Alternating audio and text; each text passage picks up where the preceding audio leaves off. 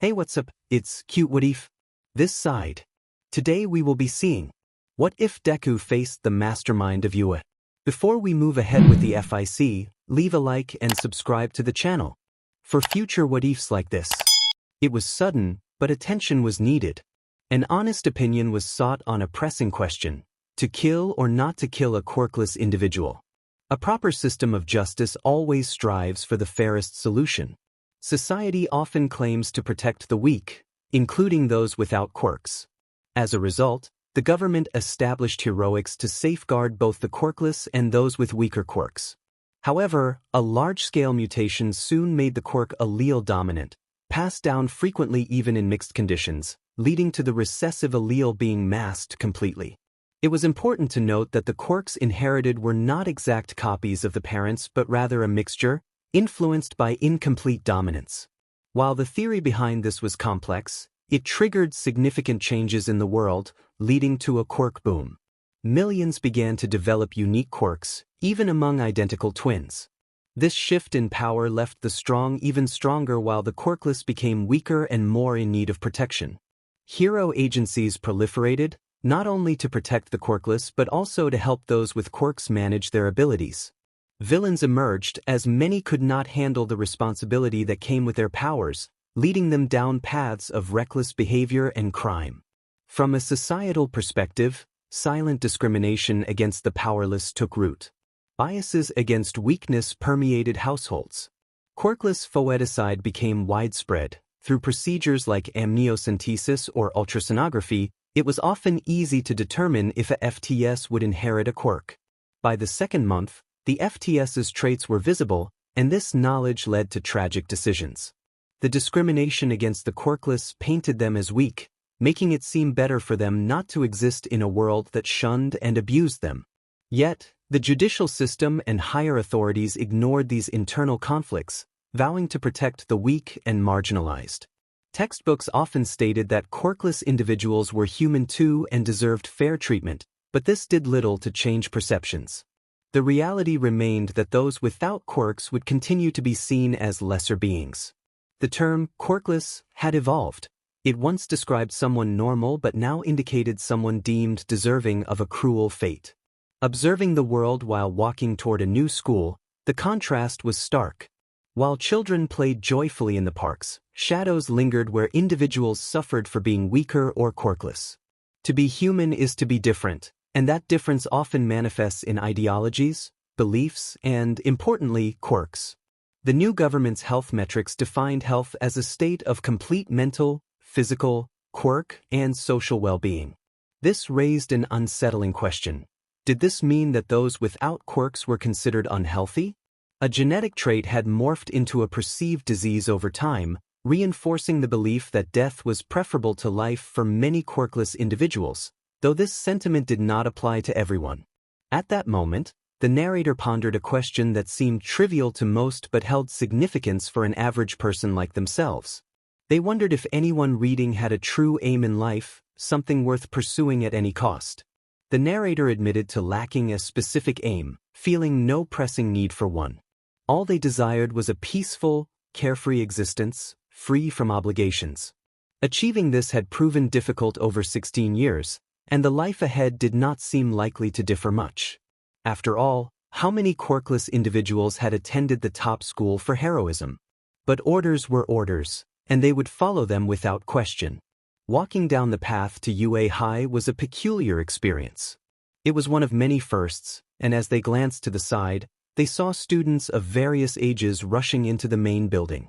Excitement and nervousness filled the air, with each student displaying a range of reactions to even the simplest occurrences.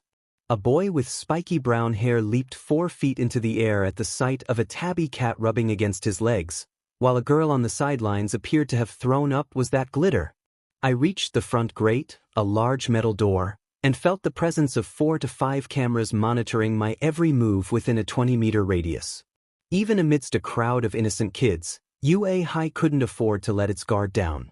The sakura trees were in full bloom, their pink leaves drifting gracefully through the air. I noticed a boy with a technical metamorphosis quirk transforming his hand into a camera to take a picture, which was quite impressive.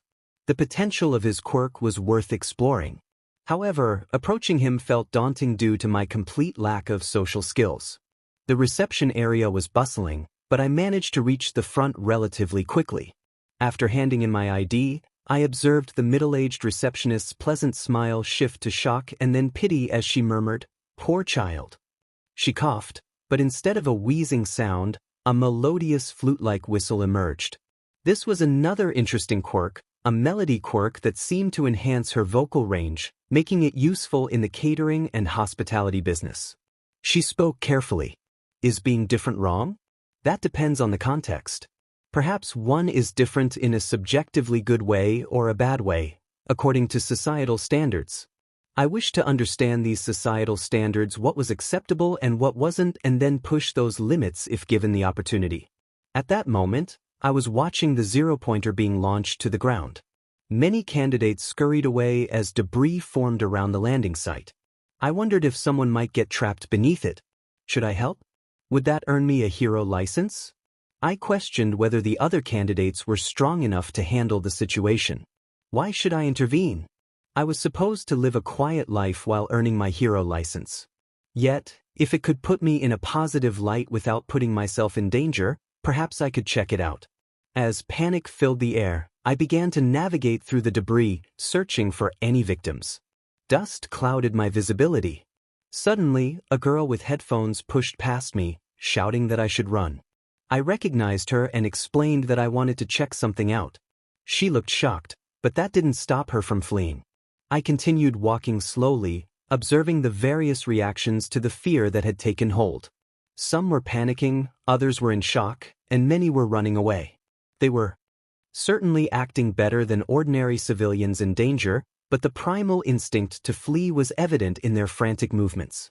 Fear had protected many organisms throughout history, and I understood its necessity. However, in a hero course, succumbing to fear in a controlled environment seemed unwise. But who was I to judge? I didn't consider myself worthy of being a hero. I spotted someone, a green-haired boy, crying and groveling on the ground, consumed by despair. The White Room had seen many like him. Each time someone failed a task and faced removal, the grief and desire to improve in those moments when life flashed before their eyes represented the highest potential anyone could reach. Could this boy experience the same? I was curious to see how he would react. I approached him and suggested he get up. He looked up at me, pleading with watery eyes and tears streaming down his face, urging me to run away because it wasn't safe. He appeared quite pathetic, yet his words were filled with compassion for others, even in his cowardice. I found him to be an intriguing subject. I spoke, hoping my hypothesis was correct, pointing out that his friend was trapped and that his current behavior wasn't worthy of a hero. With a hint of coldness in my tone, I walked over, hoping to prompt a reaction from him. I reached for the girl trapped beneath the rubble and instructed her to take a deep breath as I pulled her out. She nodded in fear, and with my other hand, I lifted the stone just enough to free her leg from beneath the boulder. Now the question was whether to carry her like a princess or simply like a backpack. It would be indecent to do the latter, so he hunched down and lifted her, hands on her back and below her knees. Looking up, everything went as planned. He knew his ice spear wouldn't last long enough for him to climb up to the behemoth. The only option left was to use someone else instead. This boy wouldn't be so downtrodden if he didn't expect even a little that he could gain admission to UA High. He had seen that despair before, especially when effort goes to waste. The boy hadn't shown his quirk yet, which meant he was either too scared to use it or too inexperienced. Putting these clues together, he realized he needed to tap into the boy's inner heroism, which many candidates possessed, to protect himself while saving the girl. What he hadn't anticipated was that the boy's quirk would be so volatile. It seemed his arm was injured as he tried to punch the mech. How foolish.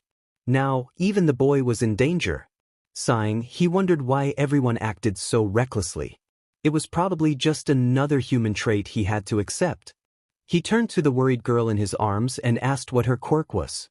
She hesitated, about to explain, but he interrupted, telling her to activate it on him immediately, forgetting the details.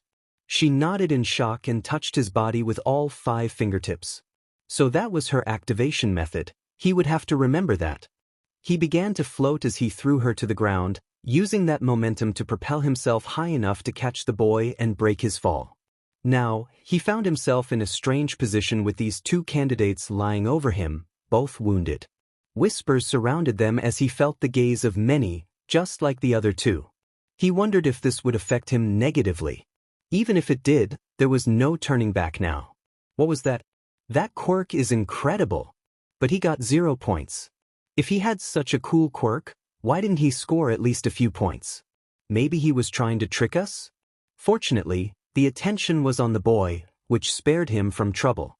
He slid out from under the huddled situation, got up, and brushed off his red coat. It was bothersome to deal with this nonsense, so he attempted to sneak away. "Hey there, young man. Sit down right now," a mature voice called out. He turned around to find the source and had to kneel to meet her gaze, asking what she wanted. Why did she need to stop him? He wasn't the hero, the problem was out there, not here. She pulled his ear and shook her head in disappointment, asking where he thought he was running off to. His ankle was clearly sprained, and his knee was scraped. He insisted he felt nothing, though he suspected her diagnosis was correct. He simply had a high pain tolerance and didn't care. Sighing, she remarked on kids these days, suggesting it was either adrenaline reducing his pain perception or some kind of quirk. For now, she told him to sit down and have a gummy. If it didn't help, he should visit the clinic in the UA High hallway. Her scolding was different from what he was used to, it came from a place of care, which felt strange. He took the gummy, which had a jelly-like texture, and questioned if it was safe to eat. It tasted sweet, unlike many things he had tried before. As he bit into it, he felt a pleasant sensation as his energy rejuvenated and his wounds began to heal. How often do people lose themselves to time? Perhaps by not waking up after the 15th alarm or losing a dream due to laziness. Maybe both. He had lost time, pondering these questions, yet it seemed to clear his mind.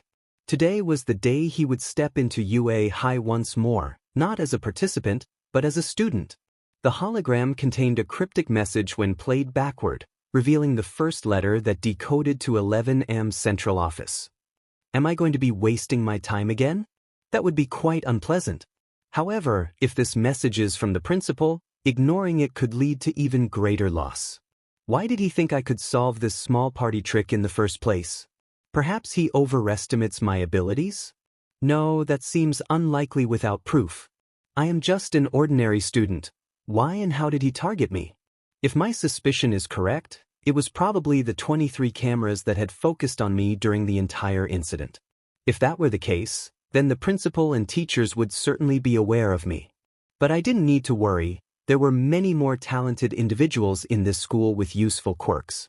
I could finally live peacefully while completing my tasks without interference. At least, that's what I hoped. As I stepped onto the campus, I found it surprisingly silent, having arrived quite early at 7 a.m. This gave me about an hour to explore before class began. I stopped analyzing my surroundings as the cold wind blew through the early morning sky.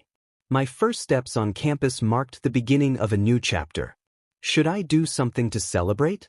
Perhaps indulge in some gummies from the nurse? Unfortunately, it was too early for that. The hallways featured 2 cameras at every corner, which might seem excessive, but this was a hero school after all. 4 villains, it would be an all-you-can-eat buffet without constant surveillance. I wondered if anyone was watching me right now. I was used to it, so it didn't bother me at all. As I turned around, I realized I had lost my way in this vast school without a clear direction. I sighed, knowing I would have to rely on my memory to find the right path. A voice interrupted my thoughts, asking if I was lost. I turned to see a person with a cement-like face and comically round eyes looking at me with concern.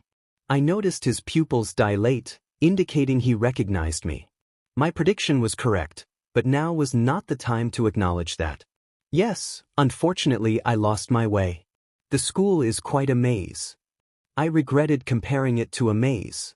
Did that analogy fit the situation of a student speaking to a potential future teacher? I didn't remember talking much, so I was drawing from various novels I had read over the years. Indeed. You're right about that, even I get confused at times. Did you happen to get your ID? He asked, confident I wouldn't know the answer. As a teacher, he probably understood that students wouldn't receive IDs until the end of the first day. I sighed, realizing I had fallen into this simple trap, but it seemed harmless enough to let it continue. I wondered about his level of manipulation as a teacher. Would it be like my previous experiences? If so, it would be rather predictable. Unfortunately, I had no idea we would receive our IDs, I replied, trying my best to sound surprised, which seemed to satisfy him for the moment. He nodded, a small grin spreading across his face.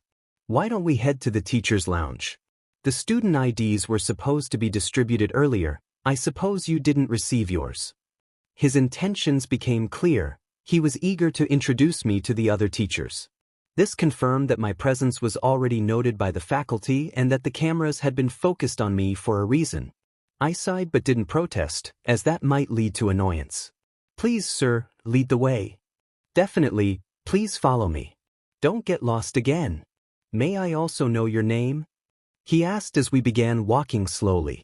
It seemed he wanted to confirm my identity, as getting it wrong would be embarrassing for him. Why was he so concerned?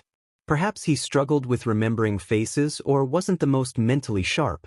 Given his quirk, it made sense that he relied more on physical strength than intellect, so I didn't dwell on it. It's Ayanakuji Kiyotaka. May I know your name, sir? I asked politely, noticing he looked slightly taken aback. I realized I didn't know most heroes or villains outside of the most infamous ones, which might seem strange or even rude to someone who was particularly famous. I hoped he wouldn't mind. It seemed there were a few sheltered students this year. Samenta-sensei introduced himself as a teacher, his deep voice likely a side effect of his quirk, which was quite fascinating. With the right control, it could even allow a person to fly, though reaching that level would take considerable time. Curious about the Academy's success rates, I asked Cementos about the passing rate for students. He looked at me with a hint of confusion before explaining that everyone in Class A or B earns a hero license. Those in the support department gain entry into hero agencies through internships, ensuring their reputation and job security. The general department had similar outcomes, but what happened afterward was a different story. He paused to catch his breath as he shared these details. I thanked him and posed another question about the hero mortality rate. Cementos seemed taken aback and promised to get back to me later, quickly shifting the conversation as we entered the teacher's lounge. I sighed internally at the sight of a few teachers present, realizing this situation was far from ideal. Ayanakuji entered the room with brisk steps, analyzing his surroundings with keen attention.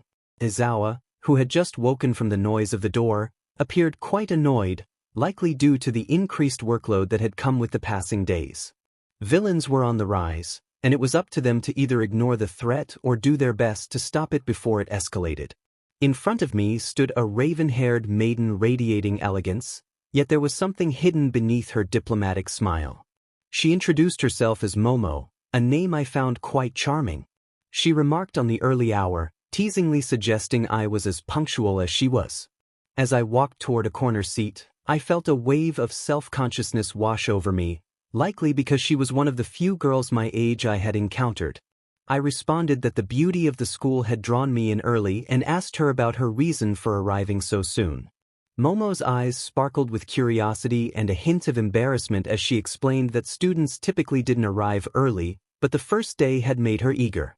I pondered her words, wondering if school was often seen as a place to be avoided by most kids. Should my response have been more typical? Perhaps I should have arrived later, but that didn't seem right. Meeting the teachers had provided me with valuable insights for blending in with my peers. I opened my eyes and remarked that while reasons might differ, the outcome was the same. We were classmates, and I had seen a side of her that others had not. I took a seat by the window and noticed her face turn away, a blush creeping to her ears. It was a delightful sight, and I felt fortunate to witness such a moment. Momo stammered that she would prefer to forget the incident. I reassured her that I would erase it from my memory if that was her wish. Her grateful gaze met mine as she settled into her seat. Silence enveloped us as I gazed out at the scenery. A slight clanking of a chair broke my focus, and I turned to see Momo sitting next to me with her bag. I wondered about her reasons for choosing this seat, but it was a free classroom, and she was welcome to sit wherever she pleased. She looked at me with an unfamiliar gaze and implored that it would be better if acquaintances sat together. I nodded, acknowledging my lack of experience in making acquaintances. That surprised her, and she commented on our odd similarities, though not in the best ways. Her words carried a hint of humor and a subtle smile, as if we both recognized our loner status. Despite her beauty and elegance, I wondered if her status or her personality was the reason behind it. She suggested that it might be easier to interact if we were similar. Her curiosity piqued when she asked what type of hero I wanted to be. It was a good question, and I knew that when I obtained my hero license, I would need a strong motivation to keep moving forward. My mission would be complete by then, and I would be free. Thus, I thought my reason should be about giving freedom to the masses. Her response was one of admiration, noting that it was quite a noble thought to aim for such a grand goal. She speculated whether I had an amazing quirk or if I combined my quirk with basic skills to advance. I revealed that I was quirkless and wanted to free the world from a mindset rather than being a villain. Her expression shifted to one of shock, as if she were observing something extraordinary. I could sense her thoughts swirling with questions, and I found it intriguing how she would perceive me, given that those without quirks often faced societal disdain. She expressed her astonishment at my goal, wishing me luck in trying to change the mindset of the world. Although she smiled, I could detect a hint of skepticism as our conversation drifted through various topics, mostly me dodging questions while she shared snippets of her life. As more students entered the room, silence enveloped our conversation. I began to notice the stark social contrast between Momo and myself. She greeted everyone with a smile, effortlessly making friends, while I felt like an outsider. It was impressive to witness her ability to connect with others, something I struggled with. The sounds of desks moving, chairs screeching, and the various greetings filled the air, creating an atmosphere that felt entirely new to me. So many people, each with their unique personalities, sparked a sense of excitement within me about the potential for growth I could witness. It was as if I were a farmer eagerly awaiting the harvest of life. I pondered whether I should attempt to make a friend. Was Momo a friend? No, she hadn't explicitly said so. Acquaintances seemed more fitting for our interaction. I scanned the room, dismissing various individuals for reasons such as being extroverted, beautiful, loud, temperamental, or guarded. Suddenly, a girl approached me with surprise, exclaiming that I had gotten in. She seemed unfazed by the attention she drew as she hurried over. I greeted her, acknowledging her presence and noting that it was nice to see her again. She enthusiastically reminded me that she was standing right in front of me, mentioning how asking the teacher had helped her. Momo inquired if she knew me, and the girl hesitated, recalling that I had once asked her for water to help a friend.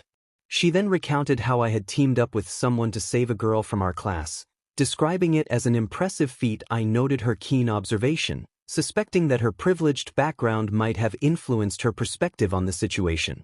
Momo Yayurozu had to take her exams at a different time, and she introduced herself with a smile.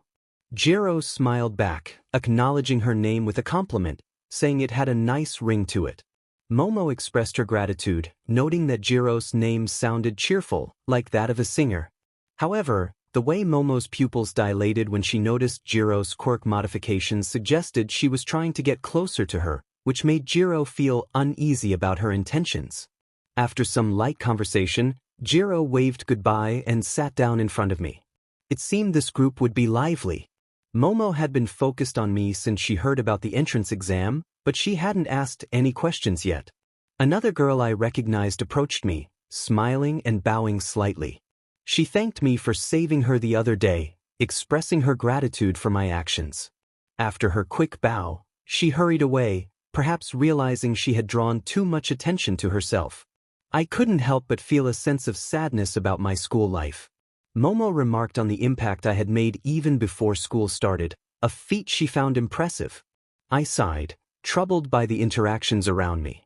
Just then, a green-haired boy entered, looking a bit uncomfortable, and was quickly confronted by the bobcut girl and the strict boy from earlier. I realized I needed to learn their names soon. It felt rude to refer to them without knowing. From the crowd, a loud voice called out to him, questioning how he managed to get in. The boy, known as Deku, stammered nervously in response, trying to explain that he had passed the entrance exam. The confrontation escalated, but Deku eventually recognized me and approached, ignoring the angry glare from the blonde boy. He nervously asked if he could sit in front of Momo, who nodded in agreement. It seemed he wanted to connect with me. He thanked me for my earlier support, though he stumbled over his words. I reassured him that I had simply helped a future classmate, and my response seemed to bring smiles from those around us. Deku appeared genuinely happy, his innocent laughter filling the air until it was interrupted by the blonde boy's shout, demanding Deku's attention.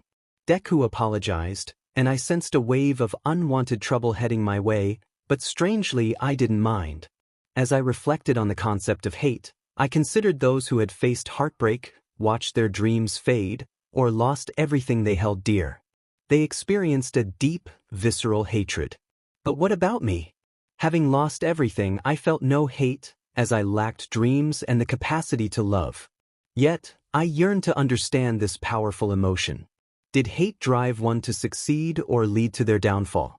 Perhaps initial successes were deceptive, tempting one to embrace this venom until it consumed them, leaving their spirit in ruins. The intensity of emotions was evident in the fiery blonde boy's eyes, known as Kakin, and the fear reflected in Deku's gaze. Their names seemed unusual, with Kakin likely being a nickname. The tension between them hinted at a complicated history. Deku's shivering resembled that of a trembling leaf, which was peculiar. Kakin displayed remarkable strength as he took down the zero-pointer, showcasing immense power while simultaneously being gripped by fear. It was a puzzling contradiction that intrigued me. Was Kakin truly stronger, or was he simply more vocal? His voice resonated like a drill, piercing through the air, making me wish for earplugs. Aizawa-sensei's voice cut through my thoughts. As he called out to me, tossing a piece of chalk in my direction, I instinctively turned my head just enough to let it zoom past. He sighed deeply, his eyes locking onto mine as I apologized. Aizawa-sensei's expression was stern, and I felt a wave of irritation wash over me. He dismissed my apology, urging me to be more attentive and to stop daydreaming about my crush.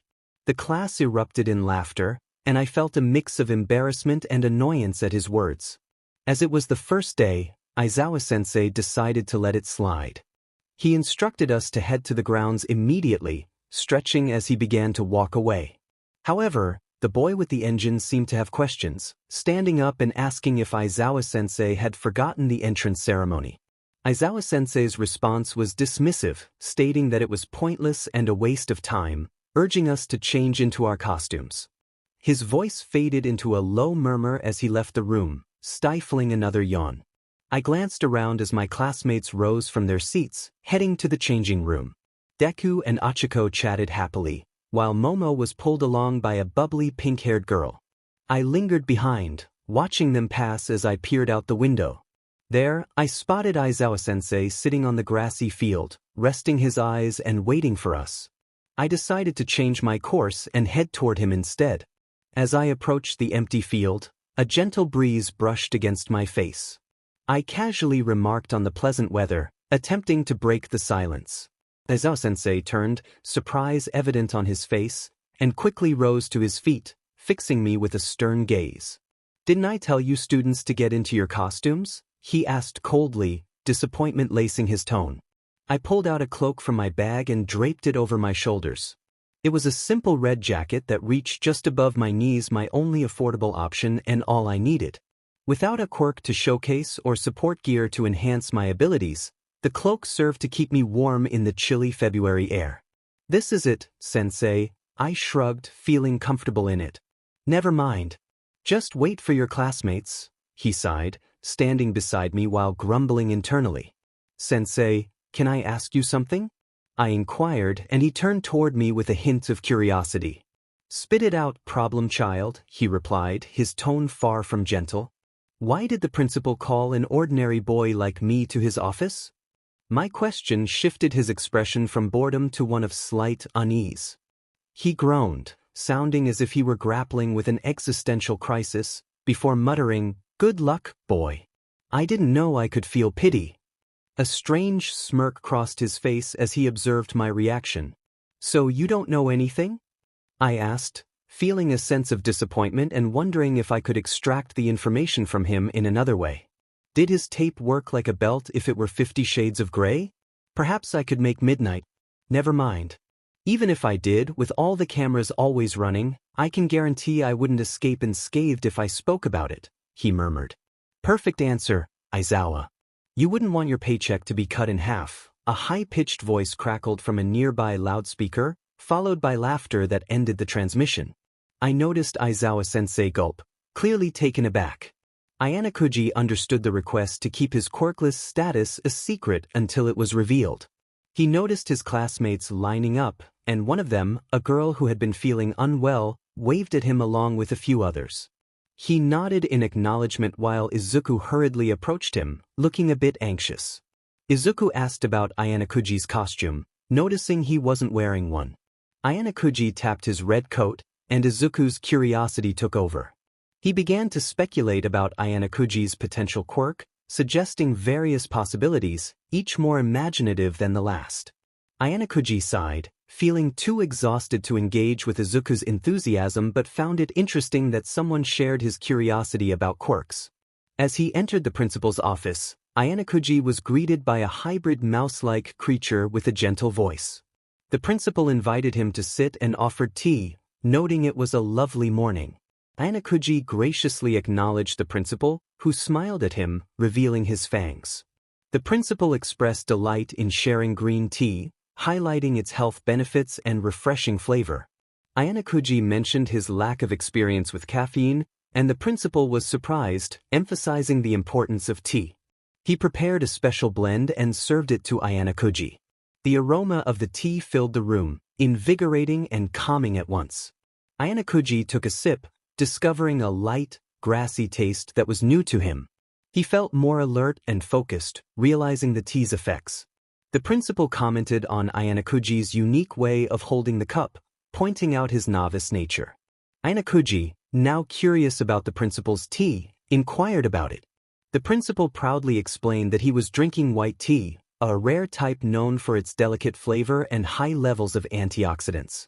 He elaborated on the benefits of white tea, including its ability to reduce stress and promote relaxation, making it an ideal choice after a long day of studying or training. It seemed that the principal had become engrossed in a discussion about tea and its benefits, much like the world's best salesman. Strangely enough, I found myself intrigued by his continuous stream of thoughts. He expressed his curiosity, asking how I perceived the college. It was always exciting to hear new viewpoints, especially from someone who was quirkless. I noted his high level of curiosity. After experiencing his warm hospitality, I felt no reason to refuse him, which was a subtle form of manipulation on his part. It wasn't malicious, but it was worth noting. I shared my impressions, mentioning that the initial moments had been pleasant, with a certain flavor to the silence. I also observed that the teachers and students seemed unaffected by my quirklessness. There was no visible reaction. The only person I had confided in, Yaoyorozu Momo, had shown acceptance. The principal remarked that Momo's family was quite unique, comprising both quirkless individuals and those with powerful quirks. It made sense that she would accept my quirklessness without hesitation. However, he warned that not all students would react the same way, and he noted my awareness of this fact.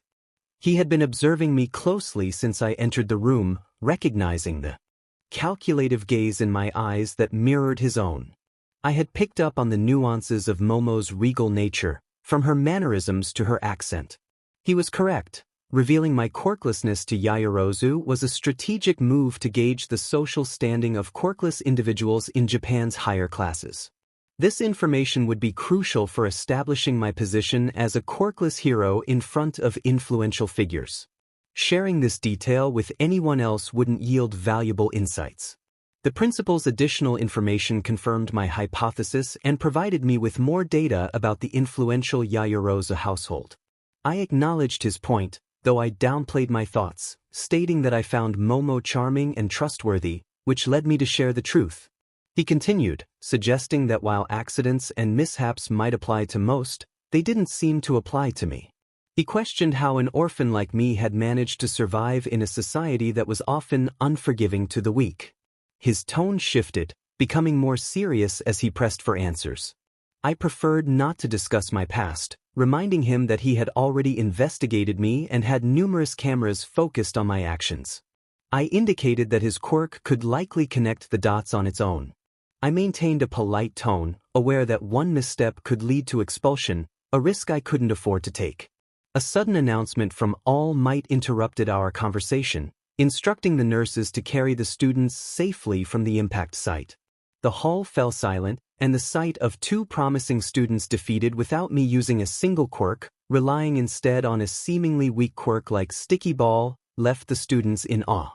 I chose not to interrupt their moment of astonishment as I entered the viewing hall, leaving my injured classmates behind. My focus was on completing my objective with precision and efficiency. Upon my arrival, I tapped All Might on the back to announce my presence. He seemed startled, visibly recoiling as if he were concerned about something unknown. Midoriya finally asked the question that was on everyone's mind: why I hadn't used my quirk. I took this opportunity to reveal my truth, stating simply that I had none. Midoriya's shocked scream echoed through the room, accompanied by a chorus of surprised reactions, as if the ground beneath them had been pulled away. Kirishima, filled with excitement, exclaimed how he thought Ayanokuji would at least possess some form of superintelligence. The revelation that Ayanokuji had no quirk surprised everyone, but Kirishima found it admirable. Jiro expressed her concerns about Ayanokuji's lack of a quirk, questioning how he would keep up with the rest of them when they had all reached their maximum potential. She acknowledged Ayanokuji's impressive display earlier, hinting that there was more to him than met the eye. Tsuyu, after the initial chaos settled, commented on Ayanokuji's intimidating glare, admitting that he suited the role of a villain well and apologizing for her earlier rudeness. Ayanokuji acknowledged her concerns but reassured her that he had no intention of falling behind. When Tsuyu requested to call him by a nickname, he agreed, and she chose to call him Kiyotaka. Yaoyorozu complimented Ayanokuji on his clever use of Mineta's quirk, breaking the focus everyone had on him. She seemed to be in good spirits, likely due to the gummies she had consumed. Mineta, despite his earlier antics, expressed admiration for Ayanokuji, suggesting that he could be a worthy sidekick when he became a hero. Amidst the commotion, Todoroki's presence loomed ominously as he approached Ayanokuji with a determined glare. He declared that this would be Ayanokuji's first and last victory, taking his position and staring intensely at the screen, seemingly trying to avoid confronting the reality of his defeat. The reactions in the room varied. While Yaoyorozu maintained her composure, her teary eyes revealed her emotional struggle.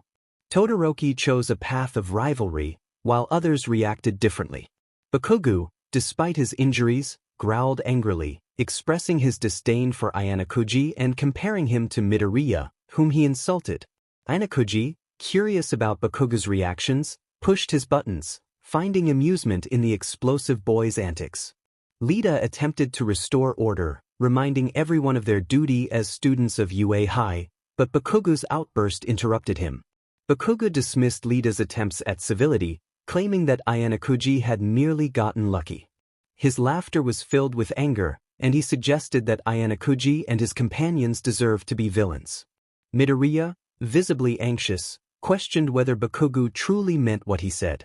Ayanokuji observed Midoriya's reaction to the mention of being quirkless, noting the fear reflected in his eyes. The term quirkophrenia, which described the fear of being quirkless, had become more common after the Quirk War, affecting a significant portion of the population. Ayanokuji speculated that Midoriya's empathy might stem from his own experiences or those of someone close to him.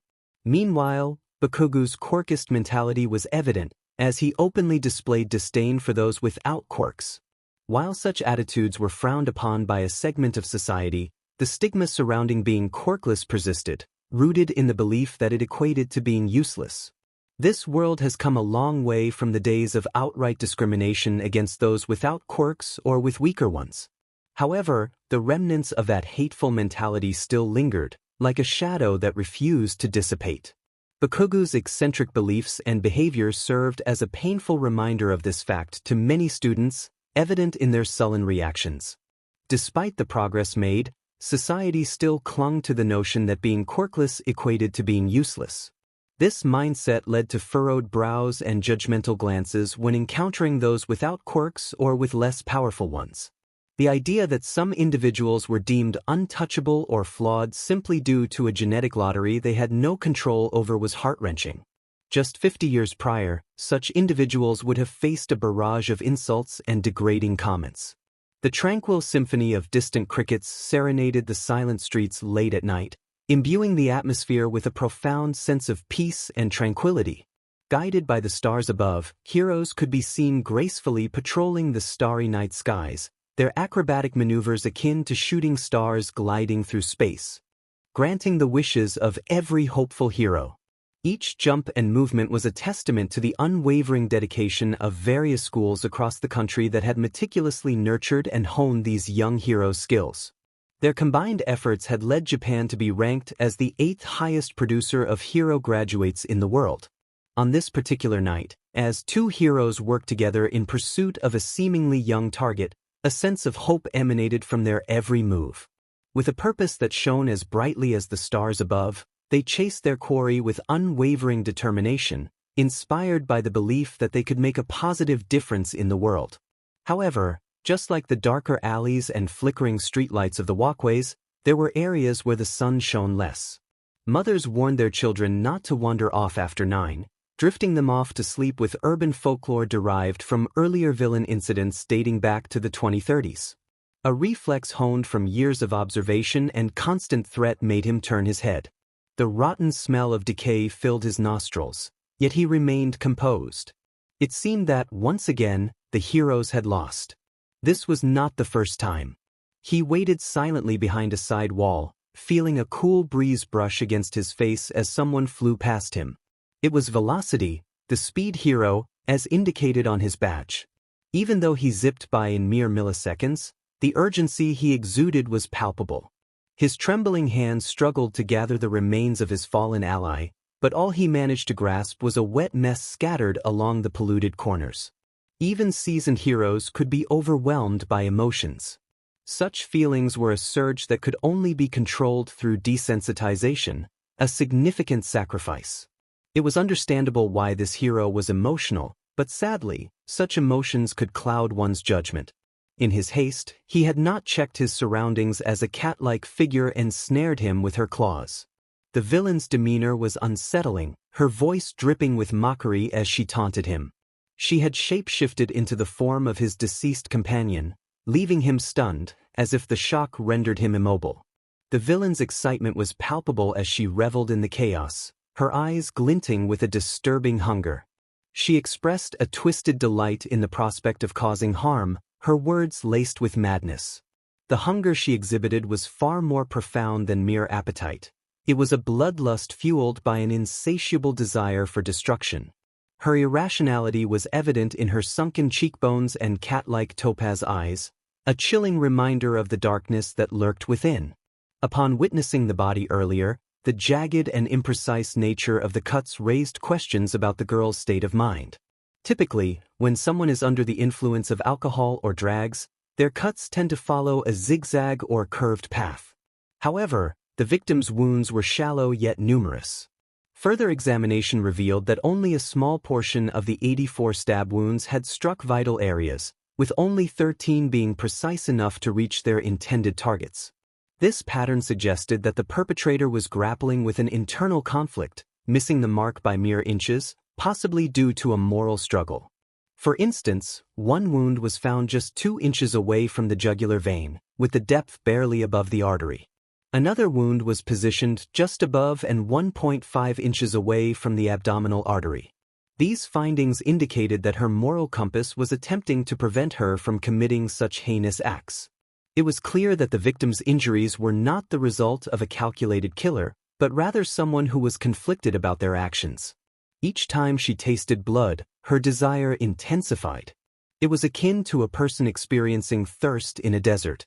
The taste of blood on her lips ignited an insatiable craving that consumed her thoughts. Her rational mind fought to suppress this primal urge, but it was a losing battle. With each passing moment, the hunger grew stronger, transforming her desire for blood into an unquenchable thirst.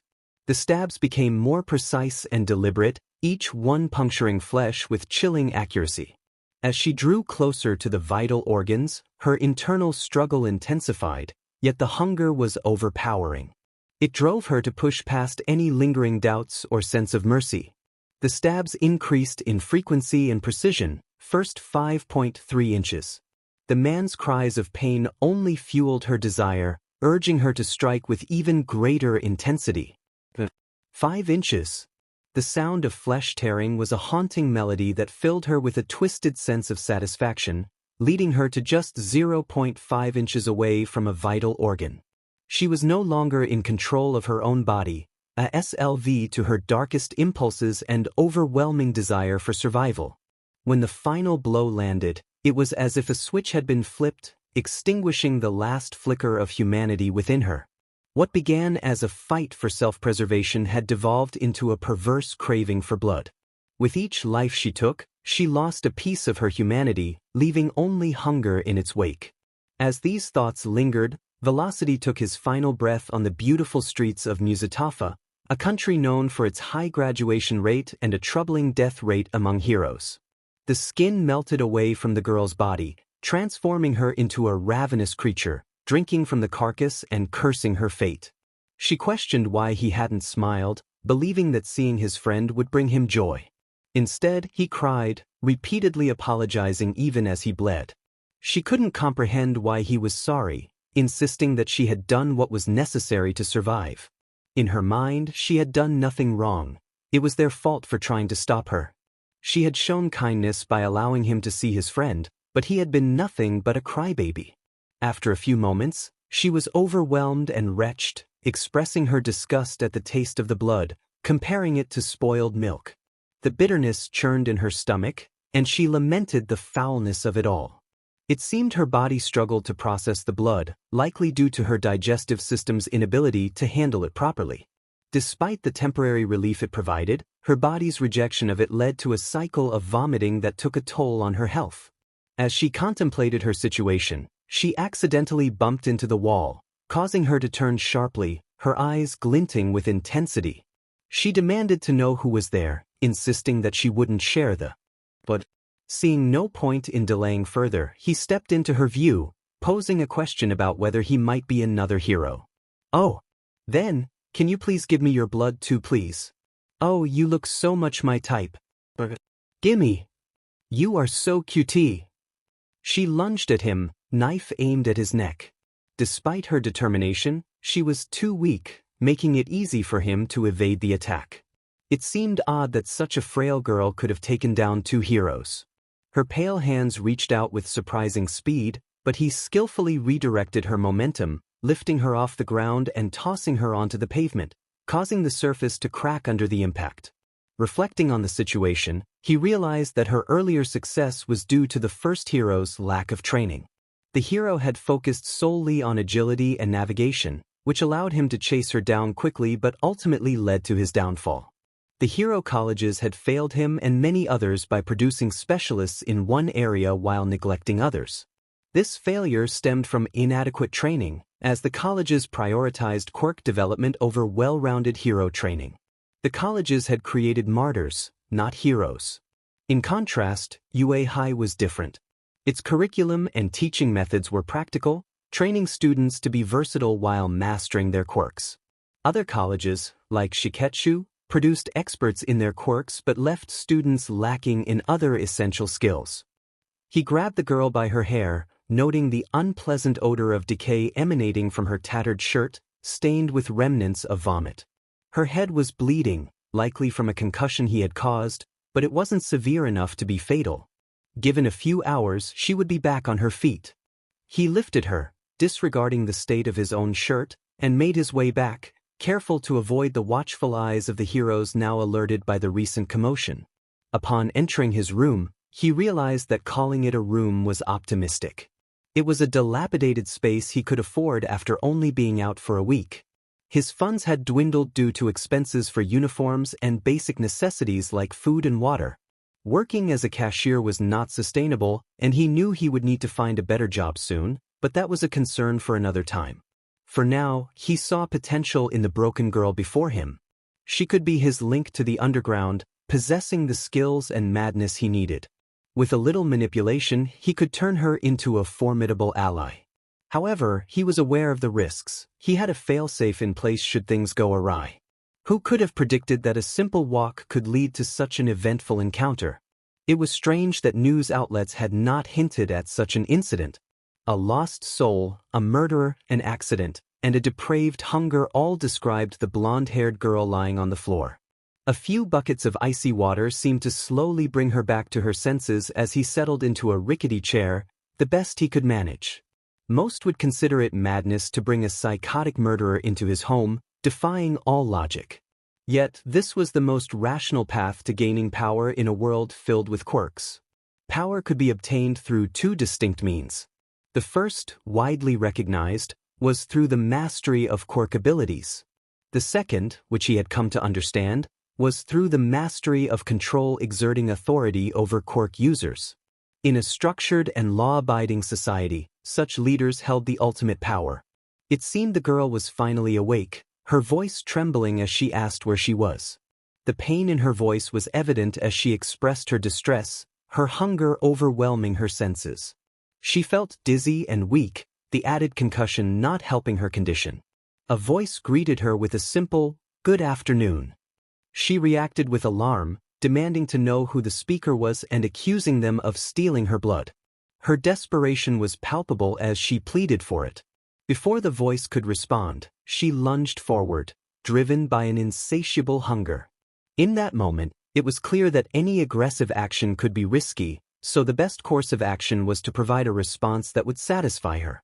The voice offered a hand, which she grasped tightly, her fangs brushing against the skin. The atmosphere grew tense as the flickering light illuminated the scene. A strange mixture of sensations washed over the voice as they withdrew their arm, prompting a deeper analysis of the situation. The texture of her saliva was sticky, reminiscent of wax, and it left a mark on the skin. It was similar to the secretions of a leech, raising questions about her nature. The absence of pain or irritation in the bite area sparked curiosity. It was hypothesized that her saliva might contain a substance similar to hirudin, an anticoagulant found in leeches, which could explain the lack of discomfort. The possibility of morphine being present added to the mystery of this unusual encounter. Later, a cheerful, "Good morning, Ayanakuji," came from Momo, who smiled as she approached after the voice had separated from Midoriya. Returning the greeting, Ayanakuji took his seat, hoping to avoid further conversation. Momo, understanding his reserved nature, continued to engage with him. It struck him that despite her previous defeat, she still chose to speak with him. Perhaps she found his unreadable demeanor intriguing enough to overlook any negative feelings. As he pondered this, he felt a mild sense of satisfaction. He turned to see Momo diligently taking notes from her daily schedule while he observed the lively class around him. Bakugo continued to glare at Midoriya, who appeared flustered by Uraraka's smile. Ida took on a leadership role, managing the chaos with admirable diligence. Ayanakuji noticed Mineta, his former partner, with Kaminari, a boy with a bold hairstyle, and Kirishima. This group was quiet yet observant, their attention drawn to the girls in the class. Amidst the noise, a crowd of girls buzzed like bees, with Jiro among them, looking slightly uncomfortable. At the center was Ashido, a bubbly girl whose charm captivated everyone, evoking a mix of envy and admiration in Ayanakuji. He sensed the odd stares directed at him when he entered the classroom. It was understandable, most were not accustomed to being around someone quirkless. Their reaction stemmed not from malice but from awkwardness and uncertainty about how to interact with someone different. They either wanted to avoid him out of fear of being ostracized or were concerned about saying something insensitive. As aspiring heroes, they were aware that maintaining their image was crucial, and they didn't want to jeopardize their future relationships with careless remarks. As thoughts swirled in his mind, Aizawa-sensei entered the classroom with a weary sigh, calling for silence. He had reviewed everyone's performances and had some feedback to share. He began with Midoriya, pointing out that the reason for his victory was reckless, lacking any backup or consideration for his surroundings. He instructed everyone to take out their notebooks and prepare to write down his comments. The classroom filled with the sounds of pages flipping and pens tapping on desks. He noticed the students' focused expressions and continued, emphasizing that their lives mattered above all. He cautioned them to prioritize their safety, explaining that sacrificing oneself to save one person could lead to the loss of many more lives in the future. This reminder seemed to stem from the increasing number of hero casualties lately. Aizawa-sensei suggested that if those heroes had been in his class, they might have avoided such tragic fates. Unfortunately, the media had remained silent on these incidents, as the government sought to maintain public trust and prevent unrest. He paused to allow the students to jot down his words before moving on to his next point. He referenced Bakugo's quirk, advising everyone to be mindful of their surroundings during missions. He warned that missions could become chaotic and lead to significant collateral damage, which the government might not always compensate for. As future heroes, they needed to minimize damage whenever possible, as one miscalculated action could result in someone losing their home, leaving them to bear the financial burden of repairs. It felt as though Aizawa-sensei was indirectly addressing certain well-known heroes, prompting the students to think of All Might in particular. Ida raised his hand, eager to ask a question, but Aizawa-sensei quickly instructed him to sit down and raise his hand properly. After complying, Ida apologized and asked if there were any exceptions to the rules Aizawa had laid out. The teacher acknowledged that exceptions existed but clarified that these guidelines were absolute orders for hero students. Disobeying them could lead to expulsion. Ida appeared taken aback, beads of sweat forming on his forehead as he processed the gravity of the situation. The rest of the class remained silent, awaiting Aizawa-sensei's next words. Once he deemed that sufficient, Aizawa-sensei instructed everyone to close their notebooks. He turned his attention to Ayanokuji, complimenting his method as smart and effective. However, he pointed out that being a hero required a balance of logic and emotion, and in that respect, Ayanokuji had faltered. He had acted without hesitation, resulting in injuries to Todoroki and Yaoyorozu. Aizawa-sensei advised him to temper his approach in the future, noting that while his teamwork was decent, his acting had raised concerns among the teachers regarding his moral standing. Aizawa-sensei cleared his throat, and Momo visibly shivered at the implications of his words. Ayanokuji acknowledged the feedback with a nod. With that, Aizawa-sensei shifted the focus away from hero discussions, announcing the next task that would impact their futures as heroes. He instructed them to choose class representatives. The room erupted with enthusiasm as hands shot up, each student eager to be recognized as a capable candidate. Amid the chaos, Ayanokuji found himself lost in thought, tuning out the noise. He heard Ida propose a democratic method for selecting a leader, which garnered general agreement while Aizawa-sensei seemed to doze off amidst the commotion. Ayanokuji envied the teacher's ability to relax so effortlessly. Momo shot him a small smile, and he noticed Todoroki glancing in his direction, a glint of interest in his eyes. Several other students were also looking at him, creating an unsettling feeling within him. I wrote down Momo's name, as she was the person I felt closest to at that moment, and dropped it into the voting booth. The results were unexpected. I received 5 votes, Momo got 3, and Midoriya had 2. I found myself at the top of the list, staring at the board in disbelief. Sensei seemed to be grinning beneath his scarf as he called Momo and me to the podium. I struggled to walk behind her, trying to avoid everyone's gaze. It appeared that Momo and Todoroki had voted for me, likely realizing that this would be an uncomfortable situation for me and taking their small revenge. It was quite childish yet effective. The announcement came that the class representative would be Ayanokuji and the deputy would be Yaoyorozu. This was bothersome. The cafeteria was bustling, filled with students and long queues. When my turn finally arrived, I was relieved to be served free food. If it had been paid, a loaf of bread would have to suffice. The server was lively, cheerfully asking what I preferred that day. He offered a choice between something sweet, like mango custard, or something spicy, like the special Mexican tortilla wraps. He also suggested rice options for a soothing meal. Though I couldn't see his expression behind his octopus-like mask, he seemed cheerful as he served us. I opted for a serving of salad and bread, along with dessert and coffee, and walked out, catching an odd glance from Lunch Rush, which was apparently his name. It seemed my choice stood out to him, but I couldn't help it. I had no knowledge of the caloric values or ingredients of the items served. The White Room provided no education on diets, just multivitamin tablets and capsules. I settled into a vacant seat at a table for two, away from the crowd, and noticed Midoriya and his group sitting together. I sighed and took a bite of the bread, which was softer than usual. I attempted to dip the bread in my coffee and dessert before taking another bite. A familiar voice interrupted my thoughts. Jiro sat across from me with her tray, filled with a variety of salads and fruits. She remarked on my choice, teasingly pointing out that it resembled a garden rather than a lunch plate. I replied that her joke was not very good and then congratulated me on being the class representative. She smiled slightly as she took a bite of an apple slice. I expressed my surprise at the outcome and asked why she was sitting with me. She warned me to watch my tone, explaining that if she didn't know me, she might have thought I was being rude. I apologized, clarifying that it wasn't my intention. She assured me it was fine, just a friendly warning for the future. She explained that she preferred sitting with me rather than in a gossip group, mentioning how annoying the girl talk had been that morning. Before I could respond, alarms blared, and our eyes darted toward the exit.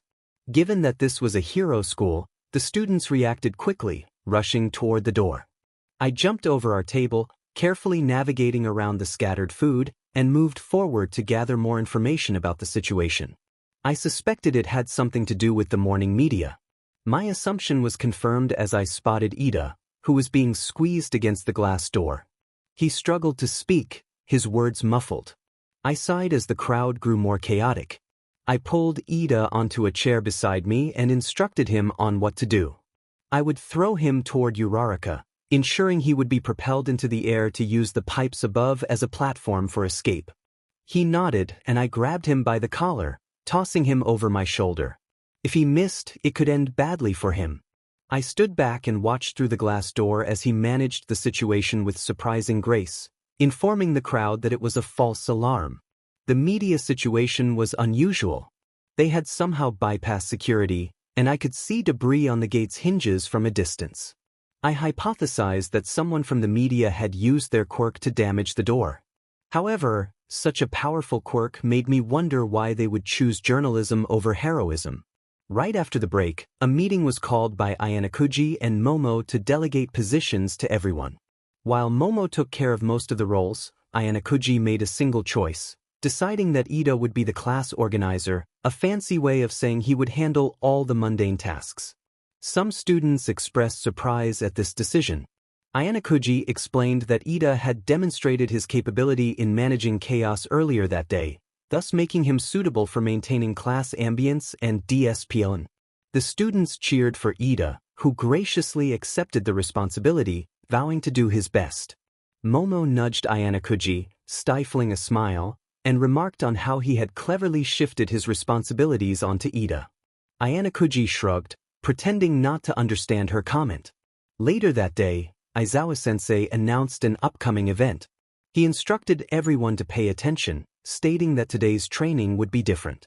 He, along with All Might and another instructor, would accompany the class to the rescue training ground.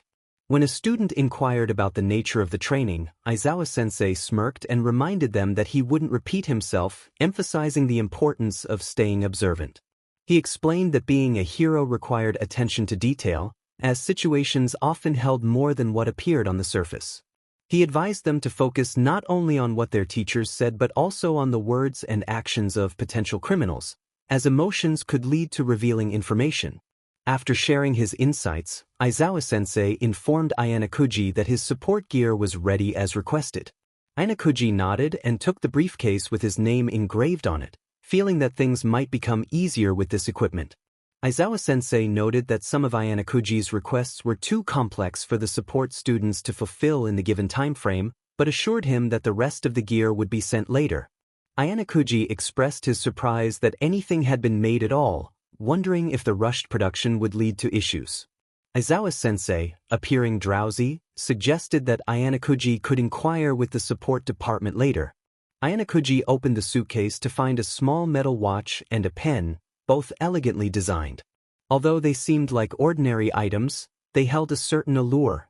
As curious classmates gathered around him, Ayanokuji sighed and asked if they needed something from him.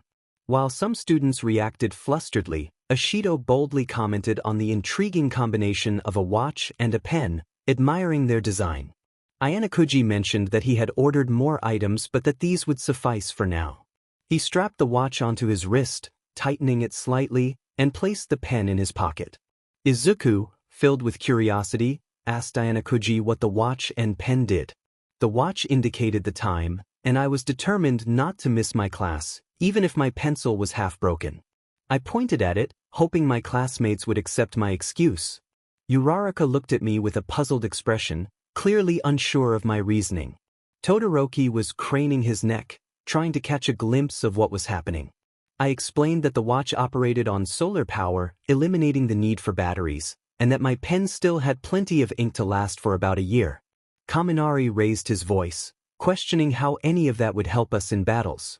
His tone was incredulous, as if my choice of items was completely absurd. I shrugged, feeling uncomfortable under the weight of my classmates' stares, and suggested that it might actually be useful. Aizawa-sensei interrupted, grumbling about the noise, and everyone quickly returned to their seats, eager to avoid his disapproval. I glanced at Jiro, wondering if she was somehow connected to the commotion. Her eyes widened slightly, and I noticed a hint of red on her ears, which made me think my theory might hold some truth. Aizawa-sensei announced that all students needed to be on the bus in exactly 94 seconds, a small chuckle escaping his lips as he did so.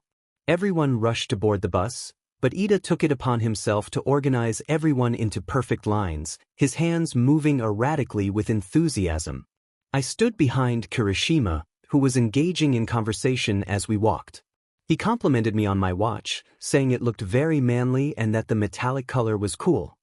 His friendly smile was heartwarming, and he stood out among our group with his dyed red hair, which appeared quite spiky and dry, likely due to excessive gel. The way his hair resembled twin horns made him even more noticeable. He kept looking at me, his eyebrows gently creased and a slight scar over his right eye adding to his unique appearance. I paused, trying to think of something to say, and eventually asked him about his quirk. Kirishima thumped his chest proudly, explaining that he was like a solid rock, unbreakable and unstoppable. He described how he could make himself harder with each passing moment, tapping into an endless reservoir of strength. His enthusiasm was infectious, and he asked if I thought it was manly. I acknowledged that it was indeed a useful quirk, though I was unsure what made it specifically manly. My compliment seemed to please him, as a grin spread across his face. He thanked me and continued, sharing that I was an inspiration to him. He recounted how he had trained hard as a child, comparing me to his sensei who was calm yet powerful, able to defeat him effortlessly without using a quirk. He admired how I had won my match without relying on others' abilities. I felt a bit awkward, unsure how to respond to his praise. Just then, I felt a firm pat on my shoulder, the roughness of his hand contrasting with the fabric of my shirt. Kirishima continued, sharing a quote from his idol, Crimson Riot, about the importance of having a manly spirit, regardless of one's quirk. He expressed his desire to be friends with the first quirkless hero, believing I could inspire many others. His enthusiasm was evident, and I recalled how nervous he had seemed when trying to approach me earlier, suggesting that he was more reserved in larger groups but confident in one-on-one conversations. Suddenly, another voice chimed in, criticizing Kirishima for being overly complimentary. The invisible girl pointed out that my dream of becoming a hero without a quirk was overly ambitious, reminding everyone that I had relied on others' abilities to win my match. As the scene unfolded, an eerie energy filled the air. A violet-bordered black mist swirled and twisted, resembling the erratic path of lightning, as if it had a mind of its own. It transformed from a vortex into a hollow chamber, and characters began to emerge, one by one, in a haunting display. The first was a man with hands covering his face, exuding an enigmatic presence, his eyes gleaming with an intensity that seemed to pierce the soul. Following him was a muscular creature in a black coat, its head adorned with a sharp-beaked protrusion, giving it a menacing and otherworldly appearance. Each movement showcased the raw power contained within its physique, a testament to its formidable strength. The procession did not stop there. As the mist continued to pour forth from the hollow chamber, the number of individuals multiplied exponentially. The area soon became a swirling congregation of figures with a predatory glint in their eyes. With each passing moment, a diverse range of quirk users joined the gathering, forming a circle around the area. Their eyes, aglow with vibrant hues of red, blue, or green, displayed a mix of hatred and fierce glares as they assessed the unfolding scene. Kaminari appeared confused, not fully grasping the situation, and remarked that he thought they were there to rescue people. Aizawa-sensei issued a fierce command, urging everyone to stay back as he adjusted his goggles. The weight of his words struck the group like a bombshell, sending shockwaves through them. Fear manifested in various reactions, from widened eyes and quickened breaths to trembling limbs. The gravity of the situation became painfully clear. The only ones without hesitation or nervousness were Aizawa-sensei and me. As I shifted my gaze to Aizawa-sensei, I noticed his composed demeanor, resembling a seasoned warrior stepping onto the battlefield. His reputation as a formidable hero preceded him, and in this critical moment, his presence was reassuring. I trusted in his ability to handle the imminent threat with his quirk, Erasure, which could nullify the quirks of his adversaries. However, I couldn't discern 13's expressions beneath her tinted headwear. Their experience as a pro-hero and expertise in dealing with crises surely played a crucial role in maintaining composure. As the gravity of the situation settled in, my mind raced to assess the possibilities, analyzing the potential quirks and strategies these villains might employ. Though my understanding of the scenario was limited, this was a golden opportunity to witness the capabilities of everyone present. I lacked information, and this might be a treasure trove of insights. Connecting today's media breaking into UA High with a villain infiltration was not something that could be done without further information. Certain factors could not be ignored. One of them was the presence of 4 security personnel specifically appointed by Aizawa-sensei, indicating that Principal Nizu had taken precautions to safeguard the students and the premises. However, even with these security measures in place, it was evident that the sheer numbers posed a significant challenge. One notable observation was the absence of alarms or other security measures that would typically activate during an intrusion. This led to speculation that a quirk might be at play, enabling the perpetrators to bypass or disable the security systems. The disintegration of the gate I had noticed during the previous false alarm incident through the glass door further hinted at the possibility of a quirk-based infiltration. The mist seemed to be conveying something, but the distance and surrounding noises made it indistinguishable. Realizing that Jiro's quirk, earphone jack, could potentially amplify and clarify distant sounds, an idea sparked in my mind. However, the challenge lay in the speed at which events were unfolding. By the time Jiro activated her quirk and connected her earphone jack to a suitable surface to amplify the sound, the mist might have already spoken its words. I focused on observing other visual cues, searching for patterns or movements within the mist that might provide some insight. Was there a particular direction in which the mist seemed to flow or coalesce? Were there any visual or environmental clues that could shed light on its intentions or purpose? Aizawa-sensei confronted the villains, accusing them of using the press as a cover to sneak onto campus. The hand-covered man responded with a sinister tone, expressing satisfaction in the chaos he planned to unleash. He reveled in the notion that the gathered fans of All Might would be disappointed, suggesting that perhaps a few deaths would draw All Might into the chaos he intended to create. His voice dripped with malevolence and madness, and a chilling laugh escaped his lips, devoid of empathy and twisted with the pleasure of causing suffering. The hand covering his own concealed the twisted grin that surely accompanied his wicked amusement. As the echoes of his laughter filled the air, it was clear that this man was no ordinary villain. As the tension escalated, a remarkable transformation took place. Aizawa-sensei's signature scarf, resembling a cluster of vibrant blossoms, burst forth from his attire, forming an intricate and awe-inspiring bouquet of fibers around his head. Each tentacle-like strand danced with controlled elegance, exuding an aura of both grace and menace. Meanwhile, the 4 security officers positioned themselves strategically, activating their powerful quirks. Each one radiated confidence and determination, ready to defend UA High with their unique abilities. The scene was a testament to their unwavering commitment to safeguarding the students and the institution. 13 stood guard right behind Aizawa-sensei while the others stared in fear, unable to move as a sense of malice began to suffocate them. Kirishima pondered how this was even possible, wondering why none of the alarms had gone off. Momo rushed forward, asking 13 for any information. 13 sighed in frustration, admitting that he was also in the dark about the situation. Todoroki voiced his thoughts, suggesting that this might be an attack on the USJ or a full-scale war on the campus. He speculated that a quirk was at play, one that hindered all signals and cut off any contact outside the USJ. He noted that the information about the structure and location of the USJ, along with the timing of Class A's arrival, must have been transferred to the attackers. With such an elaborate scheme involving numerous villains, it was clear they had a specific objective in mind. Aizawa-sensei instructed 13 to evacuate the students and contact the school for backup.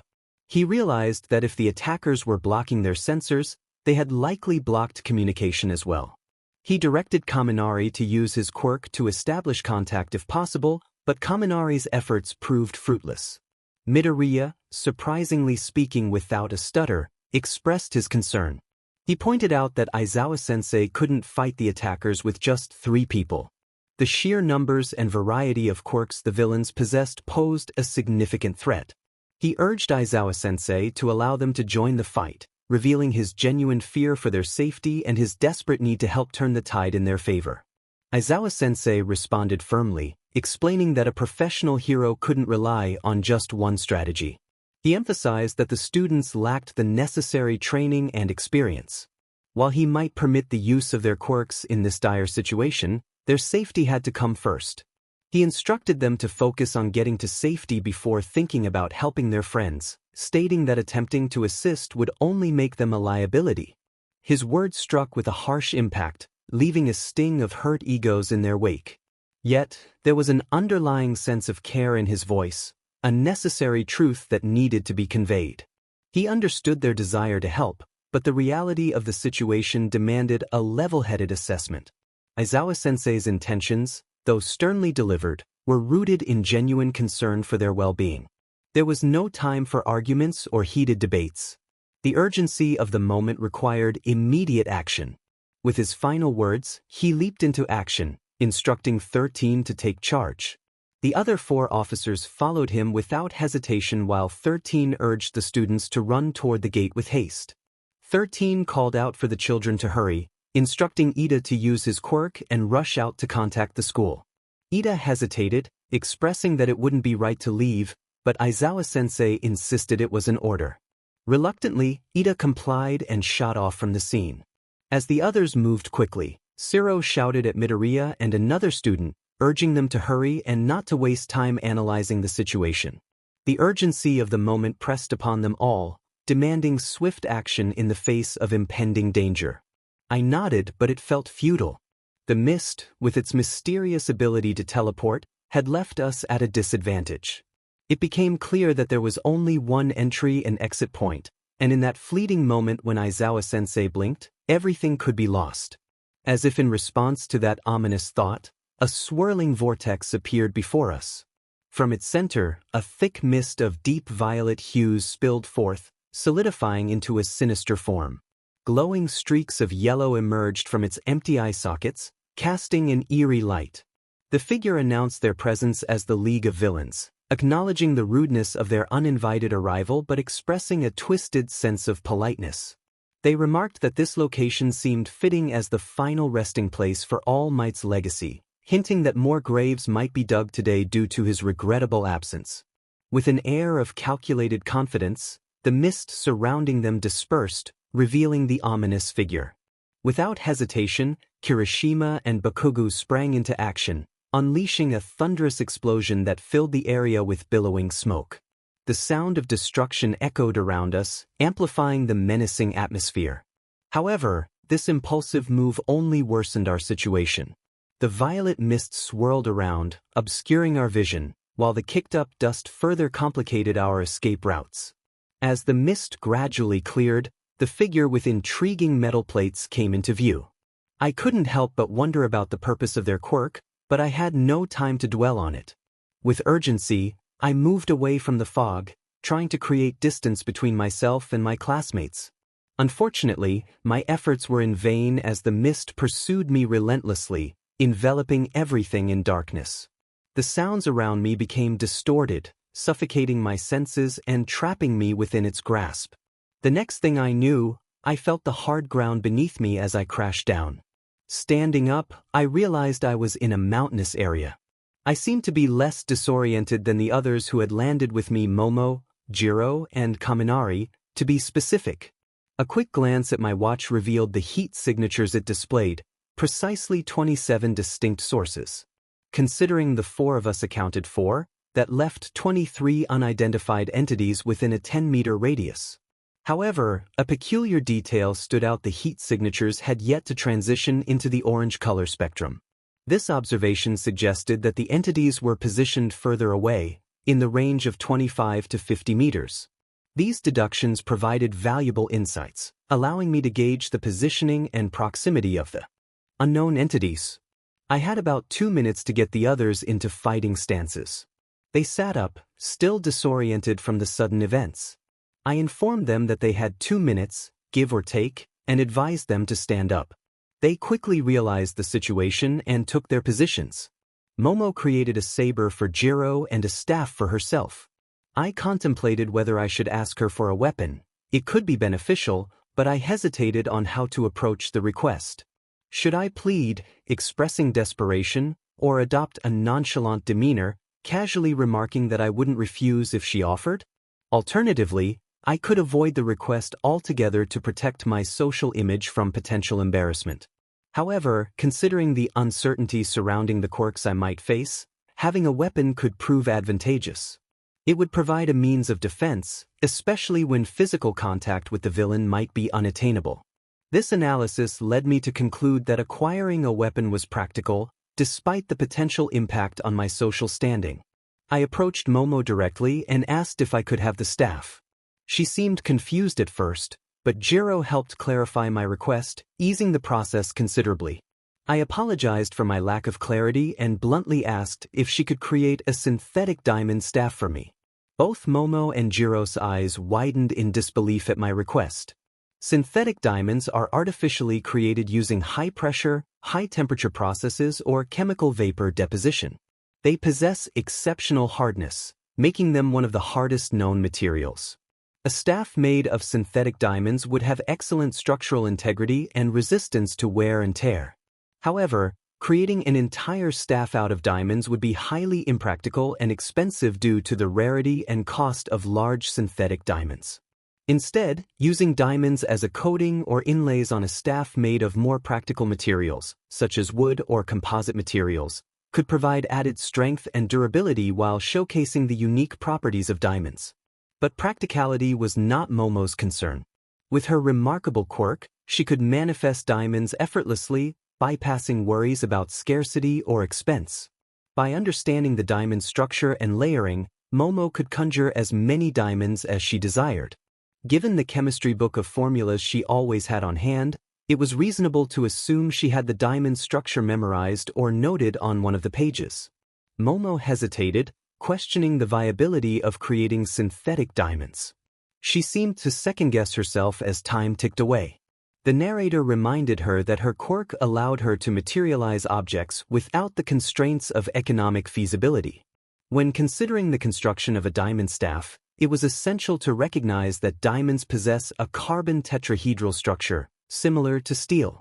In fact, crafting a staff from diamond, a pure material, could prove easier compared to the alloy-based steel staff she had recently created. After processing this information, Momo nodded and focused intently, her palm beginning to glow with a spectrum of light. Momo's creation quirk was beautiful, and given its capabilities, her usage had been somewhat lackluster.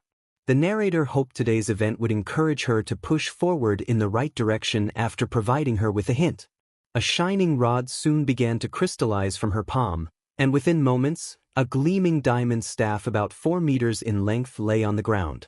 Kaminari, astonished, exclaimed that Momo could create unlimited things, even money, and would be incredibly wealthy.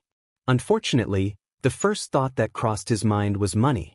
The narrator picked up the staff and looked at Momo, who was in shock at her own capabilities. They expressed hope that the experiment had been beneficial to her, considering the staff would likely cost millions to create.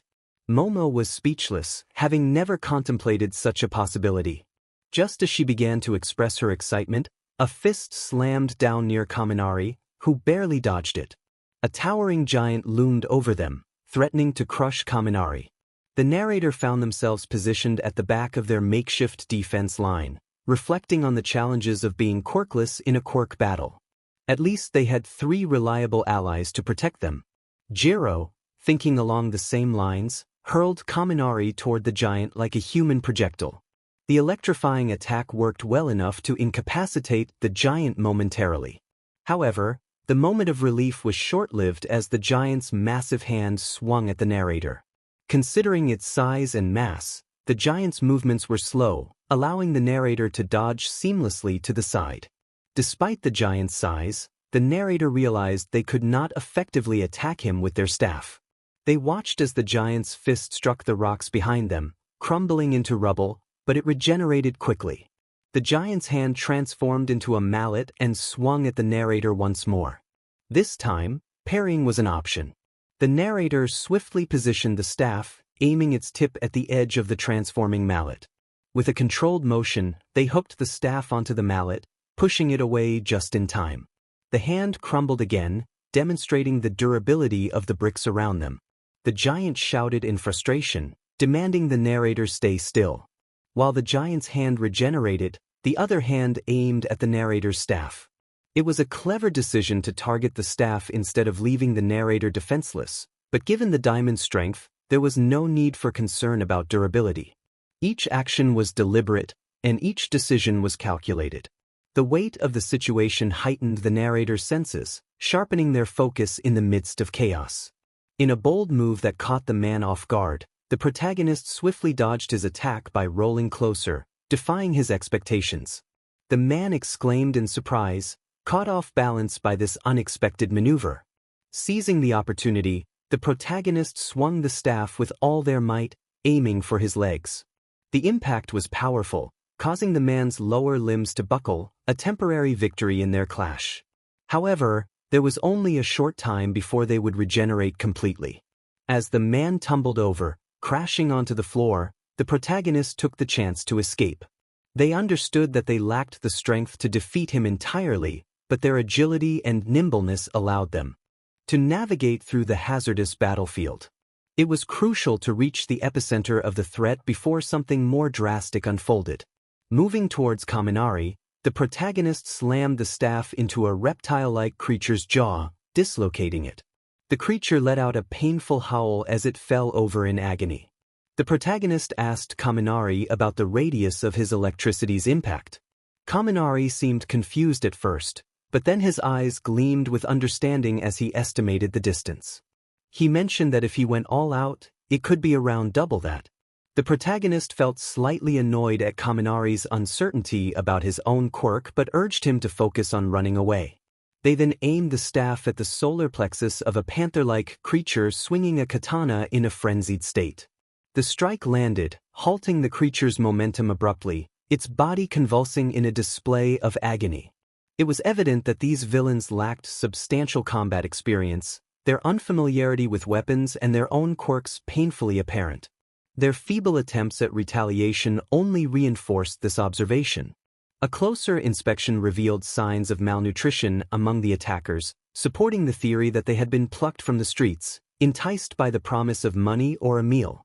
Their lack of training and proficiency explained their haphazard approach to the assault. Recognizing the pattern, the protagonist understood that these weak villains were disposable pawns in a larger scheme, being exploited by the central villains.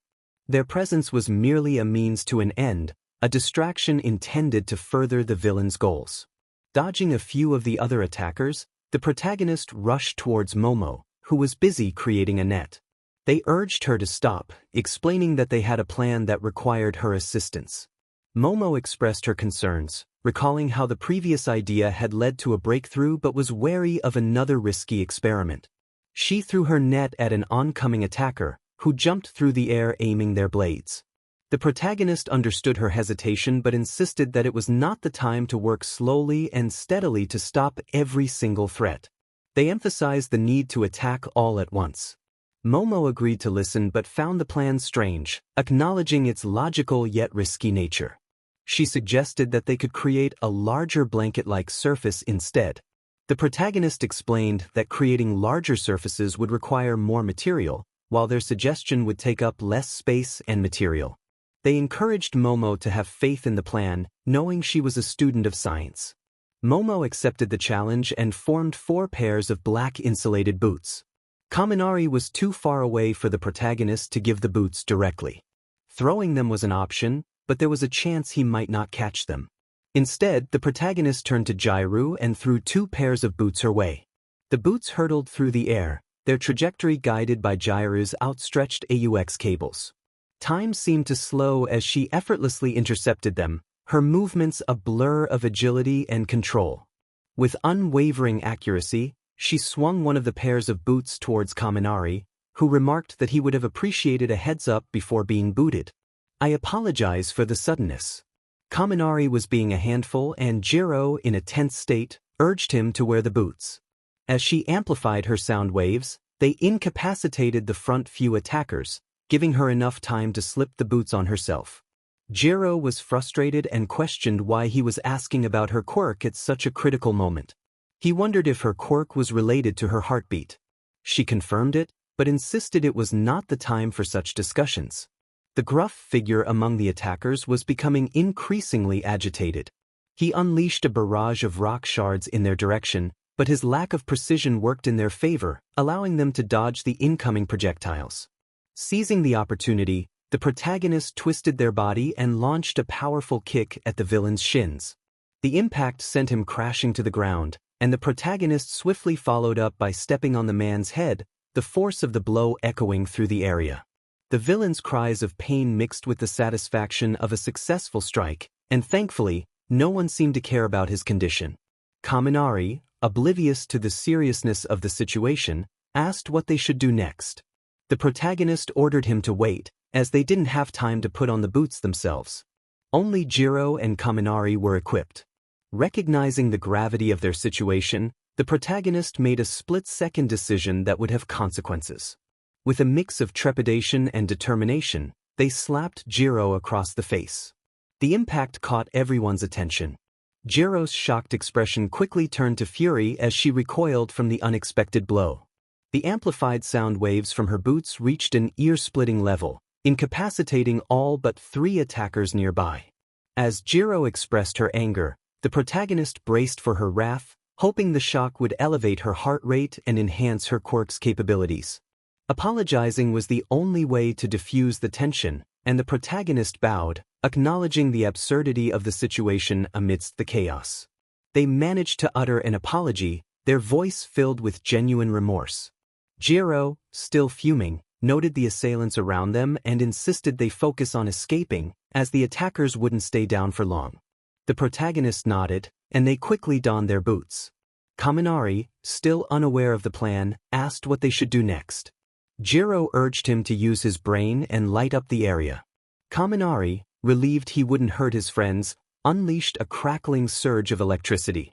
The sound echoed through the arena, leaving the attackers helpless on the ground. The combined force of Kaminari's powers and Jiro's sound waves left the assailants vulnerable and incapacitated. As the crackling subsided and the attackers lay defeated, an eerie silence filled the air. The intensity of their defense served as a chilling reminder of the lengths they were willing to go to protect themselves. Though there were signs of the battle's brutality, they had to turn a blind eye to it. Momo expressed her relief, but quickly added they needed to help the others. The protagonist emphasized they needed to reach where Aizawa-sensei was, as it was the exit. They recalled Aizawa's words about prioritizing their own safety first, and the need for more information on the villains. The need to place a pawn in enemy lines required confronting the central leaders. The fear of death hung over the classmates, evident in their expressions. Midoriya had pointed out a harsh truth. Aizawa, with his quirk, wouldn't be able to eliminate all threats in time.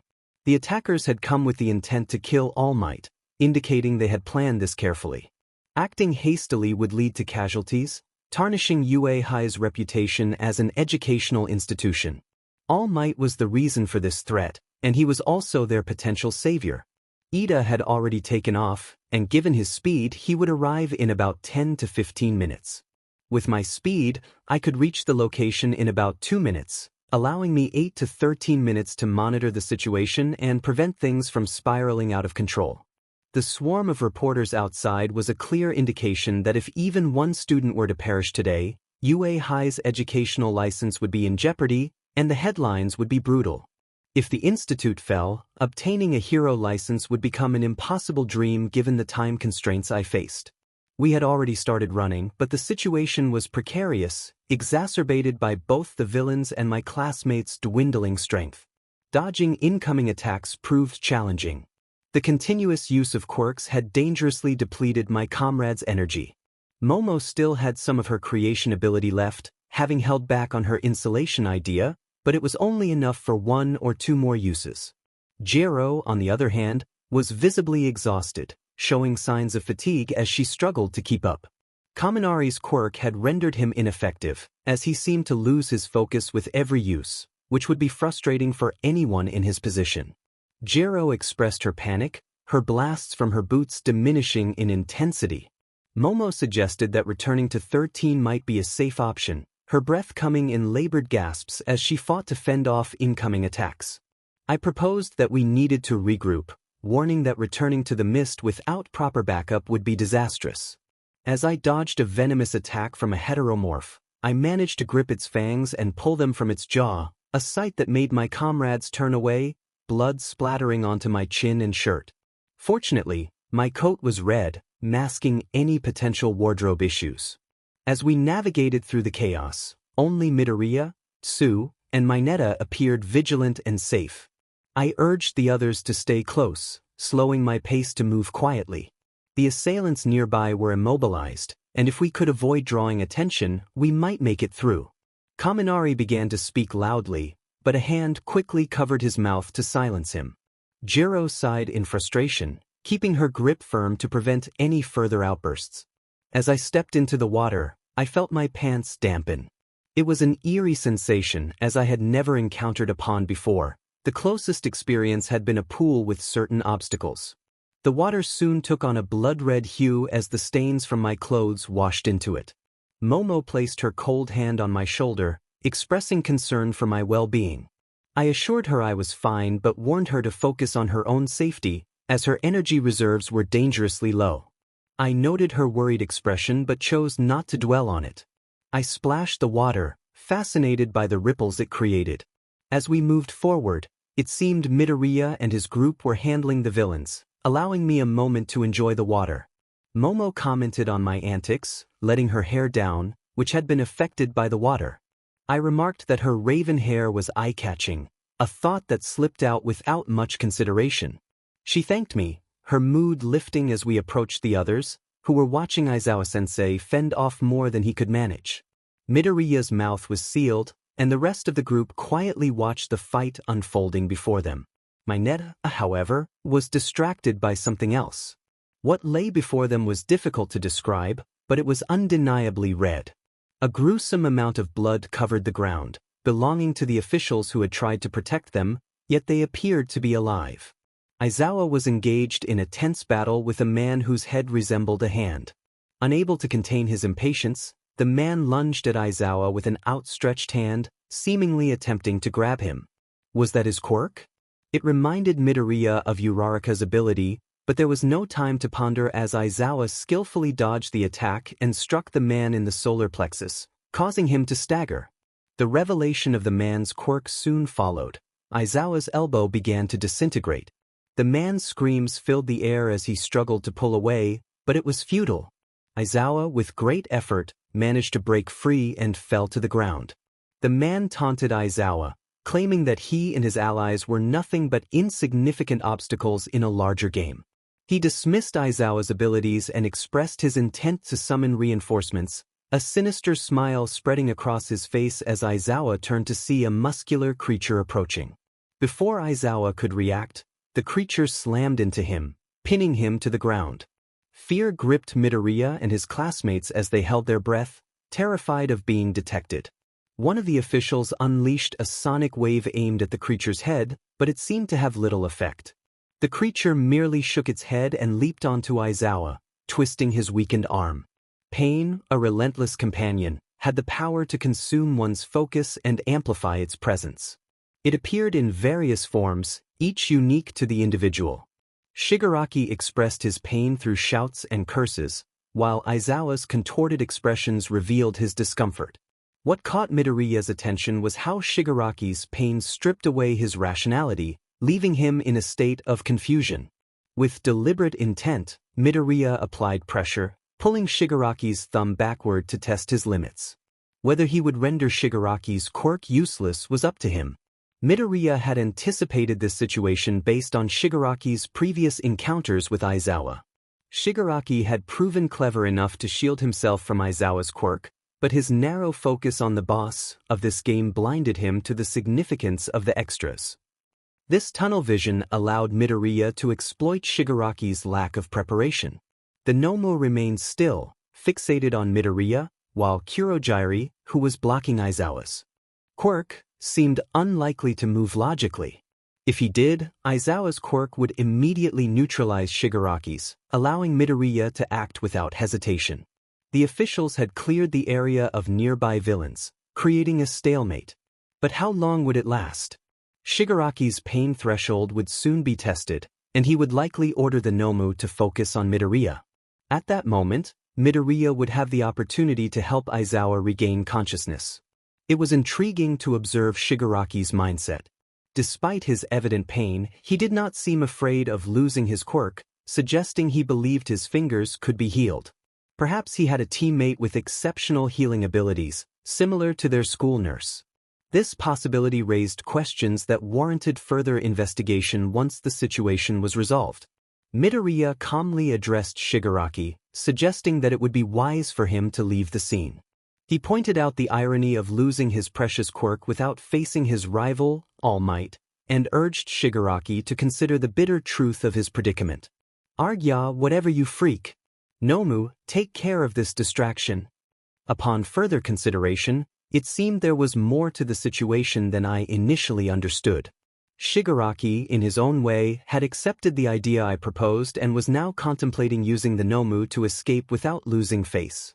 This revelation indicated that Shigaraki possessed an incredibly strong ego.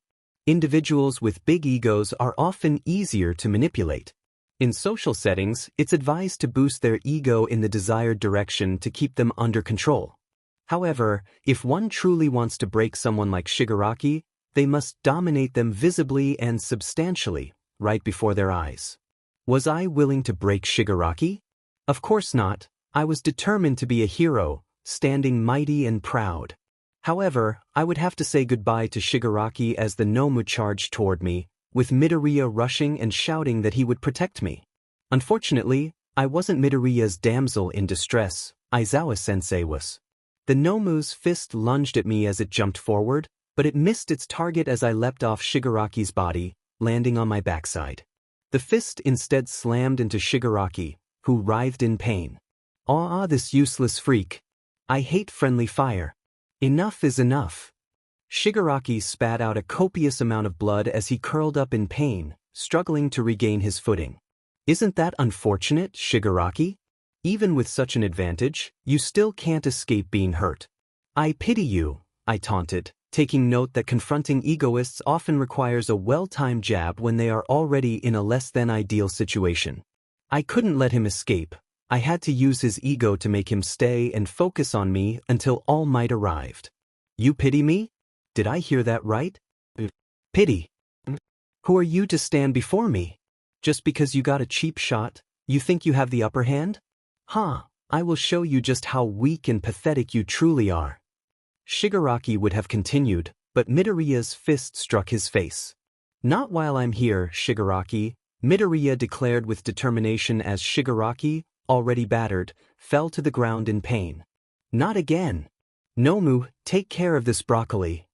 After being bested by someone half his age and size, Shigaraki seemed to reach his limit and commanded the Nomu, which sent Midoriya crashing into the wall behind me.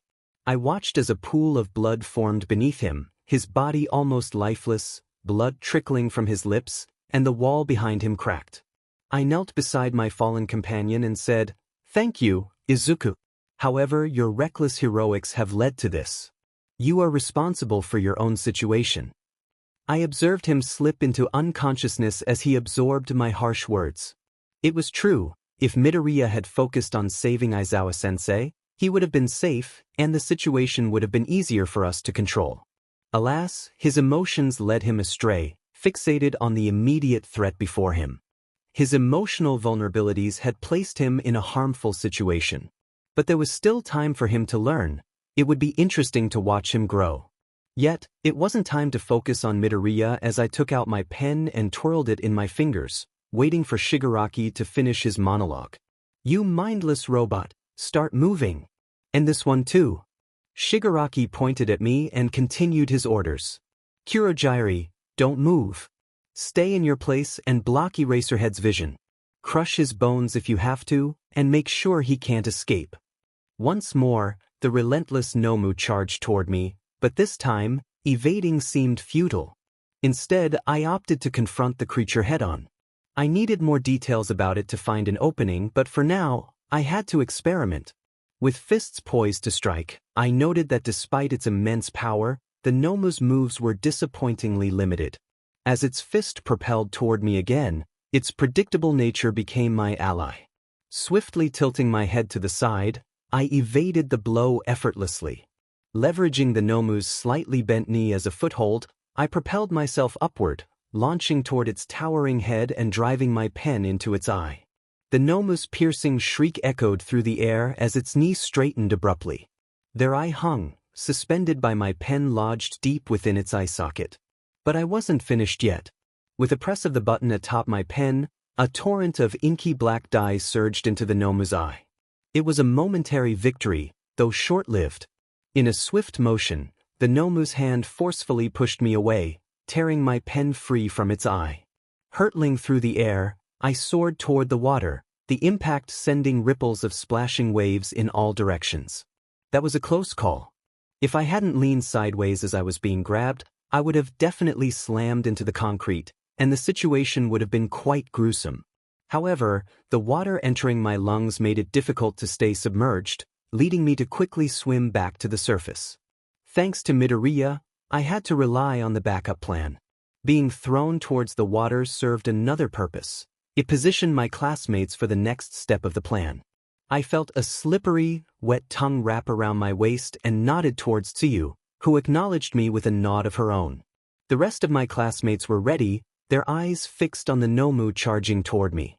The Nomu, loyal to its orders, ran toward me, ready to dive into the water. I noted its swimming capabilities were nearly non-existent, but it steadily made its way toward me. It was an unexpected advantage. I signaled my classmates, hidden from view, to wait. I needed the Nomu to come as close as possible before everyone jumped into action. It moved through the water, inching closer with every passing second. Frustration erupted from Shigaraki as he shouted for the Nomu to hurry. The creature continued its slow approach, showing no signs of speeding up. Just as it drew near, I gave a final nod to Tsuyu, preparing for what was about to happen. In a swift and unexpected move, Tsuyu's tongue propelled me high into the air, soaring over both the towering Nomu and Shigaraki. I flew about 20 meters, held firmly by her tongue, until she reached her limit and released me. With quick reflexes, I rolled upon landing on the hard concrete below, narrowly avoiding a serious impact. Once again, the heat map on my watch provided enough information to locate the Nomu's main body. Like a finely honed blade, I directed my pen toward the hazy glow of yellow lights emanating from within the thick fog. As anticipated, Kurogyri found himself unable to evade my calculated strike. With swift determination, my pen found its mark, piercing an unknown entity beneath the surface. I could sense the yielding resistance of flesh as my pen made contact. The fog immediately converged toward the body, and Aizawa-sensei was finally free. I quickly dislodged myself and leaped backward, my gaze shifting toward the unfolding scene. True to our plan, Shigaraki found himself surrounded by my classmates, positioned just far enough to keep his deadly hands at bay unless he charged at them foolishly. In that case, they were ready to strike him from behind, leaving him vulnerable and exposed. Meanwhile, the persistent Nomu continued its slow crawl out of the water, its unwavering focus still fixed on me. Aizawa-sensei, on the other hand, was in a dire state. His arm was contorted at an unnatural angle, and his knee appeared dislocated. His once intact goggles lay shattered, while his signature scarf was stained a vivid shade of red, indicating he was not ready to fight. I pulled him from the ground and opened his eyes with my fingers, an awkward moment as I never imagined holding my teacher up by his hair. I aimed his head at Shigaraki and declared that we were ready. As I said that, everyone attacked Shigaraki all at once. Shigaraki's panic was evident as he shouted for Kurogyri to help him, claiming that we were cheating. He attempted to grab Mineta by the throat, aiming to eliminate him, but to his horror, it was futile. Mineta struggled to speak, insisting he wouldn't die until he achieved his dreams.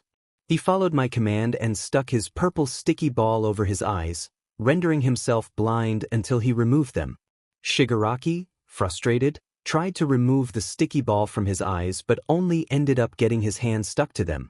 It was predictable that he would target Mineta in a fit of rage, given his underwhelming build, so using that to my advantage and blocking out his vision was a strategic move. Kurogyri acknowledged our troublesome nature, admitting they had made a mistake by underestimating our quirks.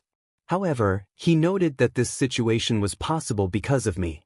I replied in a low tone, acknowledging that the situation was not in their favor as I noticed Jiro aiming her speakers toward us, preparing to join the fray. Kurogyri's polite voice concealed his true intentions as he attempted to cloud the vision of the protagonist and Aizawa-sensei once more. However, this time, his fog was swiftly dissipated by the constant low-frequency waves emitted by Jiro, who stood firm in her stance. Kurogyri, realizing his quirk was ineffective, turned to find Jiro defenseless. It was a clever move on her part, allowing the protagonist to take Aizawa and help him sit up straight against the stairs. Aizawa-sensei had been unconscious for too long, and the protagonist shook him firmly, causing him to cough up blood onto their shirt. His eyes were hazy yet focused, and he managed to croak out a remark about being a troublesome student. Aizawa struggled to rise, his broken hand dangling at his side and his knee clearly injured. The protagonist marveled at Aizawa's remarkable pain tolerance, which almost rivaled their own. The protagonist expressed their intention to be a good student and urged Aizawa to keep an eye on Shigaraki for a little longer, noting that help would soon arrive. As they began to run, they felt the presence of the Nomu, which had fixated its target solely on them. The situation remained manageable, as Kurogyri, Shigaraki, and the Nomu were separated enough to hinder effective communication, each focused on their own objectives. This separation created an opportunity for the other students to take action. From the corner of their eye, the protagonist noticed classmates emerging from their own battles and regrouping. Some were protecting Jiro as she continued to use her quirk, while others worked to disorient Shigaraki, who was thrashing about blindly. The plan was coming together, and the collective efforts of the students began to shift the momentum of the battle in their favor. However, this advantageous positioning was not destined to last. Aizawa-sensei, as predicted, could only maintain his focus for a few more seconds. If All Might did not arrive soon, their entire strategy would crumble, putting everyone at risk. The protagonist contemplated a risky survival strategy, one that involved collaborating with the League of Villains, which was far from ideal. Interestingly, despite its super regeneration, the Nomu, although it had regrown its eye, was still unable to see properly. The black dye injected into it obstructed its vision, leaving it partially blind. With only one functioning eye, it had lost depth perception, making it vulnerable. Yet, it remained a formidable opponent, displaying agility and speed that belied its earlier sluggishness. Instead of simple punches, it now attempted to grab the protagonist with its powerful hands. Rather than retreating, the protagonist made a quick decision to roll between the Nomu's legs. Fleeing would have been futile, as the creature's speed would catch up to them in an instant. Seizing a brief moment, the protagonist activated the flashlight integrated into their watch, uncertain of the outcome but determined to find out. Had they not shut their eyes tightly, the blinding flash of light would have been overwhelming. The watch contained a modified transformer designed to rupture the battery pack, releasing a powerful light, at the cost of damaging the device beyond repair. However, the protagonist deemed this sacrifice necessary. As expected, the Nomu was vulnerable to sensory overload. With only one functioning eye and the sudden burst of blinding light, it was momentarily stunned. Seizing the opportunity, the protagonist swiftly climbed its body, aiming to strike at its brain. Using its bent knee as leverage, they plunged a pen into its head. Unfortunately, the desired effect was not achieved, and the next moment, the protagonist found themselves slammed against the wall. The towering figure of the Nomu loomed over them, the pen still lodged in its brain. The protagonist felt the agonizing pain of broken bones from the impact. They glanced at their watch, but it remained still broken and useless, much like themselves. "Fear not when I appear." A voice that had become a source of anticipation echoed in the air. This was not the end. Heroism knows no immunity to failure. All Might observed the unfolding scene, and a lesson from his mentor resurfaced with haunting clarity. The weight of his perceived failure as a mentor pressed heavily upon him. He had not been there for his students when they needed him most. He had arrogantly believed he could shoulder every burden, yet his short-sightedness had led to this moment. The responsibility was his to bear. If only he had entrusted the task to other heroes, if only he had looked beyond his own pride, perhaps things would have turned out differently. Netsu-san had been right. His students would not suffer, nor would his colleagues. Yet, this was not the time to dwell on his failures. With a bright smile, he pushed aside his worries, understanding that his purpose was to be a beacon of hope, shining brightly in the darkest of times, unwavering in his commitment to serve. He was All Might. "Fret not, children, for I have appeared." Typically, he was met with hopeful eyes, a last glimmer of hope pulling them from despair. However, this time was different. Some jumped with unrestrained joy, their spirits ignited with a newfound sense of victory, tending to the fallen heroes who cheered his name. Yet, those near the villains remained unfazed by his arrival. Their eyes were fixed on the villains, and All Might understood the meaning behind that gaze. Every time lives were at stake, he had to fight fiercely, ensuring that no one was harmed. He recognized that same expression in their eyes, fear for their own lives mixed with the confidence to protect those around them. It was a display of genuine teamwork and strategy. The students had split up, confronting each villain individually. "Take the children to safety and maintain a safe distance," he instructed, a lesson learned through painful experience. As his extraordinary quirks surged with explosive power, he struggled to control it, neglecting the potential consequences. This was a grave mistake, as it led to devastation when he clashed with feedback, an adversary with the unsettling ability to absorb and redirect his energy. The collision of their formidable quirks resulted in significant damage to the surrounding area. Once, a vibrant park filled with cheerful homes thrived in this space. But after their fierce confrontation, all that remained was desolation. No one held him accountable due to his esteemed position as a hero, yet he could not escape the weight of responsibility. Although he had protected the people, he had failed to safeguard their means of living.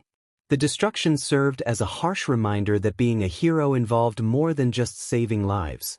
It required preserving livelihoods and protecting the essence of the community. In his pursuit to defend the innocent, he had inadvertently shattered the world they called home. The guilt weighed heavily upon him, despite the absence of legal repercussions. It was a burden he could not shake. As a hero, his purpose extended beyond battling villains. It encompassed shielding the fabric of society from harm. In that aspect, he had faltered.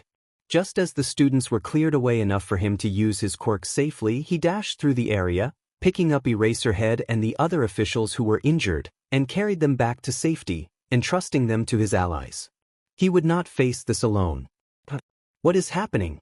Even though I can't see anything, I miss that voice. The big boss is finally making an appearance, one villain exclaimed, his voice rough and strained.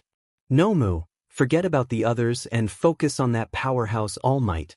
Don't stop until you've taken him down, he continued, his words filled with venomous excitement. Cementos and Midnight were instructed to follow, while Sniper was told to take aim and remain prepared. The plan was to handle the situation personally. With a determined nod, the protagonist lifted them and carried them to the central field. Suddenly, a powerful attack came from the Nomu, forcing the protagonist to release their grip and defend against the blow. The sheer force reverberated through their body. This was no ordinary opponent. The raw power behind the attack was palpable. Without hesitation, the colleagues sprang into action, rushing to assist others who were under threat.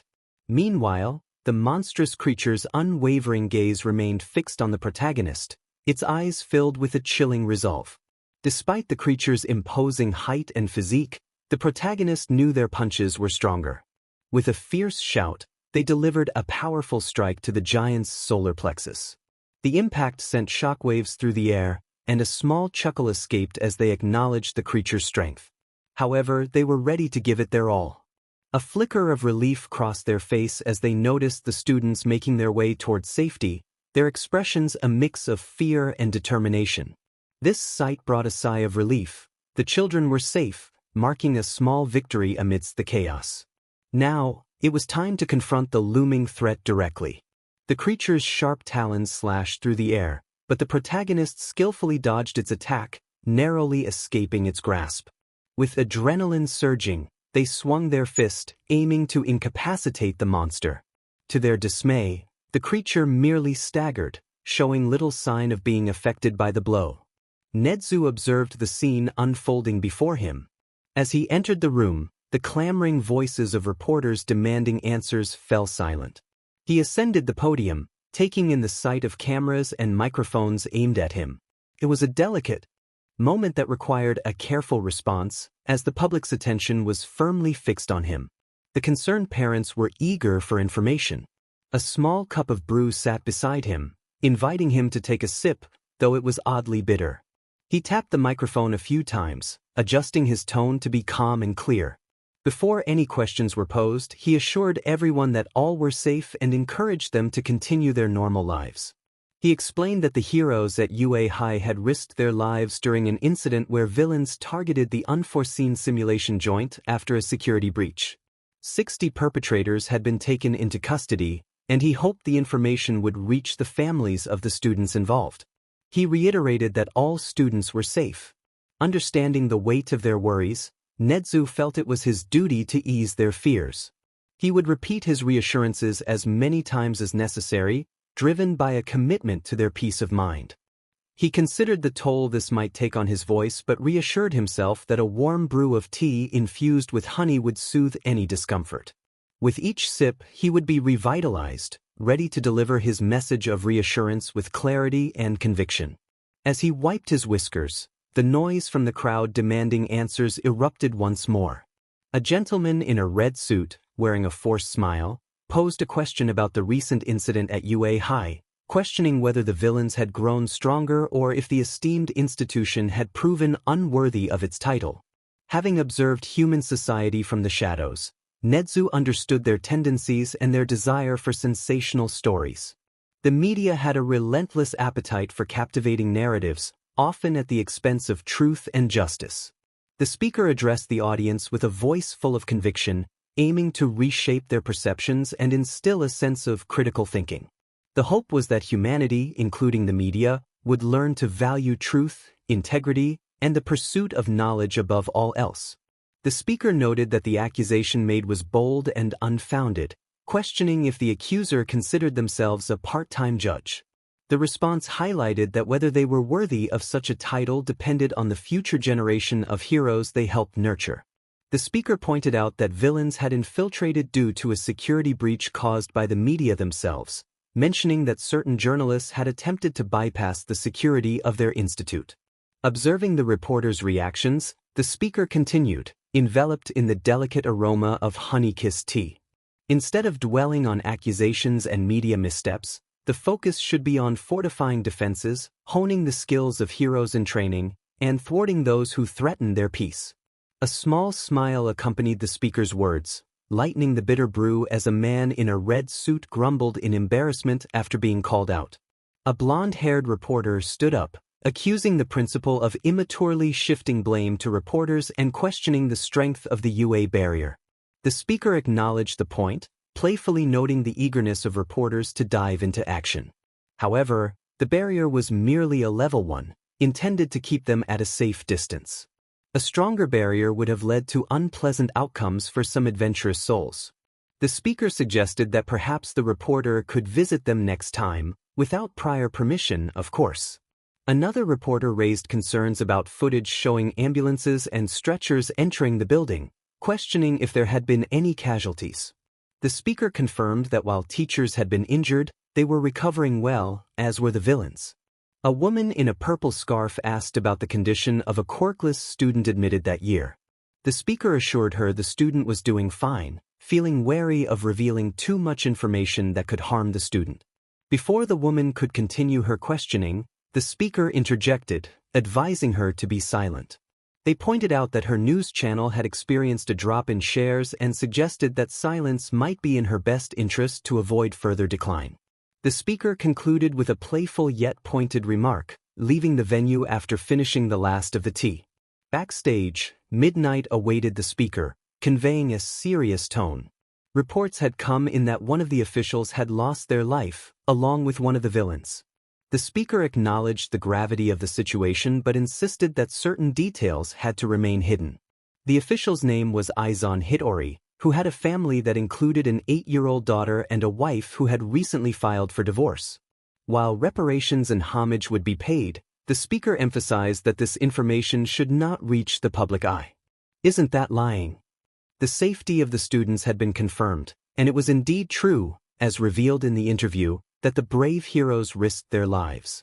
However, caution was necessary, as sharing this information could cast a harsh light on the beloved institute. One could imagine the public scrutinizing every move, dissecting methods, which could jeopardize the students' education in the future. Midnight was a familiar acquaintance in their line of duty, but it was their sacred responsibility to ensure the institute's image remained untarnished, standing tall as a beacon of excellence. This was essential for the budding heroes. The explanation was thorough as they entered the cabin. The officials handpicked for the situation were chosen based on a careful prediction. However, the quirk usage of the villains had been underestimated. The list of the officials assigned that day lay on the desk for Midnight to see. Name: Shoka Raisin. Quirk: Sonic Manipulation. Summary: unaccounted accusations of assault and excessive violence had been associated with Shoka Raisin. 3 first information reports were filed against them regarding these allegations, but all 3 were subsequently cancelled due to inadequate evidence. Shoka Raisin lived alone and had a reported count of 20 villains who had died while attempting to flee. Name: Aizan Hitori. Quirk: Neural Control. Summary: Aizan Hitori had worked as a doctor before joining the Quirk Soldier Regiment. During his tenure, a total of 80 deaths occurred under his watch. All deceased individuals were admitted criminals, and their cause of death was attributed to neural damage. Aizan Hitori had not faced any arrests in connection with these deaths. Following his service in the Quirk Soldier Regiment, he was promoted to security personnel. Aizan Hitori was a family man with a single child, though there had been accusations of an abusive relationship with his wife, leading to her recent filing for divorce. Name: Torin Shizaki. Quirk: Vapor Crystallize. Summary: Torin Shizaki previously held a teaching position at a police academy and was later promoted to professor at Shiketsu High. However, they resigned under undisclosed circumstances. Known for displaying aggravated opposition, Torin Shizaki frequently voiced mentions of violent actions towards criminals. Reports from students indicated that the course material often contained radical ideologies specifically targeting criminals. Allegedly, Torin Shizaki had sent pleas to the Supreme Court advocating for granting the police a license to eliminate criminals when deemed necessary. Following their resignation from Shiketsu High, Torin Shizaki was signed to a hero agency and currently served as a bodyguard for Might Lady. Name: Adash Shoniro. Quirk: Phase Out.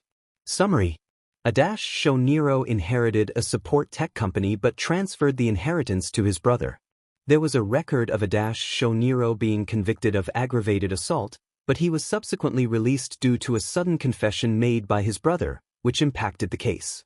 Adash Shoniro had since established an NGO dedicated to supporting ex-convicts and had been employed in the security department for the past month. This summary provided a concise overview of the available information. Further investigation may be necessary for a more comprehensive understanding. Midnight had a shocked expression as she skimmed through the pages, and a small smile appeared on my face. Perhaps, in the grand scheme of things, being martyrs would serve them better than returning to the confines of a jail cell. The realization dawned on her as she understood that these individuals had been strategically placed as mere pawns, mere shields, all according to Aizawa's subtle warning. If they were to meet an untimely demise, it would not only benefit the community but also their families. The allure of generous reparations would provide a financial bandage to heal their wounds and set their lives on a new path. They might have escaped the law, but escaping me was quite unlikely. Using their extremist views of justice was simple. A small chuckle escaped my lips as I stirred my honey brew on the table. There were more pressing matters at hand. As Ayanakuji's vision cleared and he opened his eyes in the sterile environment, a faint hum of the television filled the air. The screen displayed the principal, sporting his signature grin, deftly answering the reporters. The low volume of the television kept humming. Glancing around, he noticed a curtain obscuring his view of the other beds. The fact that he was there suggested that the situation had been brought under control. The pieces of his plan were falling into place, with Shigaraki's mind now tainted with a fabricated weakness of Aizawa. It wouldn't be long before he sought new recruits, providing the perfect opportunity for his blonde companion to make her entrance. However, there was still the matter of the Nomo. From what was observed, Midoriya had regained consciousness by the time All Might arrived. It would not have been surprising if he continued the fight, pushing himself to his limits. His tenacity and determination were remarkable, even in the face of overwhelming odds. The nurse entered through the front door, offering a warm smile as she spoke. She noted that the individual had finally regained consciousness and remarked on the extent of the injuries sustained. The nurse detailed the shattered carpals, dislocated shoulder, and the unfortunate state of the shin, assuring that she had tended to the wounds and set them right. Although the injuries had been healed, she mentioned that stamina had taken quite a hit. With a concerned tone, she continued, explaining that the on-site treatment had already drained some stamina, and Midnight had to carry the individual all the way to the infirmary. They had to wait patiently until enough strength returned for her to begin treatment, and it had been quite a difficult sight to witness the bruised and battered body for a good 20 minutes. The individual expressed gratitude for the treatment and inquired about returning to class. The nurse informed them that class had been suspended for the day, as Nedzu wanted to speak with them. She advised them to head to the principal's room. After acknowledging her words, the individual propped themselves up from the bed but felt a cane poking their back. The nurse reminded them that one could not be a hero if they were dead, urging them to take it easy and allow their body the time it needed to regain strength. Her tone felt more like a warning than a gentle reminder, reminiscent of a grandmother in her 90s. Upon leaving the room, the evening orange hue struck the individual's face. It was a beautiful sight, yet they quietly knocked on the principal's cabin, recalling his words about meeting again. It seemed he was right. Midnight opened the door, giving a slight nod and commenting on the individual's recovery. After a light joke, they took a seat on the cold chair in front of the teachers and a detective-like man. Nedzu greeted the individual warmly, expressing hope for a stellar recovery. He mentioned that Shuenzi-san had been relentless in addressing the injuries sustained by a student, recalling the memorable bruises with a kind grin as he ushered everyone else to sit down. The individual asked about the purpose of the meeting. Nedzu responded with a hint of nostalgia, assuring that the detective simply wished to ask a few questions to gain a better understanding of the situation. While leaving was an option, it would not be optimal for the investigation, especially considering the presence of several heroes, which could impact future opportunities with their agencies. Curious about the detective's quirk, the individual sought clarification, aware of the potential traps that Nedzu might set, given his non-human origins and disregard for privacy. The detective introduced himself as Naomasa Tsukachi, explaining that his quirk was called lie vigilance. It allowed him to detect lies based on the belief of the person lying. He assured the individual that he would ask a few questions and encourage them to stop if they felt uncomfortable. His voice was clear and direct, though. The nature of his quirk seemed complex, with many clauses and loopholes. The individual agreed to proceed, crossing their legs as the detective took a seat in front of them. The other teachers remained silent, which felt odd given their usual loud personalities, likely due to Nedzu's influence. The detective began with a simple question about the individual's health. As they reflected on the intense battle endured, memories of excruciating pain flooded their mind. Each bone-shattering sensation replayed vividly, as if reliving those agonizing moments.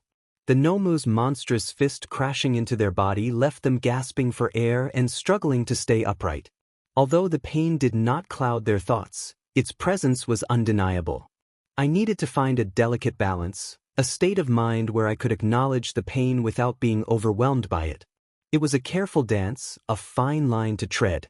It required a certain level of detachment, a willingness to embrace the narrative I had crafted for myself. Such control of my mind was only possible due to my upbringing. After a few moments of silence, I spoke. The pain was still present, and I noticed Naomasa's pupils dilate as he nodded in understanding. He expressed remorse, acknowledging that the entire fight had been quite traumatic and apologized on behalf of the police force for their helplessness. It was reassuring to know that what I believed to be the truth was perceived as such by others. Naomasa could not differentiate between factual truth and accepted truth, which made things easier for me. Naomasa then asked where I had been dropped off after the mist entered the area. I responded succinctly, indicating the mountain region. His eyes widened again, and I realized I needed to test the boundaries of my responses. He inquired if I had been with Momo Yaoyorozu, Kyokujiro, and Denki Kaminari. I confirmed this. Naomasa followed up by stating that I had coordinated their actions, which drew raised eyebrows from the teachers present. I decided to test my response further. I replied that it wasn't entirely accurate. Naomasa's pupils shrank, confirming my suspicion that the truth was indeed the opposite of what I had assumed. He encouraged me not to be humble, pointing out that Yaoyorozu had clearly stated that every step they took was guided by my words. I acknowledged this. Naomasa continued, seeking to confirm my contact with Izuku Midoriya, Tsuyu Ajui, and Minoru Mineta in the flood region. I affirmed this as well. He then probed into the nuances of my involvement, asking why I had entered the fight when the heroes had advised against it and gotten close enough to Shigaraki to confront him directly. His words shocked my teachers while Nedzu sat up straight, a knowing smile on his face. It seemed that other interviews had been conducted privately, raising questions about why mine was being assessed publicly. Nedzu's strategy to bring my interview into the public eye was a calculated move, revealing his understanding of my evasive nature. He sought the truth and employed this tactic to achieve it. I recognized the cleverness of his approach, but I had no intention of lying. Their impressions would carry weight, and my calculated responses would elevate my standing among them. If I played my cards right, I would find myself firmly on the radar of influential heroes, their watchful eyes fixed on my every move. Graduation might mark the end of my time at this prestigious institution, but it was merely the beginning of a larger target. I explained that the situation had been dire. Ezo-sensei, our esteemed hero, was being overwhelmed by the relentless assault of the main adversaries. It was clear that his life was in jeopardy, and standing by would mean certain defeat. I realized that stepping in was preferable to doing nothing and facing inevitable consequences. My tone was factual, and it had to be accepted. Cementos turned his head away, while Midnight pursed her lips. All Might remained unable to lift his head, the gravity of the situation evident in the grim moods of the heroes since I entered the room, except for Midnight. Mesa cautiously asked if I was suggesting there had been a chance of severe injuries before backup arrived. I confirmed this, elaborating that Shigaraki would have targeted the students as revenge for All Might's absence. He would first attack Tsuyu Azui, followed by Izuku Midoriya, who would jump in to save her. Afterward, he would deal with the officials who would rush in to protect us. Enough, we got the gist. I understand. The question was asked again about why there was an attempt to break Shigaraki's thumb. The response was that it was to nullify his quirk. This revelation raised many eyebrows, and Netsu leaned forward, intrigued by the situation. Even All Might, usually so composed, showed surprise, his eyes revealing a depth of concern beneath his boisterous exterior. Mesa began furiously scribbling notes, his notepad filled with ink marks. The explanation followed, detailing how Shigaraki's quirk, Decay, relied on a 5-point contact system for activation, similar to a classmate's quirk. Breaking a finger would render Shigaraki's quirk dormant, making it difficult to activate unless he could maneuver his thumb back into place, a painful and time-consuming task. Netsu squeaked with joy, calling it a marvelous yet risky endeavor, quickly backtracking when he noticed disapproving looks from the teachers. Mesa pointed out that while the plan sounded good in theory, executing it was a gamble. One wrong move could have dire consequences. The response was that it was the only viable option, as other choices would jeopardize the lives of classmates. The truth was more complex. If classmates interfered, personal agendas could not be fulfilled. Sacrifices, if necessary, would remain unspoken for now. As the audience absorbed the explanation, their reactions varied. Snipe Sensei wore a proud smile, likely believing the actions were solely to protect classmates. Midnight had a mischievous grin, her intuition suggesting deeper motives. All Might's penetrating gaze revealed doubt and uncertainty, while the hero in the red suit with white hair was interrupted from speaking by Netsu's intense stare. It was acknowledged that the actions were heroic, but as a hero in training, caution was advised. Mesa noted that there had been another strategy involving classmates, where one had been thrown at Eraserhead, and a signal had been given to delay the plan after entering the water with the Nomu. Mesa's thoroughness was apparent, and the gullibility of classmates made them reveal everything. The explanation continued, detailing how entering the water slowed the Nomu down, allowing more time to save Aizawa-sensei before being attacked again.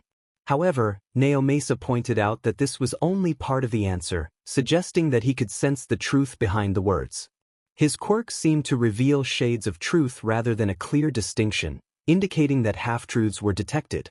The strategy involved asking a classmate to blind Shigaraki while attacking from all sides, ensuring that the Nomu, focused on attacking, would not harm them. Kurogiri was tasked with covering Aizawa-sensei's vision at all times. Mesa then inquired about the injuries sustained, seeking to understand at which point the strategy had faltered. The response was a calm admission of a 12-second miscalculation. The observation of a classmate's exceptional speed had led to a flawed reference point for timing the hero's arrival, overlooking the limitations of stamina over longer distances.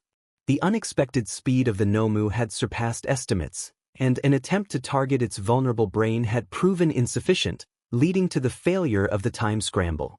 Full responsibility was accepted for the miscalculation, with a commitment to analyze and refine strategies to prevent future oversights. The remorse was conveyed through both words and actions, aiming to elicit empathy from those present. Chapter end. The latest updates from UA High were broadcasted live, revealing that 71 villains had been arrested and one had lost their life during the incident. The aftermath had led to 24X News facing legal troubles, resulting in a temporary suspension of their broadcasts. The sounds of the TV echoed in Ayano's ears as the cafe bustled with customers. She worked at a small yet popular cafe just across from UA High. The workload was manageable, and the hours fit perfectly with her class schedule. However, the pay was minimal, just 1,000 yen an hour. Her hands moved automatically, preparing orders ranging from a simple espresso to something far more complex. A familiar voice broke through the noise, calling out an exaggerated order. Kami Utsushimi, a bubbly girl around her age and a regular at the cafe, had arrived. Kami was known for her playful antics, often lightening the atmosphere with her cheerful demeanor. She had a knack for teasing Ayano, whether through exaggerated drink requests or nonsensical jokes. She leaned in closer than was comfortable, her rose-scented hair brushing against Ayano's face. Kami expressed her concern about the recent events, revealing that she was also a student at Shiketsu. Ayano wondered why Kami had chosen that school instead of UA High. Maintaining her stoic demeanor, Ayano acknowledged Kami, who insisted on being called Kami Fam. Ayano glanced past her, noticing the other staff members watching with curiosity. Kami smiled brightly, relieved to see Ayano was okay, before exiting the cafe. This was just another day at work, where brief moments of normalcy provided a welcome escape from the chaos around them. Classes resumed after a few days, as the principal deemed it necessary to get everything back on track. The chatter of students filled the air as Ayano entered the classroom, feeling a refreshing change from the stuffy atmosphere she had been in. As she made her way to her seat, she noticed the curious stares from her classmates, particularly from Izuku and Jiro. Izuku approached her, expressing concern and regret for not being able to contact her during the holidays. Jiro chimed in, urging Ayano to share her contact information. The reaction from her classmates was one of surprise when she mentioned she didn't own a phone. Jiro's comment about her sounding like his deceased grandmother earned him a swift reprimand from Jiro, who winced in pain. Momo, noticing the tension, attempted to shift the conversation by asking Ayano about her interview. She tactfully avoided mentioning that Ayano had taken longer to recover than the others, a fact that was well known among them. Ayano responded that the interview had been thorough but manageable, keeping her tone neutral to mask any annoyance. Kirishima, with his usual enthusiasm, encouraged her to join the class group chat once she got a phone, mentioning that everyone had been worried about her. As Ayano settled into her seat, the sound of footsteps signaled the arrival of Aizawa, surprising everyone as he prepared to teach despite his recent injuries. Chapter End. What is the essence of communication? Is it the words we use, or the meaning behind them? How do we convey our thoughts and feelings to others, and how do they receive them?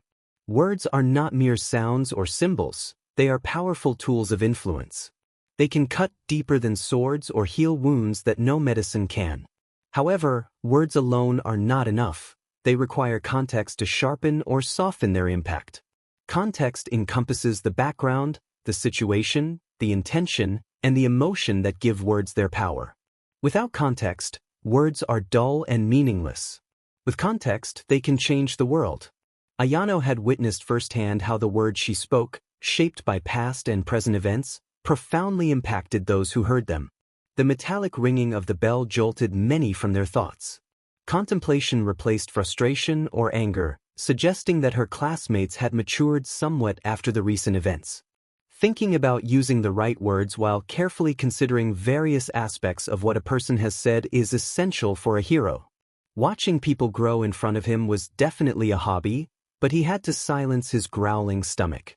He wondered if any sweet dish was being served on the menu that day. He packed his bag and quickly rushed out, hearing calls of his name in the distance.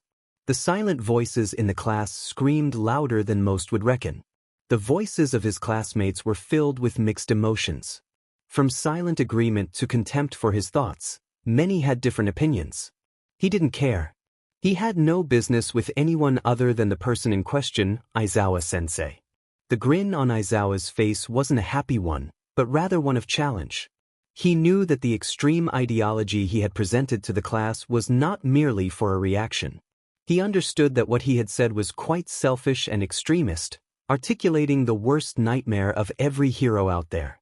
A question broke from Ishido's rosy pink lips, expressing confusion about the possibility of his ideas. Tokoyami murmured about not reveling in the darkness that surrounded him, his sentient quirk nodding in agreement. The cafeteria was as crowded as usual, filled with students from different courses. He approached the serving area to meet the ever-lively lunch rush, a hero in his own right and a constant source of energy for students with high metabolism quirks. Lunch Rush's words were often muffled behind the tubed mask attached to his face, making it a bit hard for many students to decipher him. Given that he was without his classmates for a while, he decided to learn more about this hero.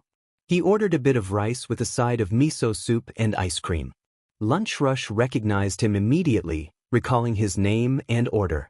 He seized the opportunity to ask Lunch Rush a question, choosing a moment when most students had already been served. He inquired about Lunch Rush's quirk, expressing his sudden interest. Lunch Rush explained that his quirk was called Ambrosia's Touch, which granted him the ability to satisfy anyone's soul with his food. While it sounded abstract, he emphasized that satisfying the soul was the true magical element he could add to food. There was a somber tone in his voice, and the young hero recalled how during the foundation course in history class, Nemuri had mentioned that Lunch Rush was the head chef during one of the great disasters, keeping the heroes fighting until the bitter end. Curiosity piqued, he asked Lunch Rush what it was like during the great disaster. Lunch Rush's voice was clear as he acknowledged the question, impressed by his knowledge.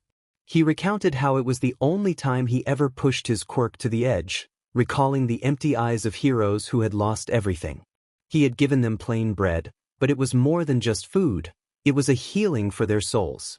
He reflected on the strange world they lived in, noting how he used to feed the wounded heroes and now he was feeding the future ones. He sensed a smile beneath the mask Lunch Rush wore, and he couldn't help but feel a twinge of envy. Their conversation was cut short as his classmates waved and walked in. Towards them, Ayanokuji felt a sense of appreciation for the thoughts shared. Kirishima, brimming with enthusiasm, remarked on how Ayanokuji had missed Midoriya's impressive response to the general class students. The USJ event had set off a chain reaction that reverberated throughout the institute, affecting everyone from the principal to the janitor.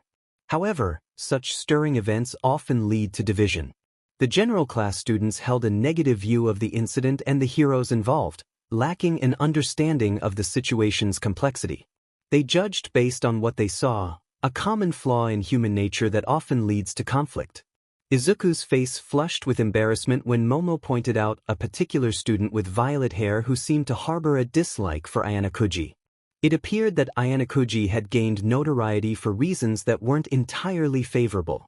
Uraraka took a seat next to Izuku, playfully suggesting that perhaps they were not asking questions about Ayanokuji's response because they were instructed by Aizawa-sensei to reflect on it instead of inquiring directly. Ida, with a proud glint in his eyes, reinforced this notion, emphasizing the importance of adhering to rules as model students of the hero class. Jiro seemed to prefer solitude, appearing uncomfortable in Ayanokuji's presence. Despite differing opinions, Izuku expressed his admiration for Ayanokuji, considering him a great person. Ayanokuji appreciated the sentiment, wishing to be accepted for who he truly was. He recalled a lesson from the man in the white room, who had delivered a seemingly benign phrase, "Sharing invites caring." However, the lesson took a darker turn as he instructed them on crafting false identities to align with their goals, feigning vulnerability, and manipulating trust to protect themselves from exposure. Ayanokuji recognized that his approach was necessary to connect with those who shared open-minded ideologies while distancing himself from the idealistic ones. Fortunately, his involvement in the USJ incident had left a positive impression on most, allowing him to make such statements without drastically altering their opinions of him. He glanced at the melted ice cream before him, resembling a slush, a reminder of the complexities of human connection. My eyes shifted to the salt container on the table. What if? The next moment, several gazes turned toward me, filled with shock and anger. I decided against adding more salt to the ice cream. It seemed someone had attempted to eavesdrop on our conversation but had failed miserably due to their physique. His eyes pointed toward Izuku, who quickly rushed to All Might, our very stealthy professor. Our group dispersed after the bell rang, but I had something else to attend to. As I walked toward the recreation ground with 2 coffee cans in hand, I spotted my target sitting alone on a bench, enjoying her lunch. I tapped her shoulder with the cold coffee can, and she turned around, momentarily dazed. I offered her the coffee, suggesting it might help keep her awake for the next class. She recognized me immediately and responded, questioning if the seat was taken. I asked if I could sit, and she replied with a smirk that didn't quite reach her cold eyes. Ignoring her jab, I took a sip of my coffee. An awkward silence enveloped us, marked by her fidgety movements and the distance she maintained. I broke the silence by asking about her holidays. She replied that they were good, mentioning a concert and how she spent her days sleeping and writing a song. I attempted to return her playful banter, but it seemed I failed, yet she smiled genuinely for a moment. She remarked that I was odd as always, and again, silence fell between us, punctuated by silent sips of bitter coffee. I felt the need to apologize, and she reassured me that it was fine, insisting she wasn't mad. However, her eyes conveyed otherwise. She was trying to be a good classmate. I expressed my desire to repent, which prompted her to question my sudden philosophical demeanor. I explained that I felt the Jiro I knew would be angry with me, as it was her right as my friend. Her expression shifted, and she opened up about her sheltered upbringing, describing how her life had been filled with beautiful notes, contrasting with the chaos she felt after the incident at USJ. She expressed her exhaustion from the relentless highs and lows, culminating in her frustration over my actions. In a moment of realization, I felt a sharp sting on my cheek as her fingers left an imprint. She was right. I had considered efficiency over friendship. If I had factored her feelings into my decision, perhaps things would have turned out differently. All I could do was apologize. Upon hearing my words, she wiped her tears and looked at me with her striking purple eyes. She declared that what was done, and as a classmate, she forgave me. Yet, I sensed that as a friend, she still held onto her hurt.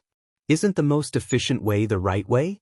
If it is, then why does the aftertaste feel so bitter, like coffee? Wait, so to reiterate, you had calculated the entire situation up to the time the heroes arrived. Why isn't this a lie? His last words came out as a whisper. Yes, that's true, came the response, which seemed factual but appeared fictional to those around. The teacher's eyes glinted with various emotions, some in shock, others in doubt, but none questioned Naomesa's words. We found a villain in your area who has passed away. The cause was a broken skull. Do you know anything about that? This was a crucial question. The truth needed to be conveyed, but the presentation could save from scrutiny. He was about to stab. Right here. At my heart. A hand pointed to the chest, emphasizing vulnerability. His quirk was sharp enough to kill me on the spot. I would have been bleeding and dead in the next moment. The speaker continued, the hand remaining fixed on the chest, highlighting the fragility of life. The theatrics unfolded as the words were designed to captivate and manipulate the emotions of those present. I saw my life flash before my eyes, and in defense, I struck his skull. Hands came together, angled down slightly, creating a dramatic effect. It was all technically true. Now that I have killed, Nedzu interrupted. You haven't done anything of the sort. The man was alive, and the doctors couldn't save him. It was a preoperative death. Let me reiterate, you are not responsible for it. Nedzu's voice was clear, and some heroes nodded in agreement. Naomesa placed a hand on the shoulder and spoke, they are right. You are innocent. Hanakuji, you are a hero. No lies had been told. However, the truth was carefully concealed, evading detection. The knowledge that the man would die without immediate treatment lingered in the mind. The intent to strike had been there, but saying, I didn't mean to kill him, would backfire. Similarly, what have I done, was not an option. The actions were clear, and the consequences understood. Thank you. Can I ask just one last question? After that, you can leave. This isn't related to the investigation. The eyes of the teachers pleaded for an answer. All right.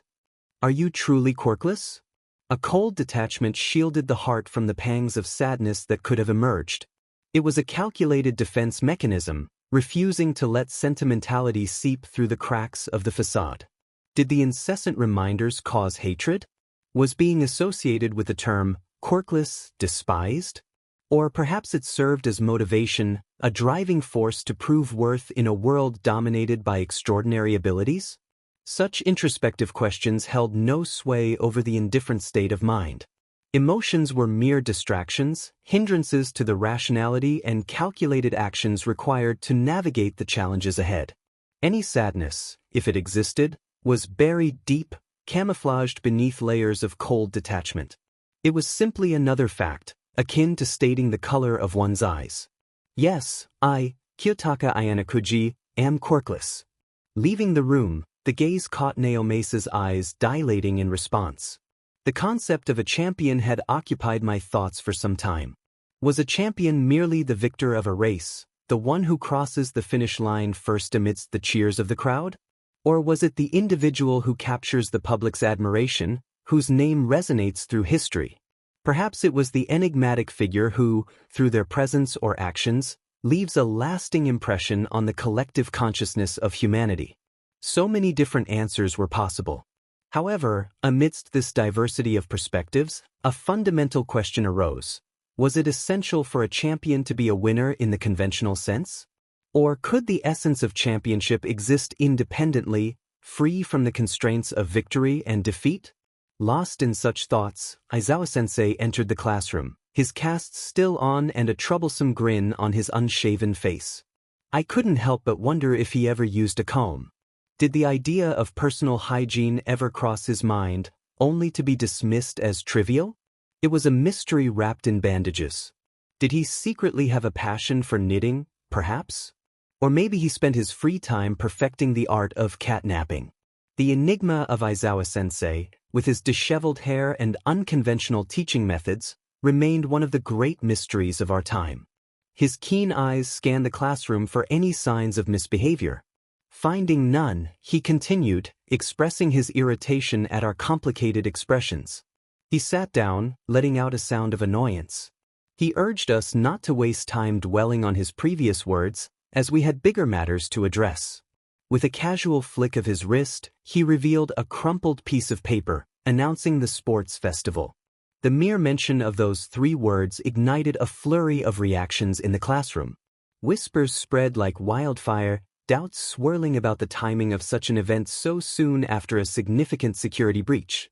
Momo shot me a questioning glance, reflecting the uncertainty on the faces of our classmates.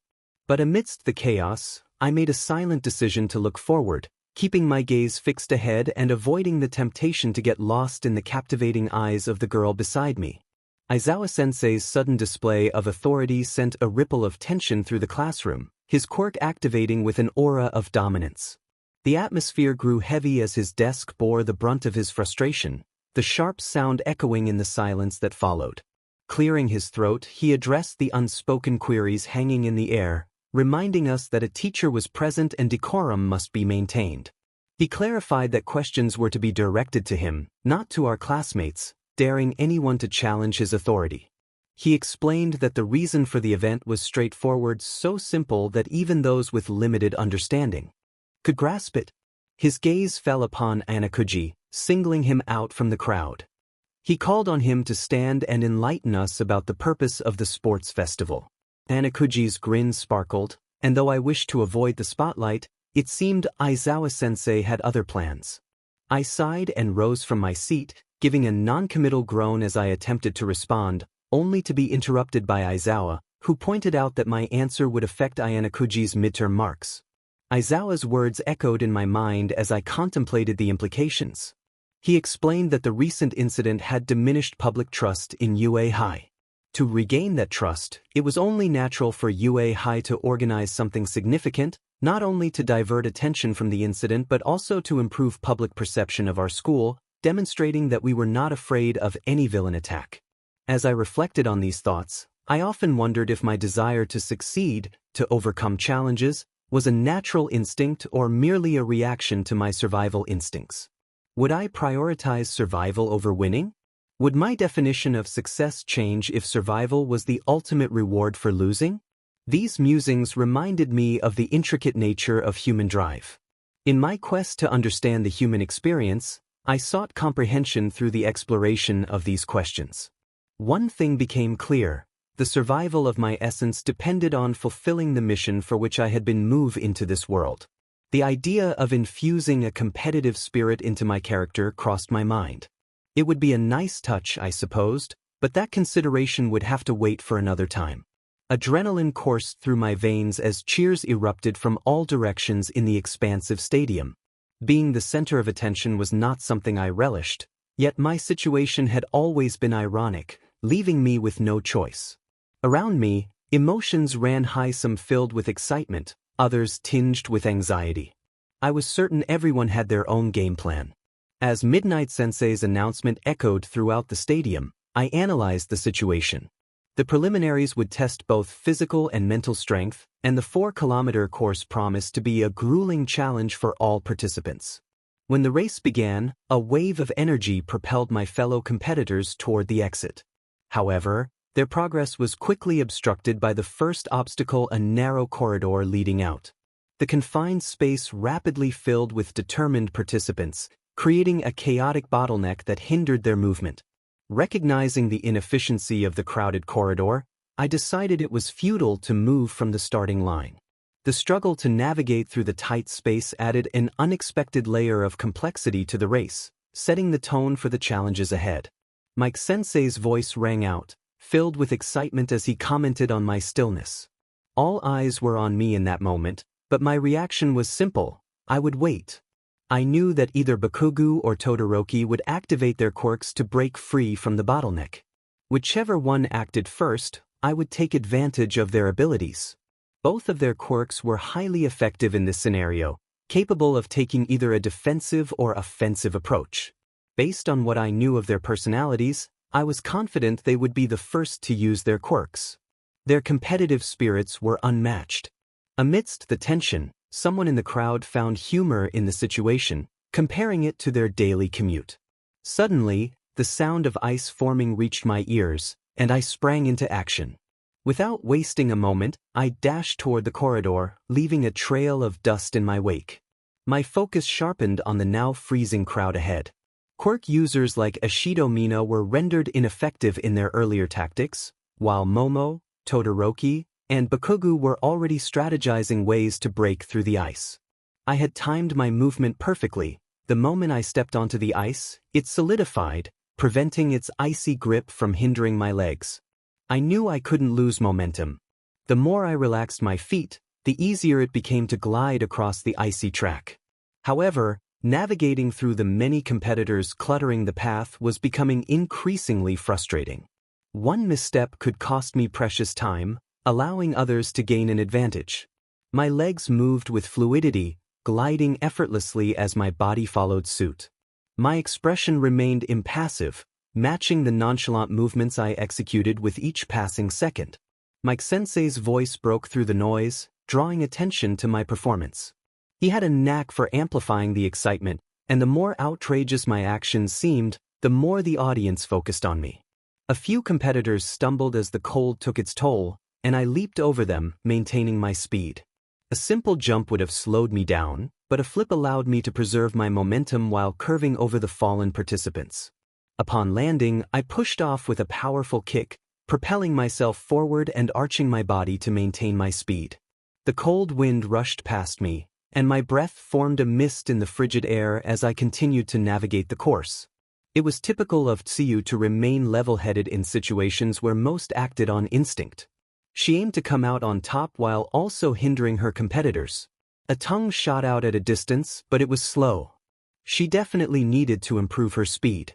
Dodging it easily, I decided not to let this interruption go without a warning. I reached out and grabbed her retreating tongue, twisting it around my hand.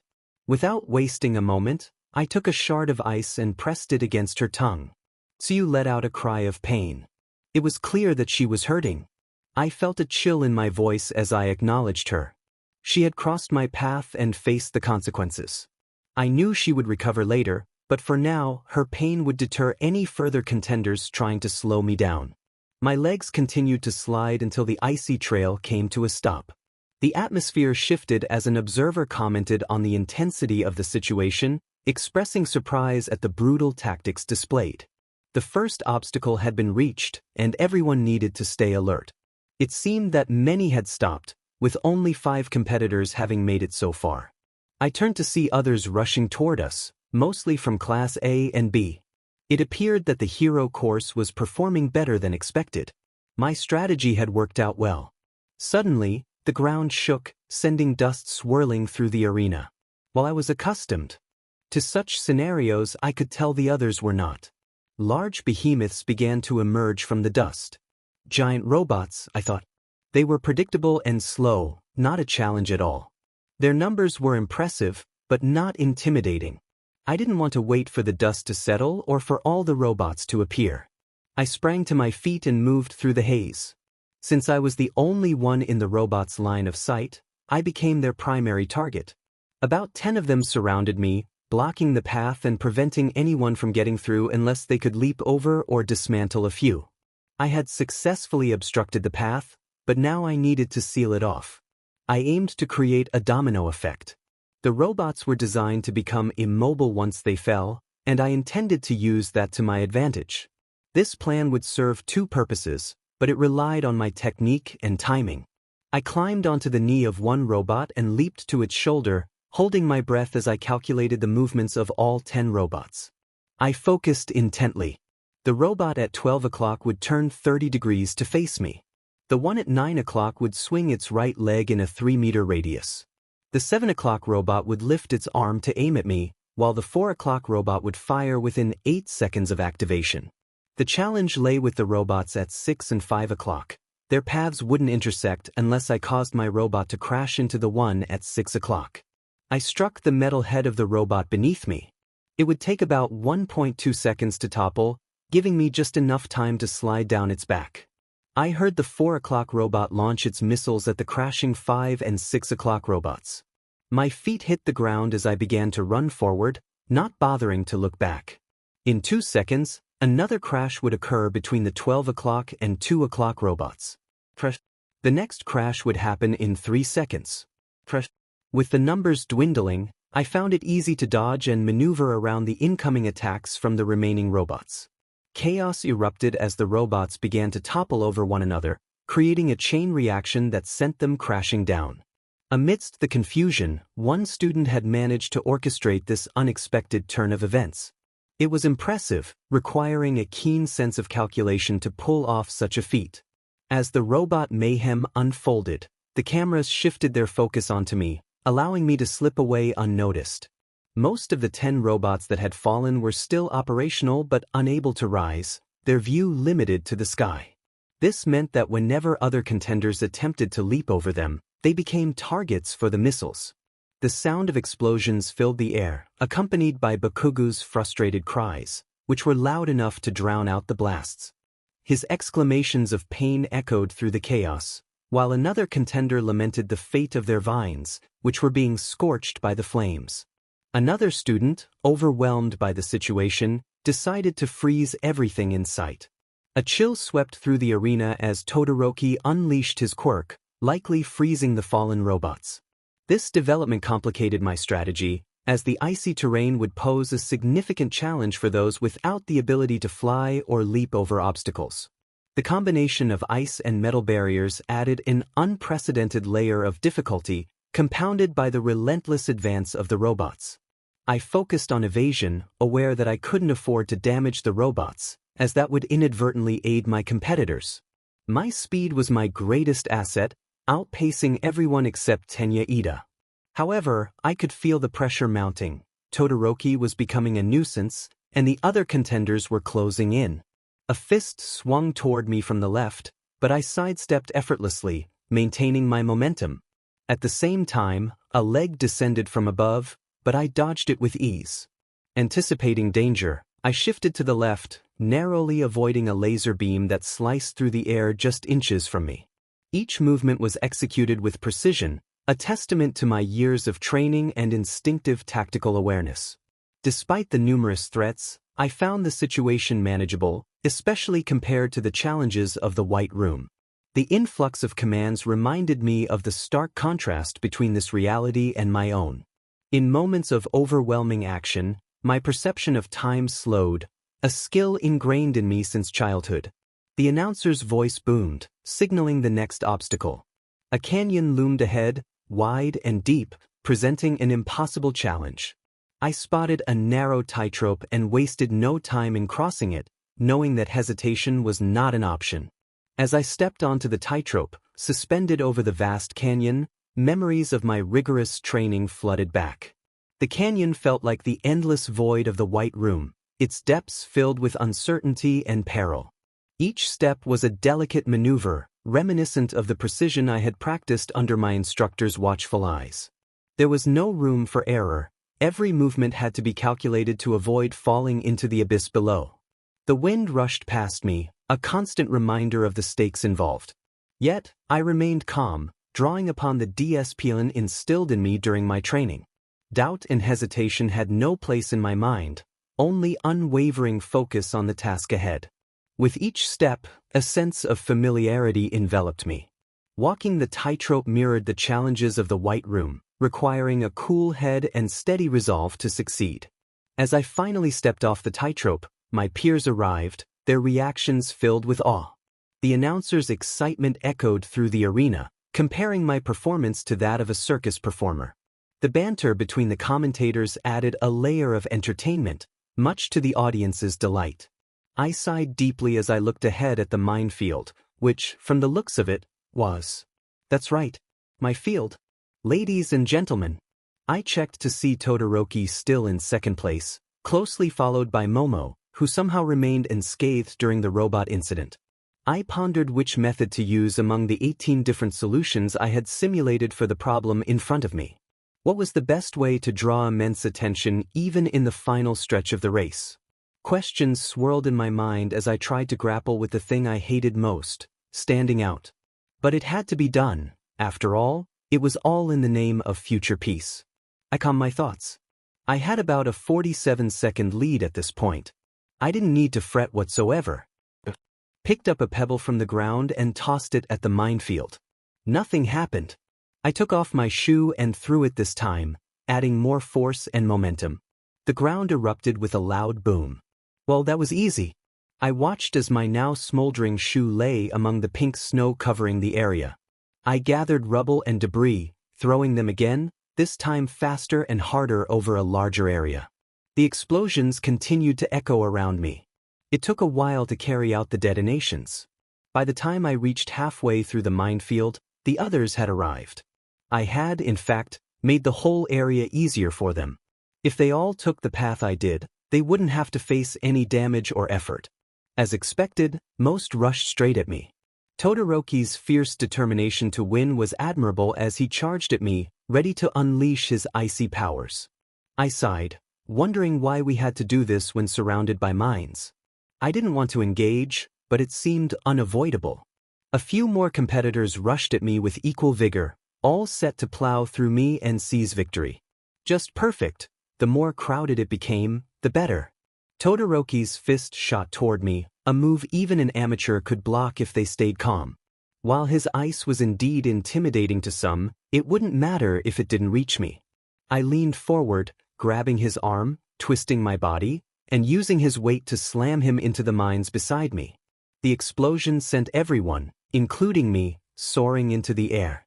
It was clear many wouldn't recover quickly from the impact, but that wasn't my case. I didn't feel any pain. No, that was wrong. I didn't consider pain worthwhile enough to focus on. My mind had essentially made it background noise. I began to fall headfirst toward the ground. My initial plan was to absorb the impact and use the fallen competitors as weight to trigger the other mines. But I heard something different from my earlier predictions. Midoriya was rushing at me, his mouth open in a scream, a metal chunk beneath him. In that split second, precisely 89 milliseconds before impact, I corrected my miscalculation. My mind was faster than the circumstances unfolding before me. I braced myself as I fell, cushioning the blow with Midoriya midair. I was propelled forward at unprecedented speeds, landing between Todoroki and Bakugo. I crashed straight past the finish line and rolled to stop my fall. I got up, dusted myself off, and looked at the camera with my usual nonchalant expression. This wasn't a victory, it was just a step toward success. I mouthed a word and turned away from the camera. Shigaraki and Inakuji Kiyotaka placed first. An incredible show. followed by Midoriya and Todoroki in a tie. Bakugo closing in third. That's over, folks. 42 students qualified for the cavalry battle after completing the obstacle race, showcasing their incredible talent and skills for the world to see. That's the true power of UA. Mike Sensei sent a cacophony of cheers through the crowd as many parents and heroes cheered for their loved ones. I could see the bright smiles of my classmates shining through, and I still couldn't quite understand how they felt this good even after not winning first place. How were they not being punished? Is this how it is? Does not winning actually have no consequences? This society is strange in many regards. I honestly didn't have much to look forward to. There were a variety of quirks, which I had faced head-on more times than I could count.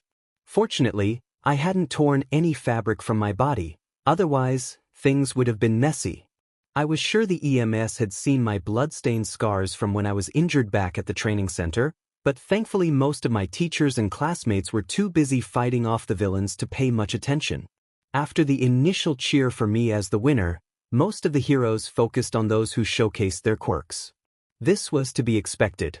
Human perception is often biased and filtered to show only what they wish to see. The only way to completely shatter this bias was through utter domination. I found myself lost in thought as a muffled voice from the crowd captured my attention. It was Toga, specifically Himiko Toga. During the week she continuously drained me of blood, I learned a few key details about her, which I could use later to manipulate her. However, what she excelled at was connecting with the underground. The intel I received at first was mediocre, but she gradually improved, providing me with exactly what I wanted. After this festival, I planned to have her join Shigaraki and finally start moving my pieces. I waved slightly at her and nodded as I walked toward the next venue, where Midnight had already begun explaining the next event. Midnight gathered everyone around and announced the details of the upcoming challenge. Teams of up to 4 members were to be formed, consisting of 1 rider and at least 1 trusty steed. She explained the point system, where each student was assigned a specific point value based on their finishing position in the preliminaries. The student who finished in 42nd place would earn 5 points, with an additional 5 points for each subsequent position. However, the ultimate glory awaited the student who secured first place, earning a staggering 10 million points. As she spoke, all eyes turned to me, filled with competitive instincts. I stood there casually with my hands in my pockets, unfazed. Midnight flashed a mischievous smile and continued, explaining that the valuable points would be displayed on our team's headbands. Our mission was to skillfully steal headbands to boost our scores. She reminded us that no intentional tripping or tumbling was allowed, and even if misfortune struck, we could continue competing until the clock struck 30 minutes. Everyone quickly began forming teams while I remained alone. It was logical for others to avoid approaching me. I only needed a single horse. This event was designed to turn the tables on us, but that was to be expected. Once you reach the top, everyone shows their fangs, and this was no different. Momo approached me with a complicated smile, followed by Midoriya. I greeted them formally, asking if they had any business with me. Momo expressed her desire to apologize for not teaming up with me. After witnessing my fight, she felt an intense urge to face off against me. She lowered her head, acknowledging her regret. Midoriya echoed her sentiments, admitting he felt the same way. I reassured them that it was not a bother and that I wished to experience their skills head-on as well. We parted ways and soon after, a girl my age approached me. She had an air of mystery, with shoulder-length hair styled in a bob, delicately swept to the right, and shorter strands framing her eyes. Her fair skin hinted at a life spent under the gentle care of loved ones, while her athletic build spoke of strength and agility.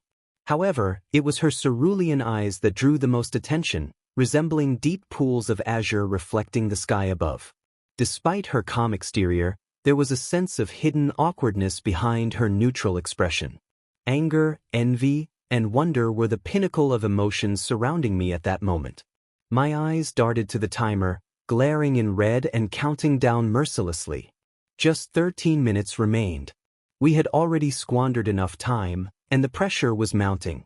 The arena was a chaotic battlefield, shrouded in clouds of dust, but I couldn't afford to hesitate. I broke away from my teammates and rushed ahead, which wasn't part of any plan. I had different goals from the start, and I was determined to bring them to fruition. My senses heightened, every fiber of my being alert as I scanned the tumultuous scene before me. The rattled teams moved like scattered ants, their cohesion shattered by the relentless pursuit of victory. I needed to act swiftly and decisively. My eyes locked onto the flashes of red bandanas, the markers of my targets.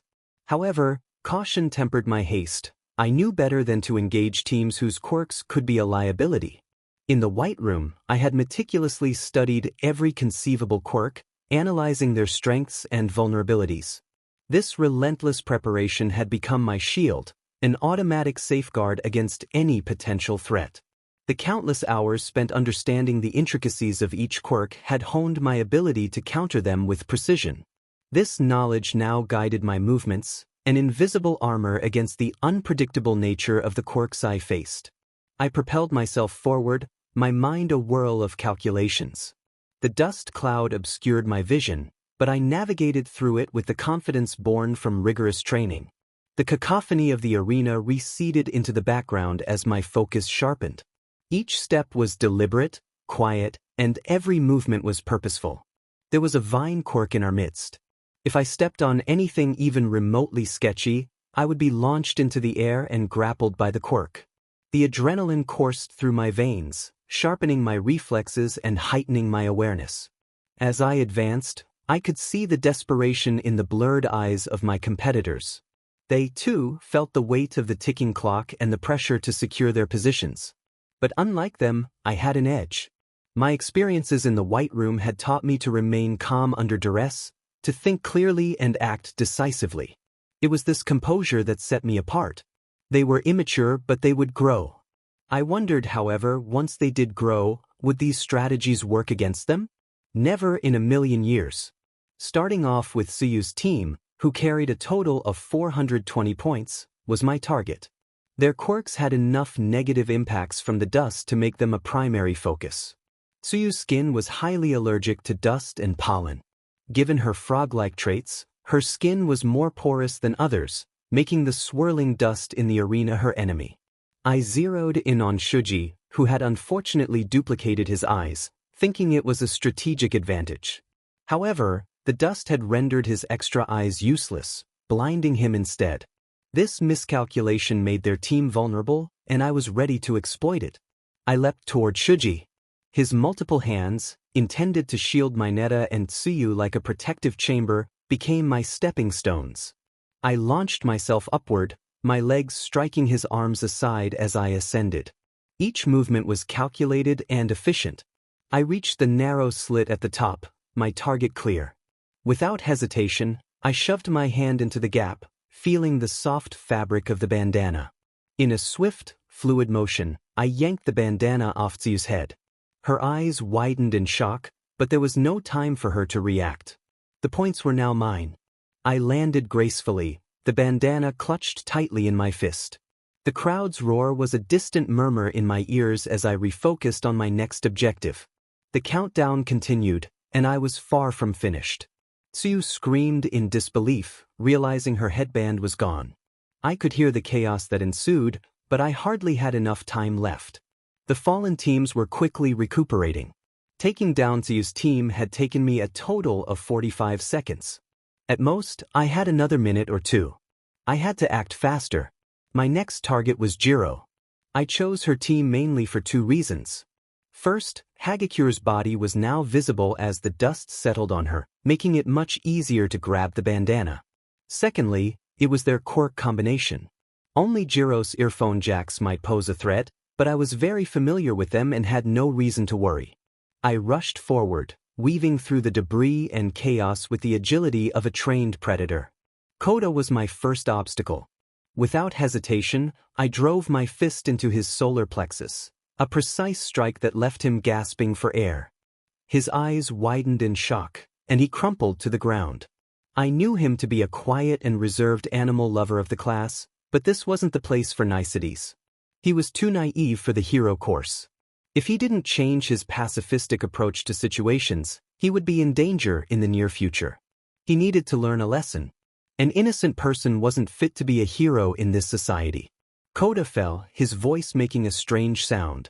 I felt the ground below me vibrate. Not bad, Koda. He used his quirk to summon burrowing insects that immediately tried to make the ground below us crumble. However, while it would save him, it would jeopardize his team's safety even further. It was a miscalculation on his part, but he would grow from this. The rest of his team lost their balance immediately. Jiro's eyes widened in panic as she called out to Koda, her voice laced with worry. For a moment, I missed that sound. However, there was no time for reminiscing. I saw Hagakure stumble, her form now visible under the settling dust. I lunged forward, my movements swift and deliberate. In one fluid motion, I grabbed her headband, feeling the fabric slip through my fingers as I secured it. I didn't pause to savor the victory. There was still more to do. I bolted towards my next target, but they hadn't given up. A sharp tug at my leg made me glance down. A headphone jack had wrapped itself around my ankle, pulling with all its might. I acknowledged Jiro's effort, but it wasn't enough. I yanked hard, and Jiro was pulled off balance, her body hitting the ground. Her face contorted in pain as she struggled to regain her composure. I muttered to her that she needed to rest, already scanning for my next target.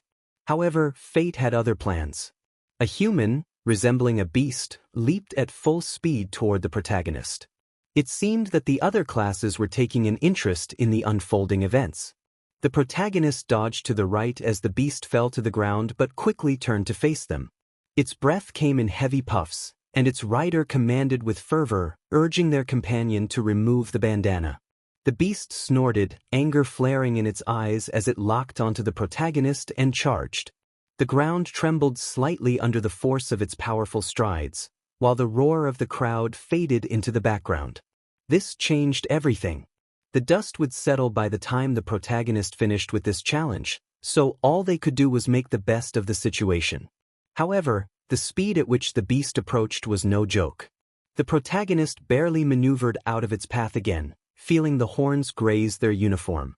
The air thickened with tension, the stakes rising with every passing second. Knowing they couldn't keep this up for long, the protagonist decided to charge straight at the beast. The riders' confusion was evident as they panicked, questioning why the protagonist was charging at them instead of fleeing. The beast, Shishida, was confused as well. Its eyes widened slightly, but rage took over as it revved up its horns menacingly, starting another charge like a bull. The protagonist had only a split second to react. They jumped, landing right on top of the beast's head. Time seemed to slow as they sprang toward the bandana, the rush of air whistling past their ears. The crowd gasped in unison, their astonishment echoing around the arena as the protagonist focused intently. In one swift motion, they snatched the bandana off the rider's head, feeling the fabric slip into their grasp. The protagonist landed with a few bruises, their knees hitting the ground hard, but they held the bandana triumphantly. The beast and rider skidded to a halt, bewildered. The arena seemed to pause for a heartbeat, the crowd holding its breath. Then reality snapped back, and the protagonist was on the move again, the roar of the spectators surging back to life. The protagonists thought to themselves that it was a decent effort from Shishida, but not enough to stop them. Their eyes scanned for the next target. The beast would have to find another prey while the protagonists sought theirs. Adrenaline pumped through their veins, propelling them forward. The dust began to settle, revealing more competitors and challenges. There was no time to waste. One of the riders suggested abandoning the pursuit, realizing they needed points and were running out of time. The timer continued to count down, the pressure mounting with each passing second. The arena transformed into a battlefield, the air thick with dust and the echoes of combat. Every muscle in the protagonist's body was tense, ready to react. They had to stay one step ahead, outmaneuvering and outthinking their opponents. This was their battlefield and they would dominate it. Everyone now had one target again, the protagonist. However, a clear division emerged. Some had given up on pursuing them. It was obvious why. The strongest teams were already after the protagonist's headband, and now that their prowess was visible, it was clear that taking it required extreme skill that many did not yet possess. Three teams were primarily focused on the protagonist, Todoroki, Bakugo, and another Class B team. The protagonist needed to regroup with their teammates. Winning alone would be too much for anyone to handle. It had to be a team effort for the crowd. They leapt and rushed across the field as fast as necessary, feeling the awe from the stadium as their speed seemed almost supernatural to the spectators. One student exclaimed in disbelief about the protagonist's speed, while another incredulously pointed out that they were quirkless. The audience was entertained by the banter of Aizawa and Mike Sensei, their voices amplifying the excitement of the moment. Finally, the protagonist reached their destination, feeling the stampeding teams behind them. They called out to Hatsum, signaling the second part of the plan. Hatsum responded with manic glee, ready for action.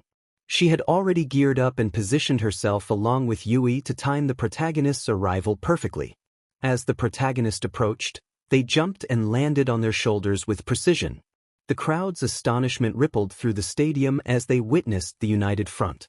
Hatsum's gadgets gleamed under the stadium lights, ready for action, while Yui's calm presence steadied them, her eyes scanning the competition with analytical precision. Todoroki's team was the first to close in, his right side emitting waves of freezing air. Ice formed rapidly under his control, creating jagged barriers and offensive projectiles. Bakugo's team wasn't far behind, explosions lighting up the field as he propelled himself forward with relentless aggression. The Class B team, led by a determined Shiozaki, used her vine quirk to weave through the battlefield, creating obstacles and trying to capture them. The intensity of their combined assault was palpable. Ice shards flew past, explosions rocked the ground, and vines snaked toward them. Dust settled, revealing a battlefield that resembled a war zone. But they were ready. Hatsum activated her latest invention, jets of steam erupting from her smoke bomb, which had been amplified with Yui's quirk, creating a temporary smokescreen that obscured them from view. Yui manipulated nearby debris, enlarging pebbles into boulders to create a makeshift barrier and provide a momentary reprieve. The opposing teams hesitated, thrown off by the sudden change. It was the opening they needed. Yui prepared for the next move. As the smoke began to clear, they moved as one. One of them leapt from their teammates' shoulders, launching toward Todoroki. His eyes widened in surprise as the distance closed. Just as they neared him, Ida, with his jet-propelled legs, struck with blinding speed. They took the hit head-on, surprising everyone watching. In Momo's mind, she must have calculated that they would evade, but instead, they chose a reckless approach. While her idea might have been to create distance and conjure something to attack after evading, that situation was impossible. They were ahead in terms of strategy. Pain surged through their body from the impact, but it was just pain. It was simply a signal passing through the brain, nothing more. Their limbic system was numb to this form of stimulus. With their bodies spinning from the force of the blow, they used the momentum to their advantage. Pivoting, they delivered a powerful roundhouse kick to Ida's head, sending him to the ground before he had a chance to recover. The impact resonated through the air, a testament to the force of the strike. As Ida crumpled, Todoroki quickly summoned a wall of ice in a desperate attempt to block the attack. The ice surged upward, forming a crystalline barrier in an instant. But the move was anticipated. With a quick sidestep, they bypassed the barrier, movements fluid and precise. They reached Todoroki, hand darting out to snatch the bandana from his head. The fabric slipped into their grasp, a symbol of victory. Next was Bakugo's team, and the same plan was in mind: bring down the leader personally. A spray of viscous acid leaked into the area from Ishido, an interesting ploy, but she had mistaken them for being alone. They commanded the team to move, their voice calm and authoritative. Behind them, two highly dense weights catapulted towards Siro and Mina's heads. While it should have been difficult for them to carry such weight during the event, Yui had shrunk them and kept them hidden until the right moment. Even now, Yui had kept them shrunk until the very moment of release. As the projectiles escaped her hand, their sizes increased fivefold, transforming into massive weights capable of overwhelming Bakugo's squad. Bakugo screamed in fury, lunging away from the group in fear. His reaction was childish, angry, and irrational. It was clear he wasn't fit to be a leader. He abandoned his team immediately. Such cowardice would need to be addressed. The weights landed with a loud thump on the ground, sending up clouds of dust and debris. The shockwave from their impact reverberated through the arena, momentarily disorienting the rest of Bakugu's team. Ashido and Siro struggled to regain their footing, their eyes wide with shock at the sudden, unexpected assault. Hatsume's gadgets whirred to life, adding to the confusion with flashes of light and bursts of smoke. Using the chaos to their advantage, they sprinted toward Bakugu with calculated precision. He roared in fury, his explosions propelling him toward them with terrifying speed. The ground around them crackled with the residual heat from his quirk, small craters forming where his blasts had landed. I moved towards Bakugu, his explosions illuminating the area as he propelled himself forward with reckless abandon. He swung a punch, energy crackling around his hand. I ducked under the blow, feeling the heat of the explosion sear the air above me. I retaliated with a swift strike to his midsection, using his own momentum against him. Bakugu staggered, momentarily winded, but I didn't let up. In one fluid motion, I grabbed his bandana and pulled it free from his head. The fabric felt like a symbol of victory in my hand, but the battle was far from over. Shiozaki's vines lashed out towards us, attempting to ensnare my teammates. Yui's quirk activated, enlarging a fallen branch to intercept the vines and create space for us to maneuver. The urgency in her voice was clear as she urged us to retreat, emphasizing that we didn't have enough time to engage with Bakugu's team.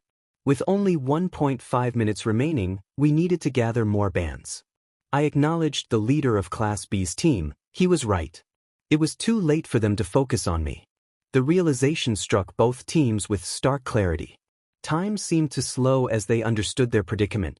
Bakugu's team needed 130 points, and Todoroki's team they didn't have enough points to qualify, and their singular focus on me had been their fatal mistake. In the tense silence that followed, I observed the dawning realization on their faces. The urgency of their situation forced them to reassess their strategy.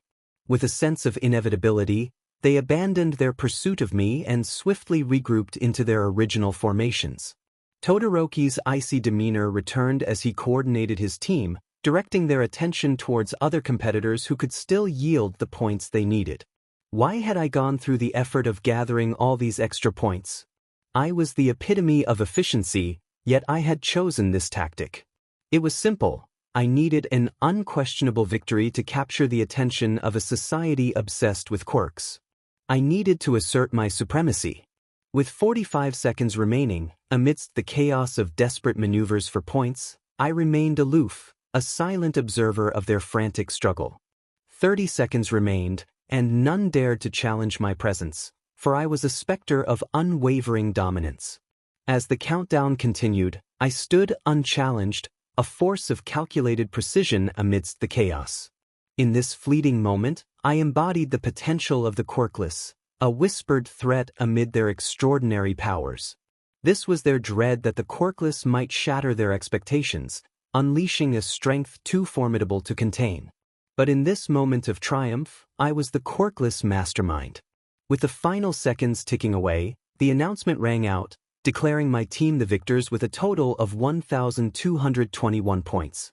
The world had seen many things, both mundane and extraordinary.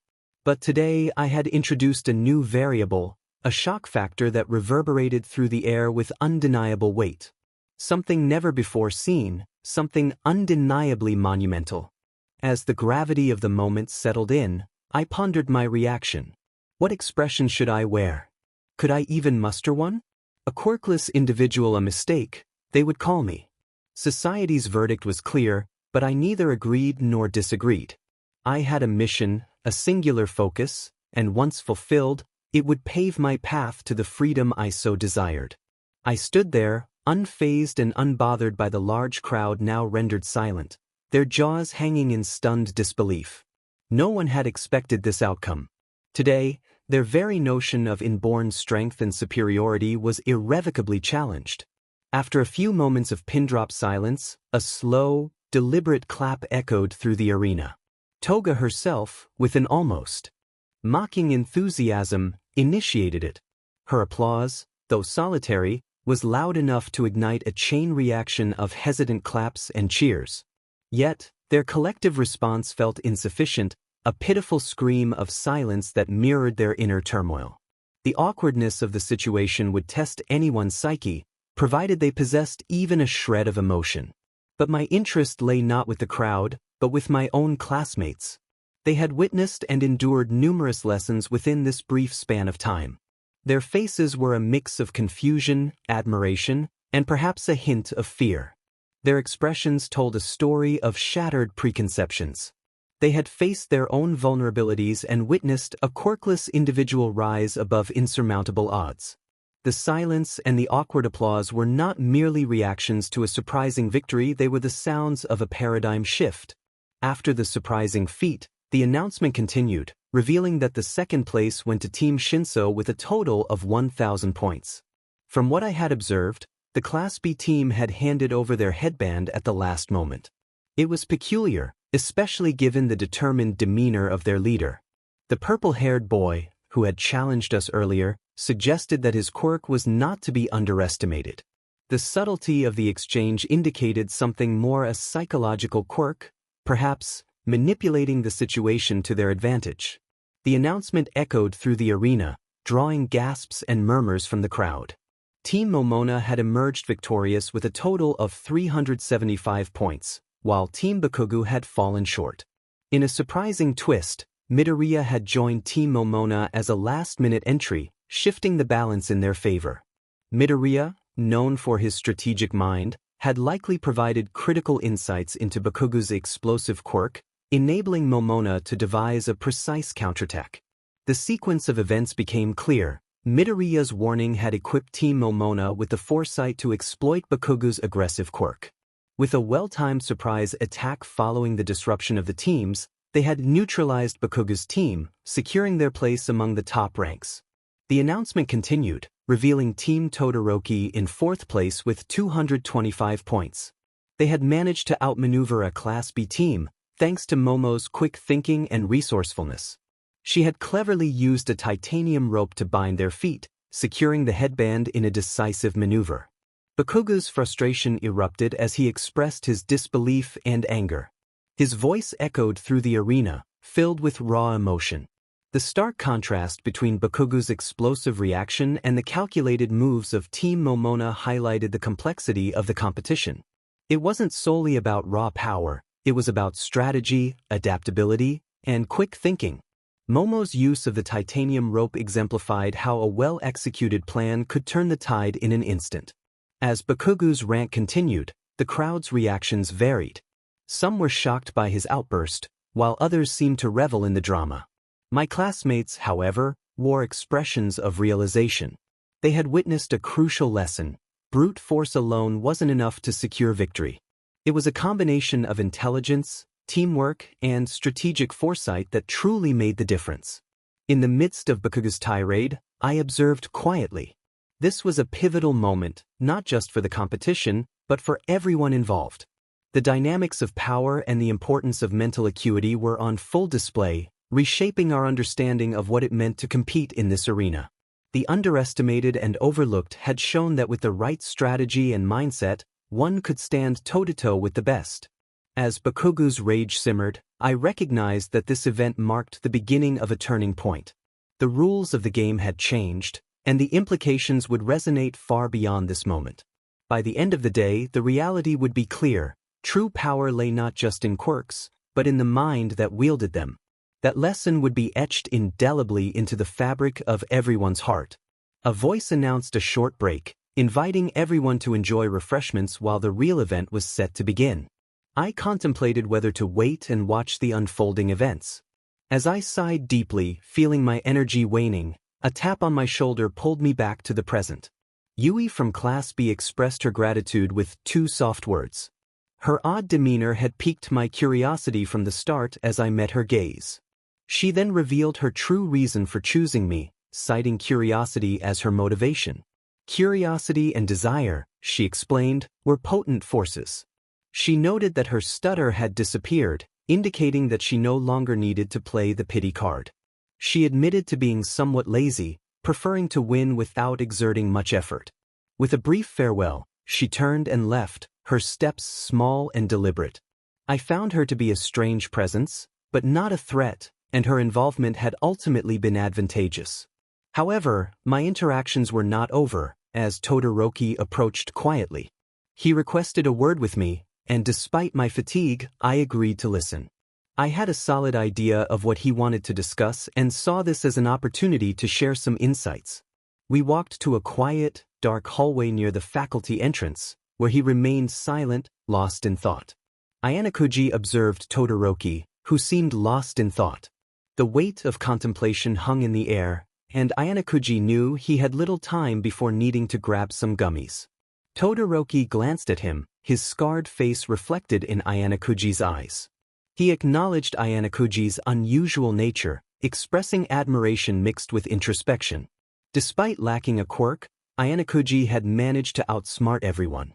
Ayanokuji shrugged, adjusting his torn sleeve and attributing his success to preparation and strategy, though he understood it was more complex than that. Todoroki shook his head, his voice intensifying as he insisted that Ayanokuji's achievements were more profound than he realized. He spoke of the burden of having a quirk, suggesting that Ayanokuji could not comprehend the weight of power. Ayanokuji met Todoroki's gaze evenly, urging him to share his thoughts. He was not there to offer pity, he was focused on winning but was open to understanding Todoroki's perspective. Todoroki's expression hardened, and he took a deep breath, preparing to reveal something personal. In a world where heroes emerged from quirks and conviction, Ayanokuji felt like an anomaly. Concepts like worthlessness, humility, and empathy held no value in his eyes. He was not driven by noble instincts or a desire to be a hero, he was solely focused on victory. Emotions were merely tools to be wielded. As Momo Yaoyorozu fell before him, tears staining her cheeks, Ayanokuji felt nothing. He understood the necessity of projecting the image of a hero, wearing the mask of humility. It was a facade, an empty shell. He reached down, lifting her trembling body from the cold ground, surrounded by the dust of their chaotic battle. Whispers of awe filled the air as spectators watched with hopeful eyes. They saw a hero, he saw nothing. Yaoyorozu's weak voice thanked him, acknowledging that he hadn't held back. All her efforts, countless hours of study, and sleepless nights crumbled before overwhelming force. Ayanokuji questioned her gratitude for defeat and her acceptance of failure. In his view, the weak did not deserve sympathy, they deserved to confront the consequences of their mistakes and strive for perfection. He whispered to her, urging her to grow stronger as he carried her to the nurse's room. His voice was laced with disappointment, and he felt her shiver in response. However, he had no time for sentimentality, greater challenges awaited him. After changing into a fresh shirt, he focused on the live stream of the next battle. It promised to be aggressive, but it was irrelevant to his plans. He had analyzed every opponent and their potential moves, finding their strengths and weaknesses predictable. As he stepped into the corridor, a towering figure approached Endeavor, the number 2 hero. His flames flickered with intensity, though Ayanokuji found it ultimately unimportant. He greeted Endeavor, catching his eye, but the hero's piercing gaze suggested an attempt to read his thoughts, which both knew would be futile. Endeavor recognized Ayanokuji from the first battle and growled at him. Ayanokuji tilted his head slightly, a faint smirk appearing as he clarified that he did not consider himself a punk. He requested a moment of Endeavor's time. Endeavor's voice was rough, yet a hint of curiosity lingered within as he addressed the visitor. He acknowledged the boy's connection to Todoroki and asked what he wanted. The visitor inquired about Todoroki's well-being, observing Endeavor's reaction closely. A flicker of surprise crossed Endeavor's stern features, signaling a glimmer of progress. However, he maintained a guarded tone, stating that the matter did not concern the visitor. The visitor calmly expressed curiosity, prompting Endeavor to warn him about knowing his limits, suggesting that he could not stand shoulder to shoulder with Todoroki. The visitor sighed, a gesture meant for effect rather than frustration, and as he walked past Endeavor, he remarked that they would talk after he surpassed Todoroki. As the visitor moved away, he felt the warmth of Endeavor's flames intensifying behind him, a reflection of the hero's rising emotions. It was fascinating to witness. Endeavor's control was impressive, though still tied to his state of mind. The visitor hummed softly to himself while making his way to the stadium. Upon arrival, he realized he had missed some earlier matches. Ida eagerly filled him in on the details, sharing how Hatsum had used him as a tool to showcase her inventions, a convenient outcome for her. Bakugu had overpowered Uraraka as expected, while Yui had triumphed over Shinso, who had struggled to engage her. Midoriya had bested Kaminari, though he had sustained injuries in the process. The remaining battles did not concern the visitor. His focus was singular, reaching the top. The announcer's voice boomed, declaring the start of the quarterfinals, featuring Izuku Midoriya, the rising sunshine, against Ayanokuji Kiyotaka. Stepping onto the stage once more, the visitor's gaze settled on the bruised boy before him. This was a perfect opportunity to study Midoriya's quirk in more detail. His self-destructive ability had always seemed unusual, and now he had a chance to push Midoriya to his limits and see what he was truly capable of. Midoriya, battered yet determined, took a fighting stance, but the visitor remained relaxed, almost careless, leaving openings for Midoriya to exploit.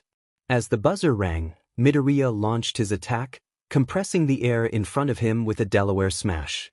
The visitor visualized the collision of air molecules, understanding that if he stood in its path, he would be blasted back. Instead, he sidestepped and rushed toward Midoriya to close the distance. Midoriya's quirk, focused on projectiles, put the visitor at a disadvantage from afar. He had no special defenses, only his hands, but he didn't need them. Midoriya's body was already worn down from his previous match. Fear had driven Midoriya to choose a ranged attack, despite the pain it caused him.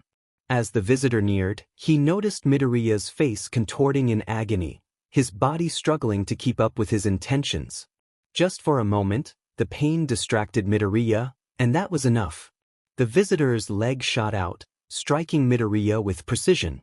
The impact forced blood from Midoriya's mouth as he crumpled to the ground. The visitor coldly advised Midoriya to cover his openings, viewing him not as Izuku but merely as an obstacle to be removed. He questioned why Midoriya was holding back, delivering another blow as Midoriya attempted to rise. Midoriya fell back, gasping for air, his face marred by blood.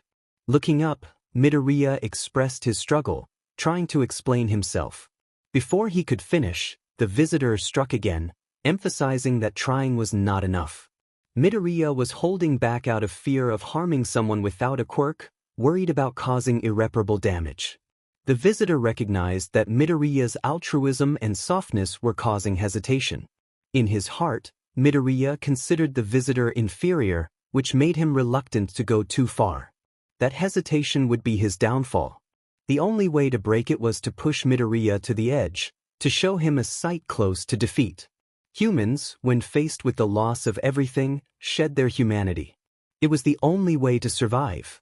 The visitor stepped back, waiting for Midoriya's next move, eager to see how much further he could push him before he broke. This was not merely a test of strength but of will, and the visitor intended to crush it. Izuku struggled to rise, his body unresponsive and every muscle screaming in agony. The moment he unleashed that Delaware smash, everything had gone awry. Kiyotaka's attack had struck him with the force of a freight train, leaving him battered and broken on the ground. His vision blurred, and he could barely feel his limbs, the pain overwhelming. Yet he knew he had to get up. He needed to prove himself, to show that he was not just a weakling who had gotten lucky with a quirk. With trembling hands, he wiped the blood from his eyes, feeling his resolve harden. He could no longer remain at 5%, he had to push beyond his limits. Amplifying 1 for all to 10%, he felt the familiar crackling energy surge through his veins. Clenching his fists, he launched himself toward Kiyotaka, aiming for his solar plexus. Kiyotaka acknowledged the attempt with an eerily calm voice, commenting on the strategy. Before Izuku could react, Kiyotaka had him pinned to the ground, his hands gripping Izuku's midsection. With a swift motion, he slammed Izuku into the concrete, the impact rattling his bones and knocking the breath from his lungs. Kiyotaka stood over him, explaining how he had used Izuku's own momentum against him. The words cut deep, not just physically but emotionally. Izuku felt pathetic. Even with one for all, he couldn't overcome his weaknesses. He recalled Kachan's words, labeling him a Deku, and the weight of that title pressed heavily on him. But something inside him refused to accept that fate. He couldn't let it end this way. He wouldn't allow Kiyotaka to be right. The energy of one for all surged through him, stronger than before. His veins bulged, green lightning crackling around him, and this time it felt primal. He pushed the power up to 45%, feeling the strain within his body as he steeled his resolve further. Kiyotaka observed him, hands in his pockets, waiting for Izuku to make the next move. Without hesitation, Izuku shot into the air, summoning every ounce of power he had left. He unleashed a powerful axe kick, shouting the name of his attack. The ground shattered beneath him as his leg struck, but Kiyotaka narrowly dodged the impact. Izuku felt the force of the blow reverberate through his body, causing pain to shoot through his hands. But he refused to stop. He had to keep fighting, even as pain surged through him from Kiyotaka's counterattack. Kiyotaka noted that Izuku had stopped using his injured hands. Izuku declared that if his hands were out of commission, he still had his legs. Kiyotaka nodded, acknowledging Izuku's determination, and took a proper stance, ready for the next round. Fueled by adrenaline, Izuku charged forward, proclaiming that he wouldn't back down. He would fight until his last breath. Kiyotaka responded, his voice calm yet firm, affirming his intent to ensure Izuku would continue fighting. Izuku unleashed another attack, and the gust of air pushed Kiyotaka back. However, Kiyotaka twisted his body at the last moment, evading the full force of the strike. Despite being bruised, Kiyotaka showed no signs of pain, launching another punch that Izuku blocked. But that was not Kiyotaka's true aim. He slipped behind Izuku and struck the back of his Achilles tendon. Izuku felt his legs give way, crumbling to the floor. Kiyotaka remarked on the Achilles tendon, suggesting Izuku do some research after their battle. As Izuku's consciousness began to fade, he could no longer feel his body, nor anything at all. In the depths of his fading awareness, he heard voices that did not belong to the living. They spoke of his suffering, lamenting the teachings of All Might. Desperation filled Izuku as he pleaded for a miracle, wishing to push himself to his limits, hating his weakness and loneliness. A cold yet gentle voice echoed in his mind, assuring him he was never alone. Another voice, gruff yet urgent, insisted that if he were to fail, they would all perish. Izuku begged for another chance, refusing to accept defeat. Then the voices urged him to rise. Suddenly, he felt a surge of energy coursing through him. Black tendrils erupted from his skin, lifting him off the ground in response to his will. This was something new, something powerful. He was far from finished. With determination in his voice, Izuku declared that he would not be defeated. The tendrils shot toward Kiyotaka from all directions, fueled by his desire to win. This was it, he would not let Kiyotaka triumph this time. Kiyotaka observed the situation with Midoriya's quirk. Tendrils, dark and powerful, lashed out from all directions, targeting his weak points. One struck his guarding arm, while another wrapped around his leg. Soon, the tendrils enveloped his entire body, creating an unpredictable scenario. Midoriya, battered yet determined, began to crawl, using the inky tendrils of his quirk to drag himself and Kiyotaka toward the edge of the arena. His intent was clear: if he couldn't defeat Kiyotaka directly, he would aim for a ring out. Kiyotaka admired his determination, but he knew it would ultimately be in vain. He could see the desperation in Midoriya's eyes, the sheer will to continue fighting despite the odds. However, Kiyotaka understood the nature of Midoriya's quirk. Like any energy-based ability, it became more erratic as Midoriya's emotions surged. The more charged he became, the less control he had. Kiyotaka taunted Midoriya, his voice cutting through the tension. He remarked on Midoriya's reliance on an overpowered quirk without the stamina to support it. As he spoke, he noticed the tendrils twitching violently, a sign of Midoriya's frustration. His control was slipping, and with it, his chances of victory. The tendrils, once precise, now thrashed wildly, threatening to consume him. Then, the situation escalated. The tendrils exploded outward, releasing Kiyotaka in a burst of energy. Midoriya was engulfed by the darkness he had summoned, the black substance spreading across his body ominously. Kiyotaka had seen this breakdown before. When the mind couldn't handle the stress, the quirk would lash out indiscriminately. But he had a plan. He called out to Midoriya, urging him to use all of his quirk's power and attack. For a moment, nothing happened. The tendrils crackled with energy, writhing uncontrollably. Then, through sheer will, Midoriya's hand broke free, surging forward in a desperate attempt to strike. Kiyotaka realized he couldn't dodge. If he did, Midoriya's quirk might malfunction, potentially harming him. The only option was to meet the attack head-on, sacrificing a part of himself for the greater victory. With precision, he punched forward, his fist colliding with Midoriya's incoming knuckles. The impact was tremendous. Kiyotaka felt his arms strain under the pressure, muscles tearing, but he held firm. This was the final move. Midoriya's eyes widened as he realized the toll it had taken. His body, already on the brink, couldn't sustain the quirk any longer. The tendrils faltered and dissipated, leaving him drained. His body slumped as consciousness slipped away, and his quirk finally went silent. Kiyotaka stood over him, victorious but not unscathed. His arm was injured, but the battle was over. The crowd erupted into cheers, their voices filling the arena as the announcer declared him the winner. Yet, for Kiyotaka, it felt like a hollow victory. Midoriya had fought valiantly, pushing himself to his limits. He had lost not due to weakness, but because he had yet to fully grasp the power within him. As medics rushed to attend to Midoriya, Kiyotaka felt a strange respect for him. Midoriya had given him a memorable fight and had shown just how far he was willing to go to prove himself. But for now, Kiyotaka had won. In this world, victory was all that mattered. What truly defines a person's worth? Is it their ability to find meaning in life, or the sum of their successes? Kiyotaka didn't have the answer. He was searching for his own value, feeling like a quirkless being, a vessel filled with training and resources yet still feeling empty and expendable. His survival depended on demonstrating capability. Was worth tied to capability? And if so, what measured that capability? Was he worthy of being a hero? Or was I just capable? The question lingered as I left the arena with my injured arm, each step heavy with resignation. I made my way to the nurse's office, the sterile scent reminding me of cold, clinical walls. I sank onto the creaky bed, waiting for Shuenzi to finish with the others. Izuku had endured more than most. It appeared as if a villain had nearly defeated him. When Shuenzi turned to me, her initial sorrow quickly transformed into an angry glare. She expressed her frustration, questioning my understanding of the phrase, "Don't push yourself."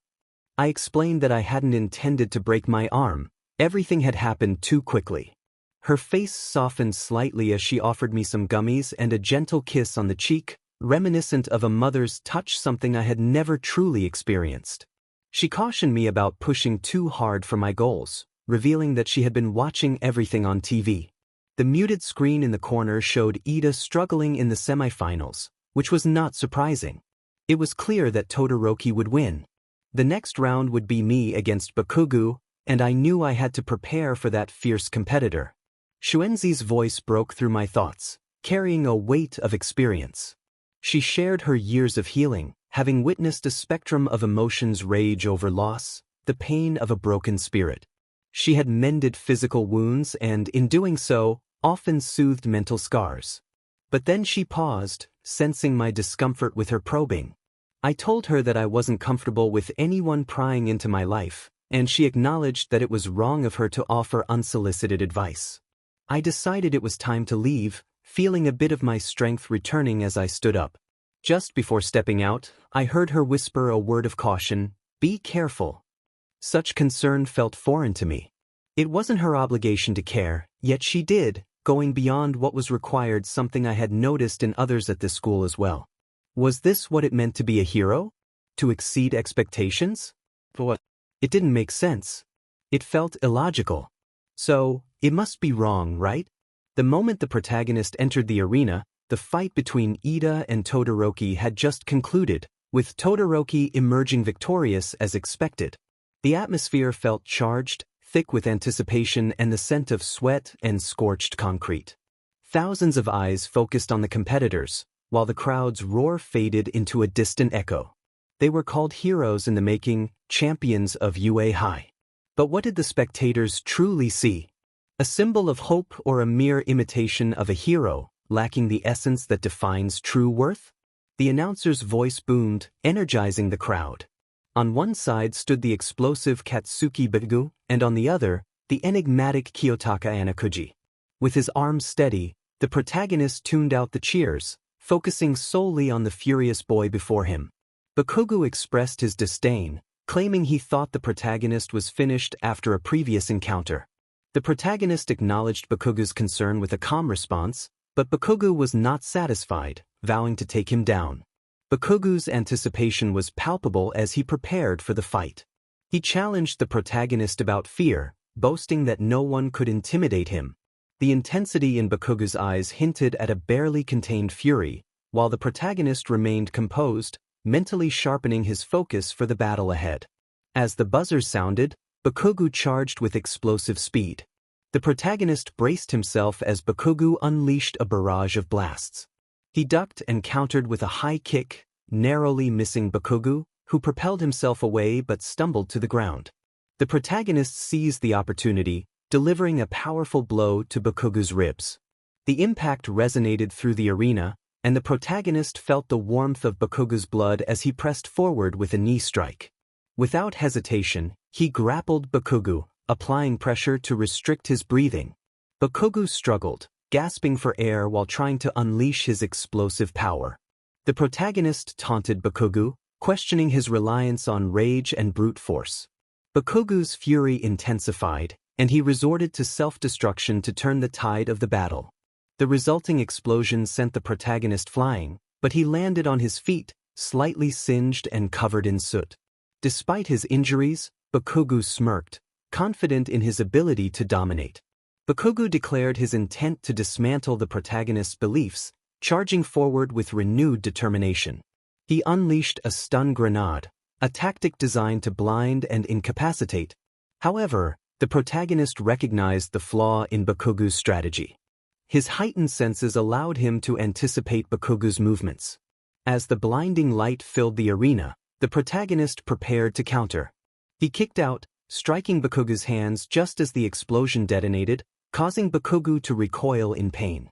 The protagonist seized the moment, closing the distance and delivering a precise elbow strike to Bakugu's throat.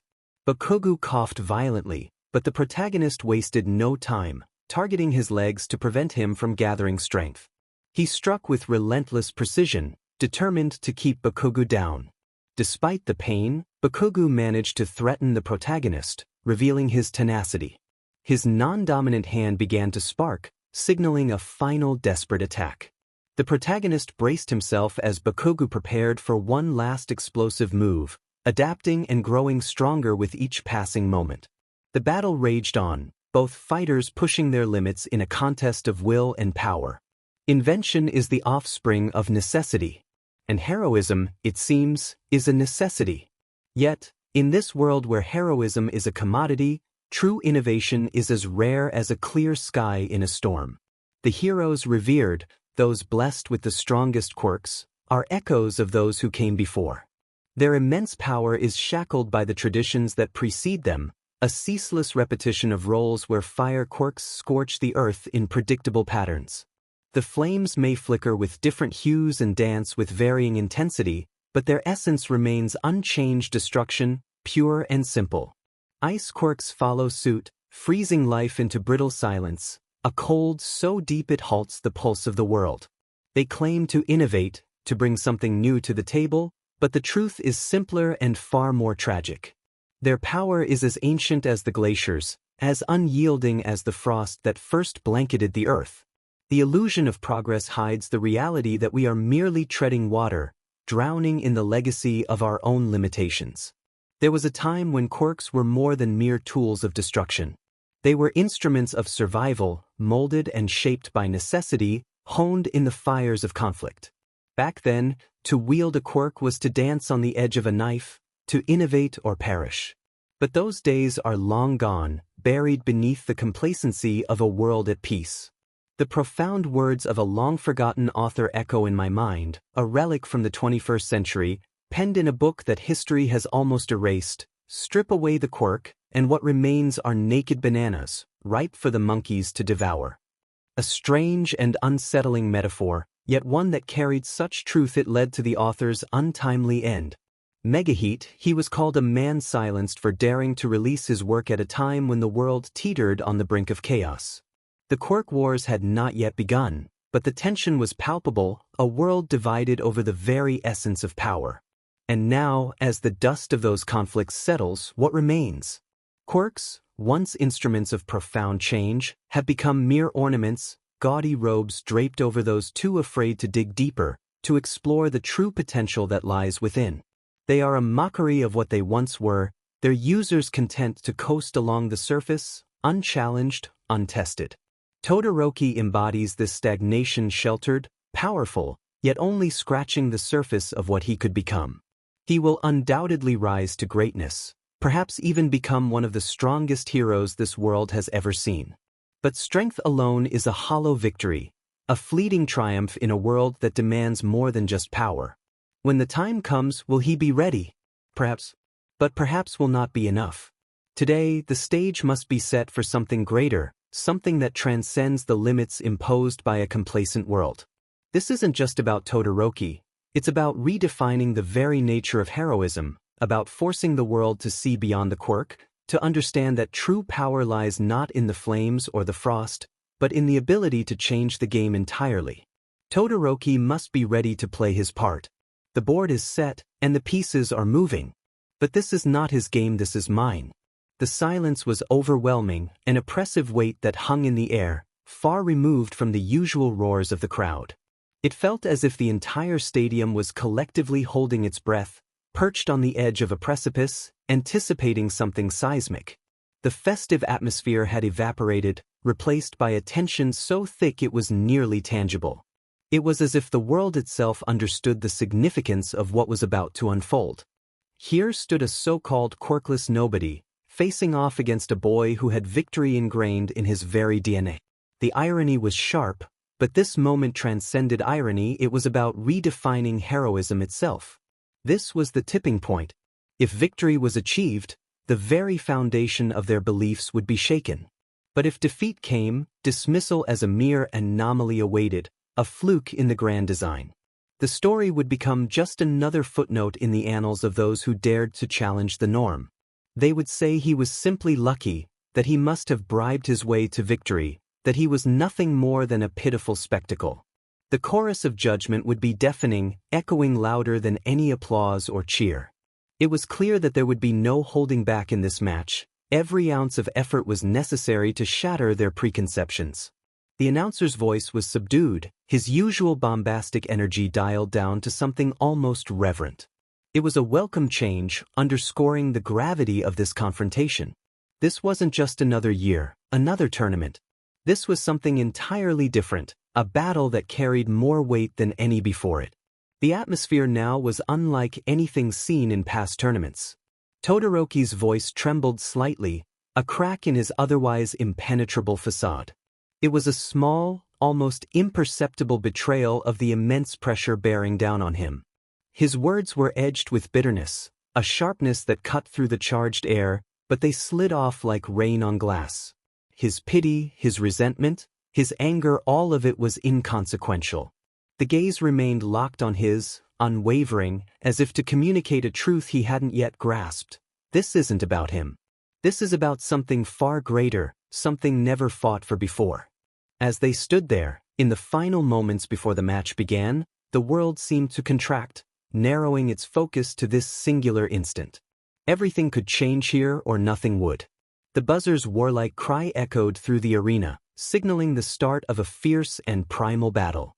With a powerful push from my foot against the unforgiving floor, I launched myself into the air, moving like a current of water fluid yet unyielding, dodging the ice sheets that Shoto hurled with deadly intent. The frigid air brushed against my skin, a harsh reminder of the intense cold he commanded, indicating that the earlier battles had taken a toll on him. He was desperate, eager to conclude this quickly, unleashing his abilities without restraint. His aggressive approach revealed a critical weakness. His quirk did not allow him to regulate his own body temperature. He needed his fire to counterbalance the freezing cold, yet he stubbornly refused to use it. In this scenario, the most strategic option was to let him freeze himself out, allowing his own quirk to become his downfall. If I could avoid direct confrontation long enough, his body would reach its limit, and the fire he kept locked away would have no choice but to emerge.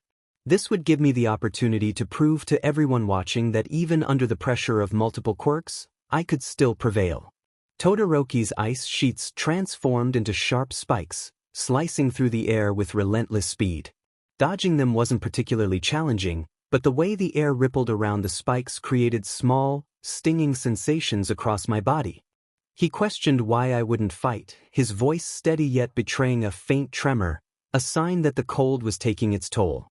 His teeth chattered slightly, the onset of frostbite creeping in. Humans are inherently fickle creatures. One moment, they profess deep care and concern. The next, their attentions wane, drifting like leaves caught in a fickle breeze. Grudges that burn hot and intense can cool in an instant, transforming into unexpected camaraderie. Yet, within this constant flux of emotion, there lies a peculiar sense of contentment or resignation, perhaps, to the ever-changing tides of human sentiment. Moments ago, faces were etched with anger and disappointment, shadows of defeat lingering in their eyes. Now, those same faces displayed a serene acceptance, as if reality had gently coaxed them into SBMsen. I couldn't help but ponder whether the emotions swirling around me in this room were equally transient. Izawa-sensei's furrowed brow spoke of restrained frustration, while All Might's deeply lined forehead betrayed a worry that seemed almost paternal. Todoroki stood silent, his simmering anger subdued beneath a stoic facade. Momo's features were drawn tight with palpable concern, and beside her, Jiraiya's eyes reflected a quiet guilt that she tried to mask with indifference. Midoriya, ever earnest, reached out with trembling hands toward my once-injured arm, his fingers hovering hesitantly as if afraid to confirm the reality of my injury. Breaking the heavy silence, I addressed them all, my voice steady and measured. I assured them that my hand was completely fine. To demonstrate, I flexed and rotated my wrist, performing a series of basic movements that should, in theory, alleviate their worries. Yet, I could see that my display offered only a modicum of comfort.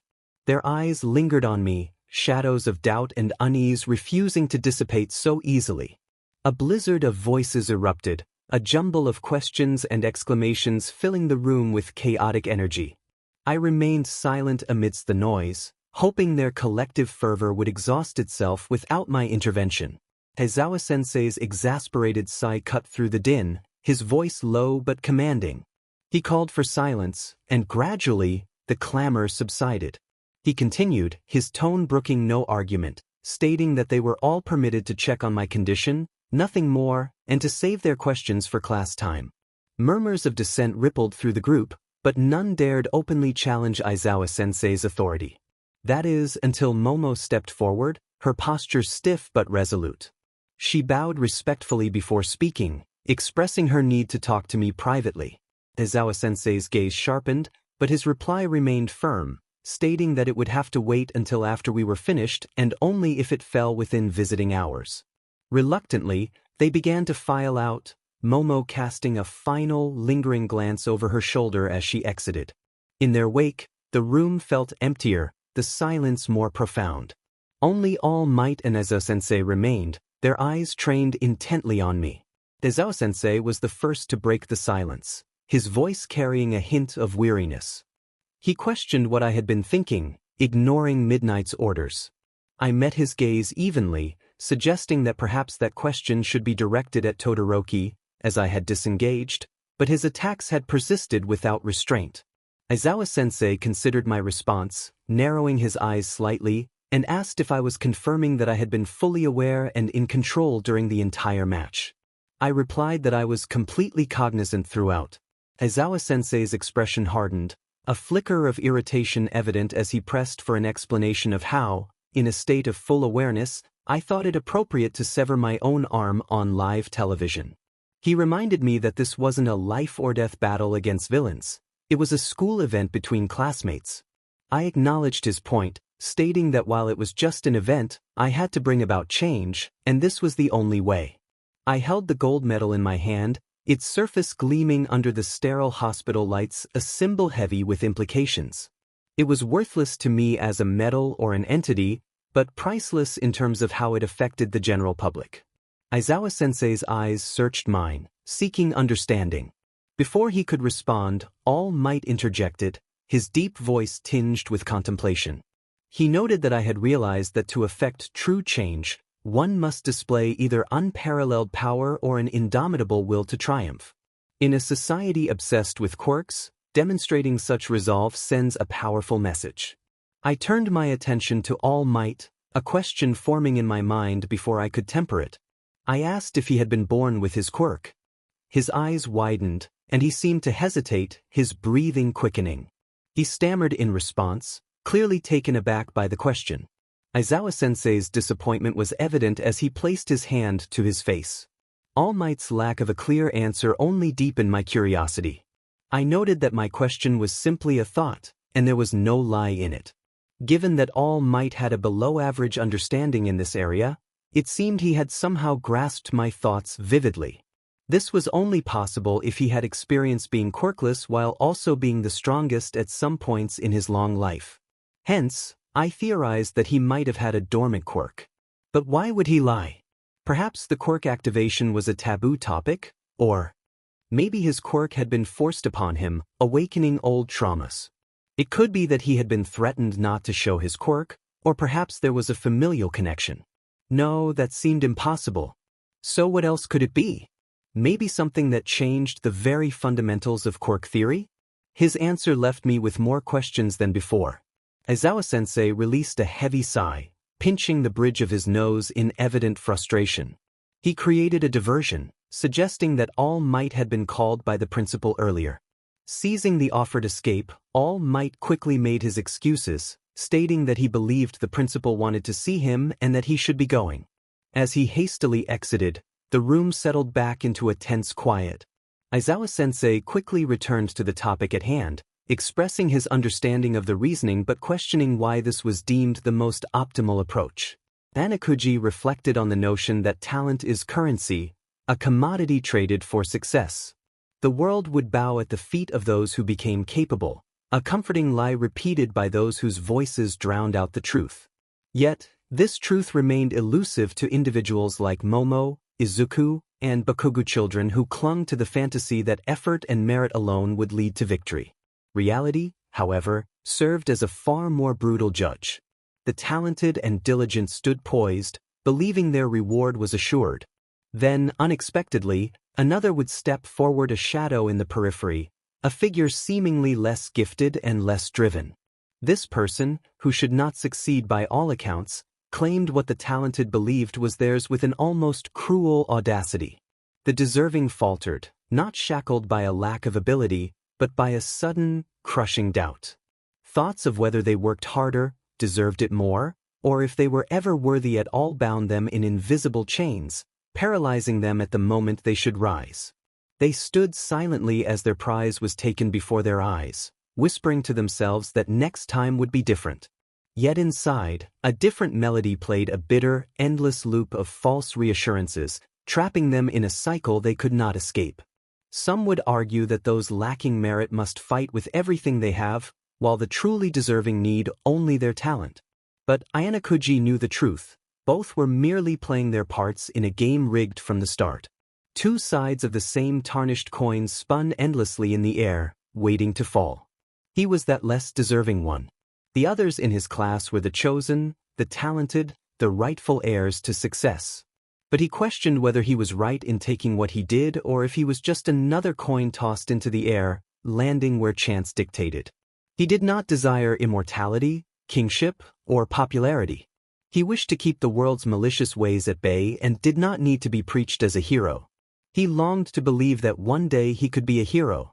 Midoriya faced the reality of his situation, feeling the weight of his inexperience as time slipped through his fingers faster than he could grasp it. He had not been afforded opportunities or the luxury of a carefree childhood. Yet, he could no longer ignore the truth. He could not lie to himself simply because it was easier to bear. He did not want to live in fear, even if the world looked down on him or despised him. They could express their anger and shun him, but that was nothing compared to the fear he felt when Kaken suggested he take a swan dive off the roof. He had not wanted to fear death, but the image of his mother's tear-streaked face had stopped him. He hesitated, knowing he was already a burden to her, and dying would only add to that burden. That same hesitation had cost him everything at the sports festival. If he had unleashed Black Whip just a moment earlier, perhaps he would have stood on the podium, and first place would not have felt so empty because it lacked the most deserving Ayana-Kuji-kun. But today, death felt different. He was not afraid of dying. He was afraid of being wrong. He was terrified because someone like him, quirkless and hopeless, had entered UA High, joined the hero course, and defeated him. This shattered his reality, proving that all might had been mistaken about him.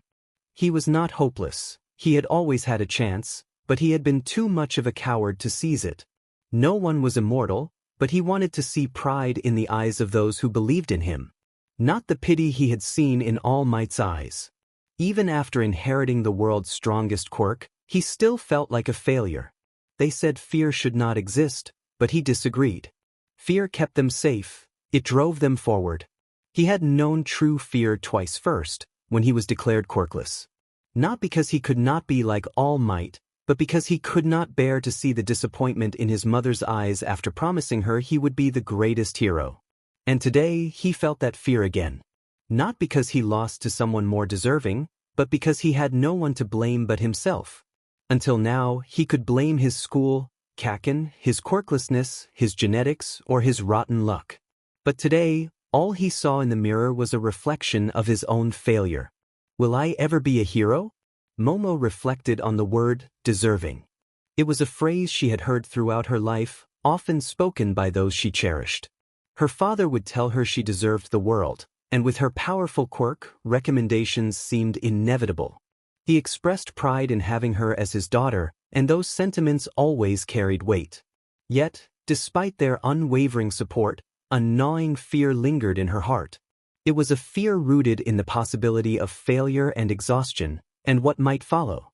She worried that if she faltered, she might retreat into the comfort of her family's support, using it as a cushion for her failures instead of a foundation for growth. Then, the moment she dreaded became reality.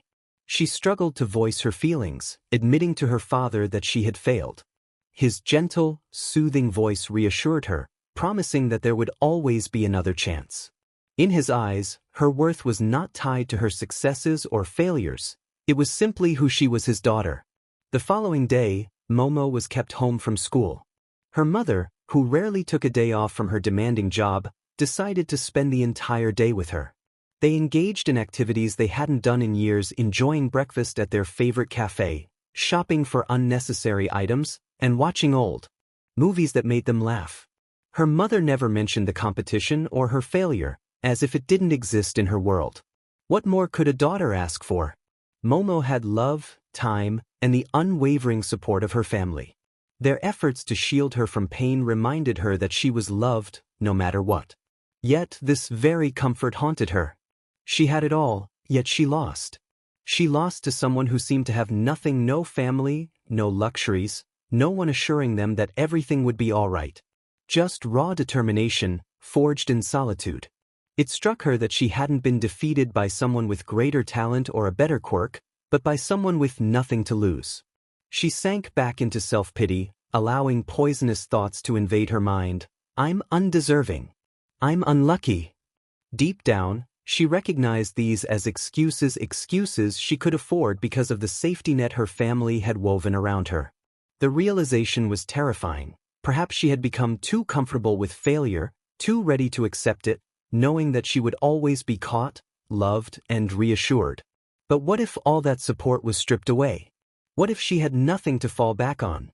Would she still be the same Momo Yaoyorozu? Would she still possess the same drive and determination? Or would she crumble, exposed for who she truly was, a girl who had never had to fight for survival, who had always had a safety net, and who might not be as deserving as everyone claimed. This fear, this gnawing doubt, was a shadow she couldn't shake. It made her question everything, even the love and support she had always taken for granted. Perhaps the truth was that she didn't deserve the world after all. To truly deserve it, she needed to step out of her family's love and face her failures head-on, without the promise of a soft landing. Only then would she know if she was deserving of the praise she had always received. She resolved to become an independent hero. Todoroki feared his quirk. From the moment he understood how it could destroy the bonds he cherished, he feared the flames that licked at his skin, a cursed inheritance from the man he despised most. He feared his father, the tyrant who had forged him into a weapon, shaping his childhood into a relentless pursuit of twisted dreams. But most of all, he feared himself, the child who carried both fire and ice within, torn between rejecting his legacy and the overwhelming need to prove himself. Amidst the chaos of battle, another fear took root within him, a fear of inferiority. He had no reason to lose. Born with the power of 2 quirks, he was supposed to be invincible. He had given everything in that fight, pushing himself to the brink and even unleashing the fire he swore he would never use. His flames scorched the air, and his ice shattered the earth. Yet, despite everything, the result remained unchanged. Ayanokuji won. That infuriating boy, with no quirks and no power beyond sheer will and an impenetrable calm, had defeated him. It defied all logic. How could someone so seemingly ordinary triumph over him? He, who had trained endlessly and carried the burden of 2 quirks, who was destined for greatness. Was he not strong enough? That thought alone felt absurd. The cold enveloped him, the frost spreading across his skin. How easily could he have brushed it aside? Then came the most horrifying thought of all. What if, even after the bell rang, Ayanokuji had been in complete control from the very start, manipulating him into exhausting himself, pushing him to the edge only to reveal how futile his efforts truly were? A booming voice shattered the morning stillness, pulling him from the delicate balance of half-sleep he had grown accustomed to in his old, creaking, dim shack. It wasn't the drip-drip of water from the ceiling or the occasional groan of the walls that unnerved him. No, it was All Might. He greeted All Might with a sense of nonchalance. All Might thundered back, his cheerfulness clashing violently with the eerie calm of the room. It felt misplaced, and he had learned that misplaced emotions often hide something far more unsettling. Though All Might smiled as if hosting a guest, something was off. Small, nearly invisible cracks in his mask that anyone else might have missed. But not him. For one, All Might had bumped his head on the doorframe. It seemed silly at first glance, but why would someone build a home without considering their own height? All Might, a man towering over the average person, should have adjusted by now. Reflexively ducking under doorframes should be second nature. Yet he didn't. Then there was the neighborhood. The bright lights from countless windows last night confirmed that this was no remote hideaway. Why would the world's most famous hero choose to live somewhere so ordinary? No security detail, no reporters, just empty streets and quiet skies. And the furniture was standard-sized, meant for an average person. But All Might's body was far from normal. Couldn't the richest hero of their time afford custom-made furniture? None of it added up. All Might's voice broke through his thoughts, a large hand settling on his shoulder.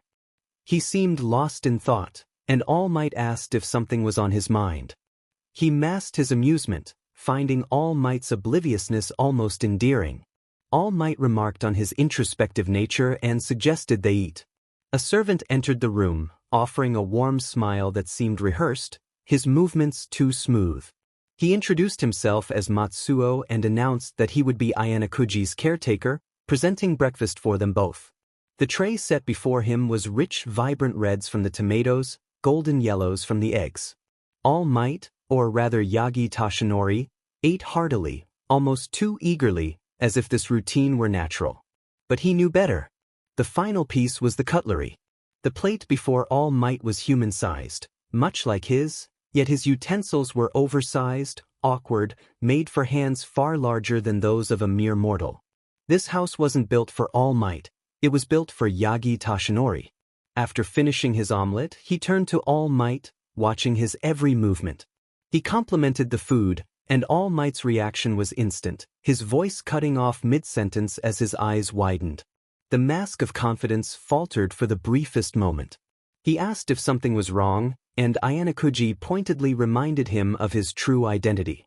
All Might's eyes flickered, the words caught in his throat. There was no point in maintaining the charade.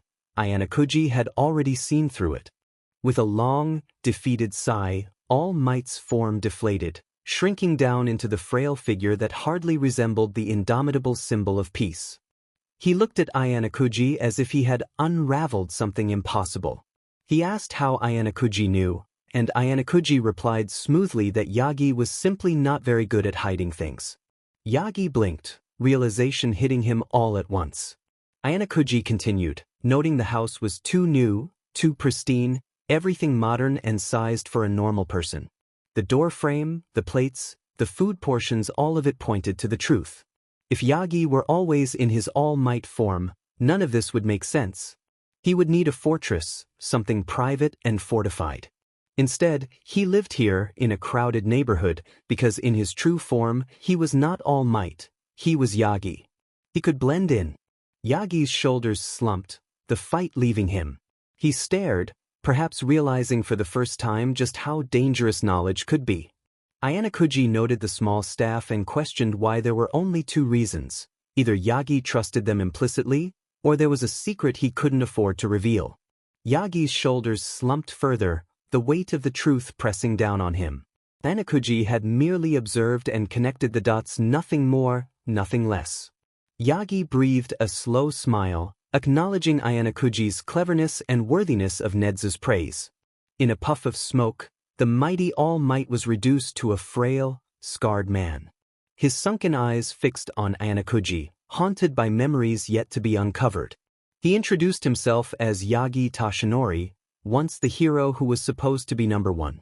Ayanokuji sipped the tea Matsuo had brought, the sharp spice lingering on his tongue, warming him in ways Yagi's revelation could not. Yagi mused about Ayanokuji's lack of shock or surprise, his voice quieter now, more contemplative. The loud, blustering persona was gone, replaced by a broken man, introspective and worn down by the weight of his own legacy. Ayanokuji met his gaze evenly, stating that nothing had changed. Yagi chuckled, though it sounded more like a hollow rasp, lamenting that everything had changed.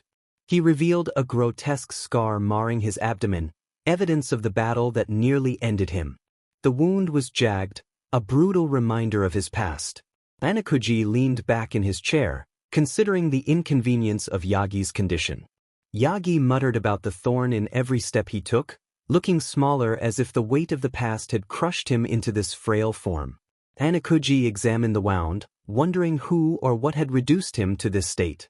All Might, the beacon of hope for so many, was now little more than a flickering flame. As Yagi began to speak, Ayanokuji interrupted, asking him to call him Yagi. Yagi laughed self-deprecatingly, declaring he didn't deserve the honorifics anymore. A pause lingered in the air, heavy with unspoken truths. His self-pity was almost suffocating, but there was no need to comment. Yagi Tashinori was not worth pitying, he was just another fallen hero. He hesitated when asked who had done this to him. The truth weighed heavily on him. He questioned whether he had to share it.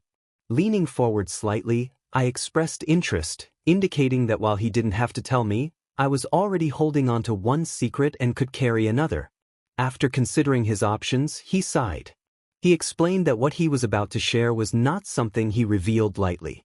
However, he recognized my value for information, as I was his instructor. He proposed a deal. He would share about himself as much as he wanted, and in return he wanted to know about me, the real me. The deal was enticing. Knowing the enemy of the number one hero could be valuable, but I had no intention of revealing more about myself than necessary. Yet, one wrong move and Yagi could easily overpower me. A deal with a hero could be more dangerous than with any villain. I agreed, finishing the last of my tea with a hint of disappointment as it came to an end. He began to recount a long story, summarizing that he had faced a foe known as All for One, who could absorb any quirk from a person. I looked at him closely. Yagi was no longer the confident symbol of peace. He was a man burdened by the legacy he carried, haunted by the past. I inquired about his caretaker, Matsuo, who had remained in the background. It made sense now he needed help managing in his current form. Yagi nodded, acknowledging that Matsuo took care of him when he was not in his all-might form. He admitted he was not as strong as he used to be, and the wound he bore was a constant reminder. He paused, allowing me to process the information. He continued, revealing that the scar was from his fight with All for One during their final battle.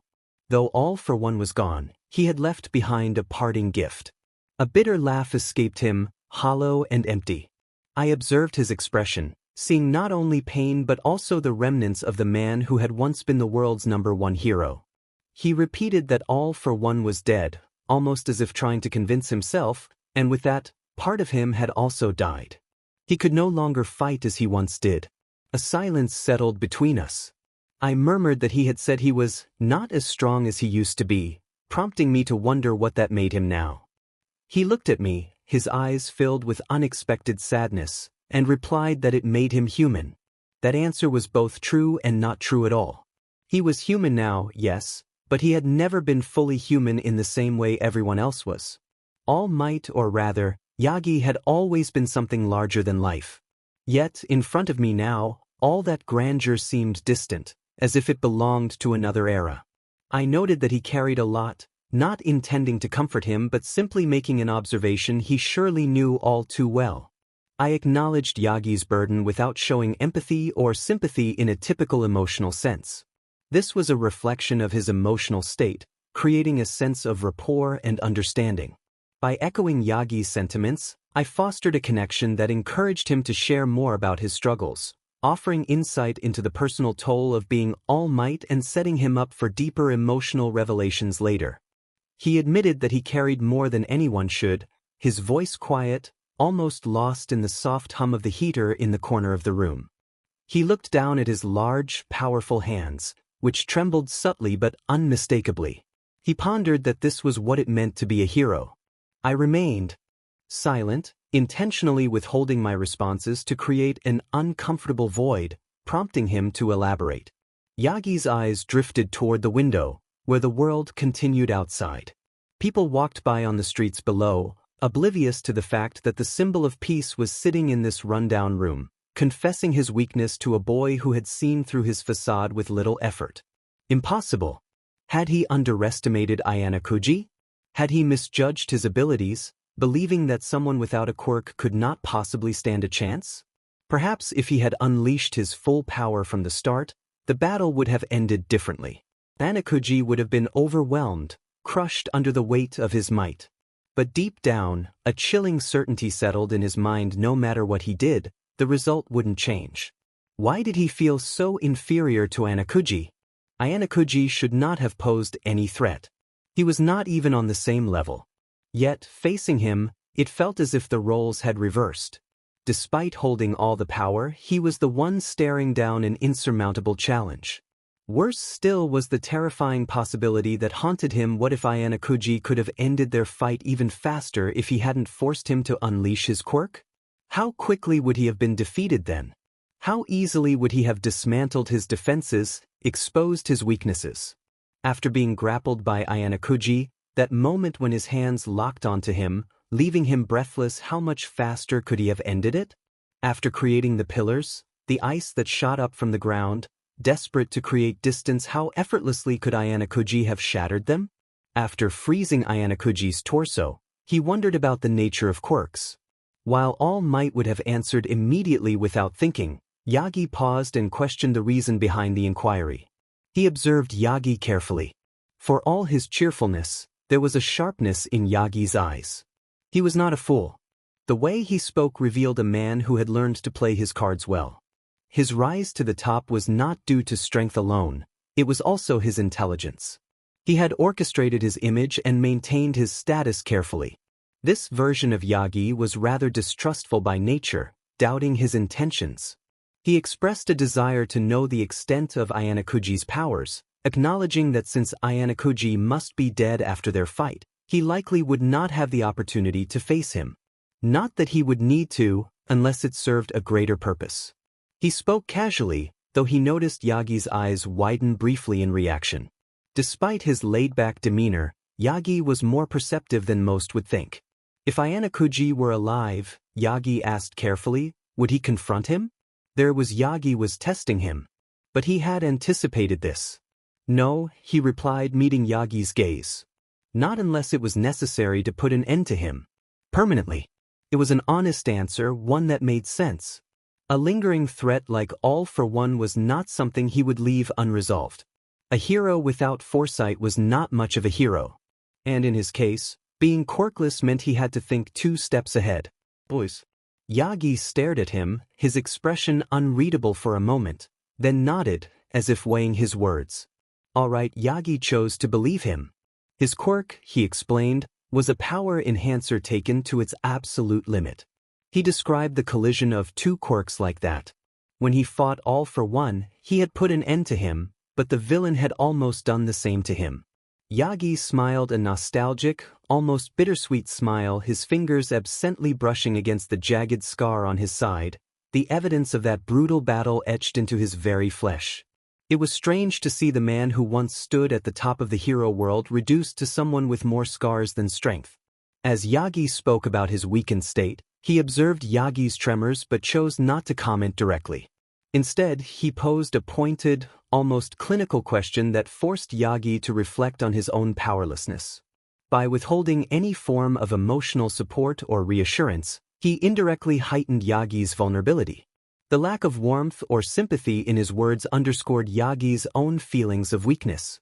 He kept the conversation unemotional and almost transactional, which psychologically placed Yagi in a more SBMSV state. Now, he posed the final blow. What happens now that you've defeated him? By asking an open-ended question, he encouraged Yagi to open up and share his thoughts. He was not giving away anything about his own knowledge or intentions. Instead, he wanted Yagi to reveal information, making it seem as though he was in control of the conversation. In reality, he was subtly steering the discussion toward gaining deeper insight into Yagi's mindset and vulnerabilities, aiming to extract as much information as possible before revealing even a morsel of his own. This allowed Yagi to feel comfortable enough to give a long, personal response, revealing his internal struggles and resignation about his fate, which provided me with valuable information. Yagi's eyes hardened as he spoke about the passing of the torch.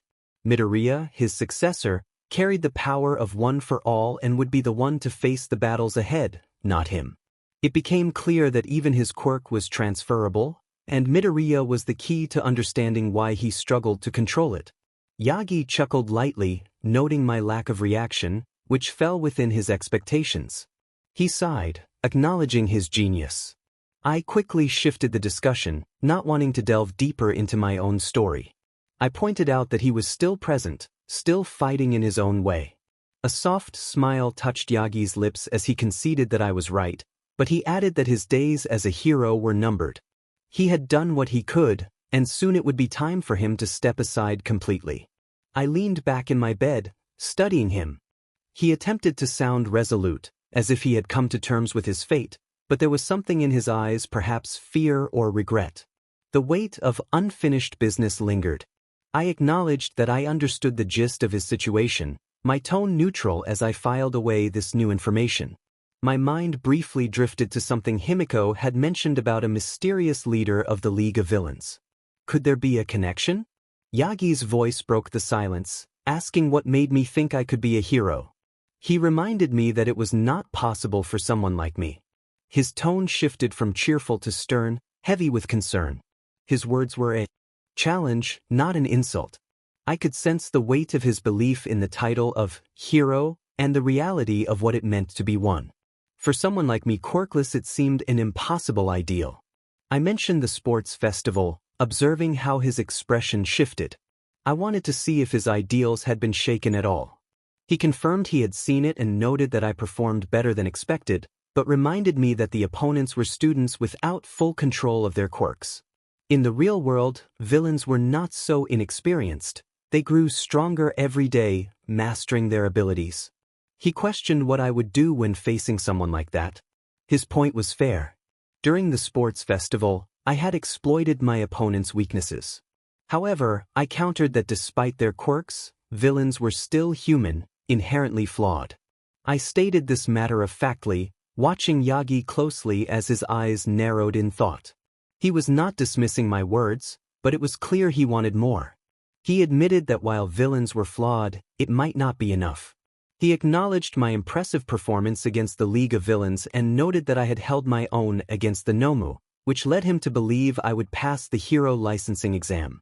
However, he questioned whether that license would be enough if I encountered a villain whose quirk I could not counter. He asked if I was prepared to face someone like that, quirkless. His concern was genuine, as if he feared for me. It was evident he had walked this path before and wanted to spare me the pain of learning it the hard way. I remained silent for a moment, letting his words linger before I spoke again.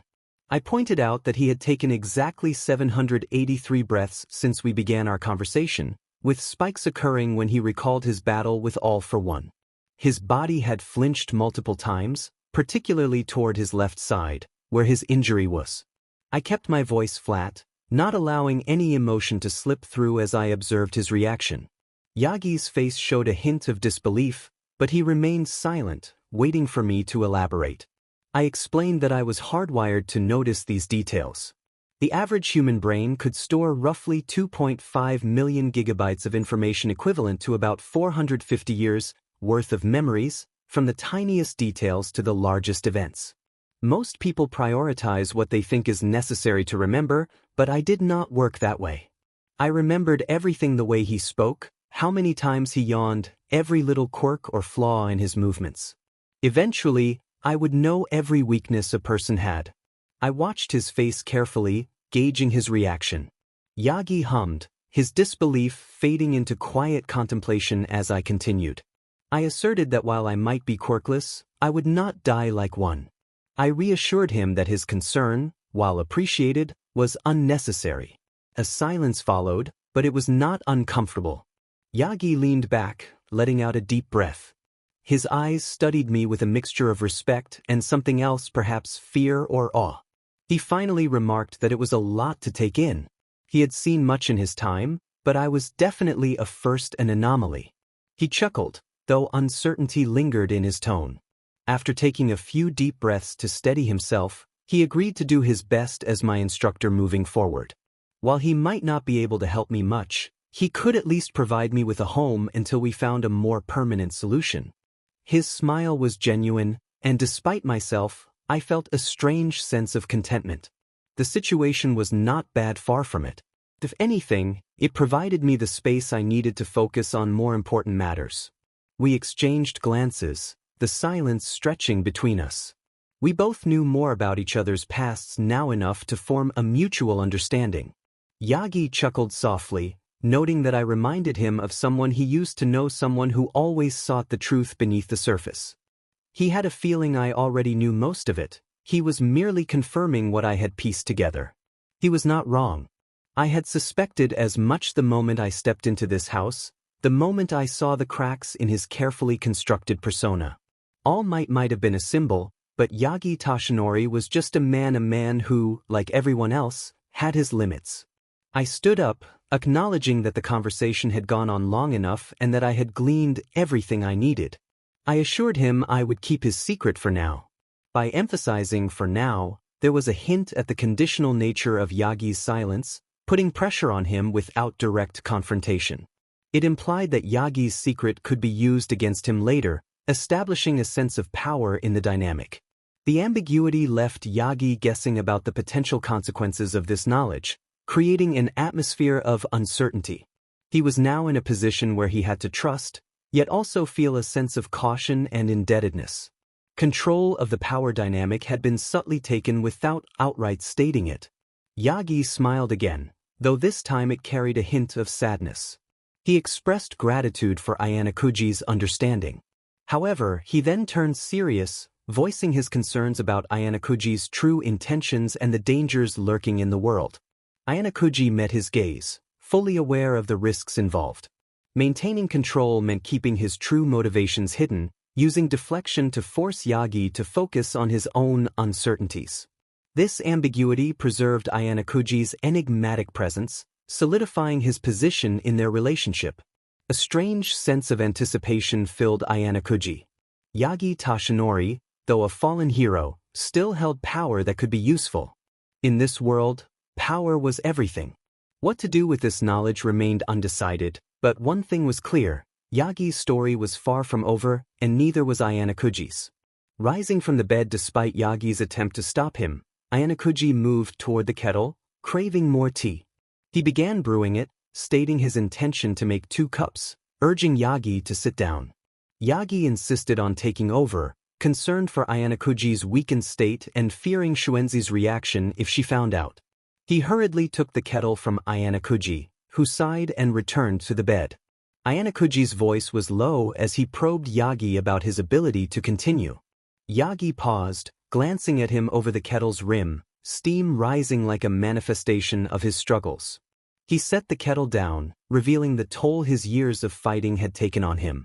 The world expected All Might to be invincible, but beneath the smile, he felt a deep weariness. Ayanokuji stepped closer, the silence punctuated only by the sound of his footfall. He acknowledged Yagi's countless lives saved but emphasized the importance of recognizing his own pain. Yagi was not just a symbol, he was a person. Yagi's eyes flickered with vulnerability, a glimpse of the man behind the hero. He struggled with the idea of showing his true self, fearing how people would perceive him if they saw beyond the facade of perfection. Ayanokuji reassured him, stating that being real would resonate more with people. A true hero demonstrates strength through vulnerability, inspiring others by sharing struggles. The kettle whistled, breaking the tension. Yagi turned back to it, his hands shaking slightly as he poured hot water into a cup. The steam swirled, mirroring the thoughts in his mind. He expressed doubt about being able to let others in, to which Ayanokuji responded that it didn't have to happen all at once. Starting small could lead to greater openness, allowing others to support him in return.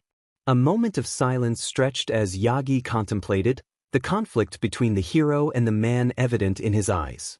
It was a dance of shadows, and for the first time, Ayanokuji felt he was seeing All Might, not just the symbol of hope. Yagi's voice was barely a whisper as he questioned the possibility of failure. Ayanokuji reassured him that failure did not diminish his worth, it proved his humanity. Even the strongest heroes needed help sometimes. Yagi looked down at the cup in his hands, a flicker of hope igniting within him. The steam mingled with his breath, creating a cloud that obscured the world outside. He began to consider the idea of letting go of the mask he had worn for so long. Ayanokuji nodded, a small thought breaking through his usual stoic demeanor. That was the first step, even heroes could lean on others. As the protagonist listened to Yagi Tashinori All Might speak, they couldn't help but notice the cracks in his facade. It was fascinating to see the symbol of peace someone they had admired from a distance struggle with his own vulnerabilities. Despite their usual tendency to remain detached, something about this moment compelled them to engage. Perhaps it was curiosity or even a hint of pity. Yet, even as they consoled him, a twinge of annoyance surfaced. Why did he have to burden them with his insecurities? Heroes were meant to inspire, not seek support. The weight he carried was evident, but they didn't have the luxury of emotional involvement. Their own objectives demanded absolute clarity of purpose. Part of them wanted to help, to offer strategic insights to aid his struggle, but another part resisted the urge. Wouldn't it be easier to maintain distance? They could analyze his situation, find the most efficient path forward without getting personally involved. However, witnessing Yagi's raw humanity sparked a thought. What if this connection could be leveraged? His vulnerabilities could serve as a map to understanding the strengths and weaknesses of heroes. They could study his reactions, dissect his emotional responses, and use that knowledge to further their own ambitions. After all, the world of heroes was rife with opportunities, and understanding them was paramount to their goals. Taking a deep breath, they reminded themselves of the path they had chosen. Their goals were singular, and personal connections could only complicate them. Yagi's journey was his own, they didn't need to shoulder that burden. Observing and learning was sufficient. There was no need to offer support or fully understand him. In the end, Perhaps the strongest heroes are not those who fight alone, but those who dare to support one another. Maybe that was the ethics they would have to learn sooner or later. In this world, heroes were commodities, things to sell, things to own. America had its heroes, Japan had theirs, and many other global powerhouses followed suit.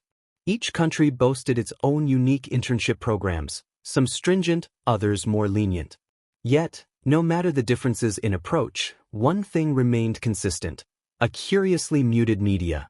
In any other industry, celebrities would be constantly bathed in the spotlight, their virtues praised, their pasts scrutinized. But not for the heroes. Nobody dared. There had been a turning point, a moment when the media realized the real danger of their power. It had all started with a promising hero who had fallen. A student of UA High, once celebrated for his brilliance, had unraveled into a villain. His undoing? The discovery of his origins. He wasn't just any student but the son of the peerless thief, a notorious criminal compared to the likes of All for One. When the media uncovered that this hero had been born from villain DNA, the frenzy began. They condemned him not for his deeds but for his bloodline. Overnight, the worth of this hero was reduced to nothing, and when all that was left was his villainous DNA, he became a symbol of hatred. That hatred consumed him, culminating in a catastrophic event that claimed hundreds of lives. He was swiftly locked away in Tartarus, and the media moved on, leaving his story half forgotten, buried in whispers. Now, I am here, seated in a train car, surrounded by journalists. They are like vultures, eager to pick at my story, the quirkless boy who won the UA Sports Festival. They clamor for my attention, their questions dripping with bias and derision, their offers laced with mockery. They suggest I give an interview, promising fame and worth beyond being seen as a freak. Their words come with twisted grins, as if fame is the only currency I should care about. They even propose I take a job as a janitor, emphasizing the wealth that could come with such a title. I close my eyes briefly, my thoughts becoming a cold stream that cuts through the noise. They don't see me as a person, just a spectacle, something to exploit. I had read the theories about me online, seen the whispers on social media. The journalist's words confirm it. I'm nothing but a toy to the public, a tool to manipulate. The conservatives were the first to react, their skepticism ringing the loudest. To them, I was nothing more than a plant by UA High, a carefully orchestrated marketing stunt designed to boost the school's diversity credentials and increase tuition fees. They couldn't fathom that someone without a quirk could win on their own merit. To them, my victory was a dirty trick, a stunt to preach the virtues of inclusivity. They expressed concern about the hero system, emphasizing that it exists to support those with quirks for a reason. They warned that if a quirkless hero couldn't save someone in time, it could lead to dire consequences. The liberals, on the other hand, saw me as a statistical outlier, an anomaly. While they didn't necessarily advocate for large-scale change, they found my performance intriguing.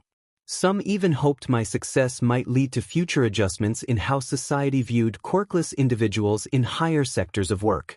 They believed that even without a quirk, anyone could succeed, suggesting that the system didn't need radical change, just a few tweaks for more diversity. Then there were the progressives, young and more open to change. Some accepted that perhaps their older assumptions were wrong. I was a symbol of potential change, and they were quick to latch onto it. They believed this was proof that the system could evolve and that quirkless individuals should have equal opportunities in the hero world. But the most vocal of all were the revolutionaries, those who wanted to see the entire system dismantled. They viewed my victory not as proof of inclusivity but as a weapon to challenge everything. For them, it wasn't enough to uplift the quirkless. They wanted to abolish the very idea of regulated quirk usage, advocating for total freedom. Their name lingered in my mind. I had seen whispers of the Meta Liberation Army online, a group advocating for unrestricted quirk freedom. But they remained largely a mystery, buried in the dark corners of social media. I push through the crowd of reporters, their voices fading as I step into the sanctuary of UA High. The familiar faces of my classmates greet me, some with respect, others with caution. I sit down at my desk, unbothered by the volatility of the world outside. The news of my victory is spreading rapidly, hashtags dominating the online sphere. Hashtag Luck of the Lesser 800k tweets. A few things caught Kiyotaka Ayanokuji's attention, particularly concerning Ida's older brother. He was piecing together the details when the classroom door slid open, and Aizawa-sensei walked in, looking remarkably better, his bandages gone and fully recovered from his injuries. The room quieted, filled with anticipation. Aizawa announced that they would start homeroom with a class in hero informatics. The class erupted in murmurs of panic, some fearing that a test was imminent. However, Aizawa, ever calm and unbothered by the commotion, raised a hand to silence them. He informed the class that they would be choosing their hero code names that day, his tone almost bored. The reaction was immediate. The students transformed from anxious to electric, leaping up in their seats, fists pumped in excitement. But Aizawa wasn't finished. He continued, stating that the results of the sports festival were up. He revealed that Ayanokuji Kiyotaka had received an astonishing 5,012 offers, placing first. Following him were Todoroki and Bakogu with 3,018 and 1,250 offers, respectively. Aizawa sighed heavily, pinching the bridge of his nose as if this were the most exhausting part of his day.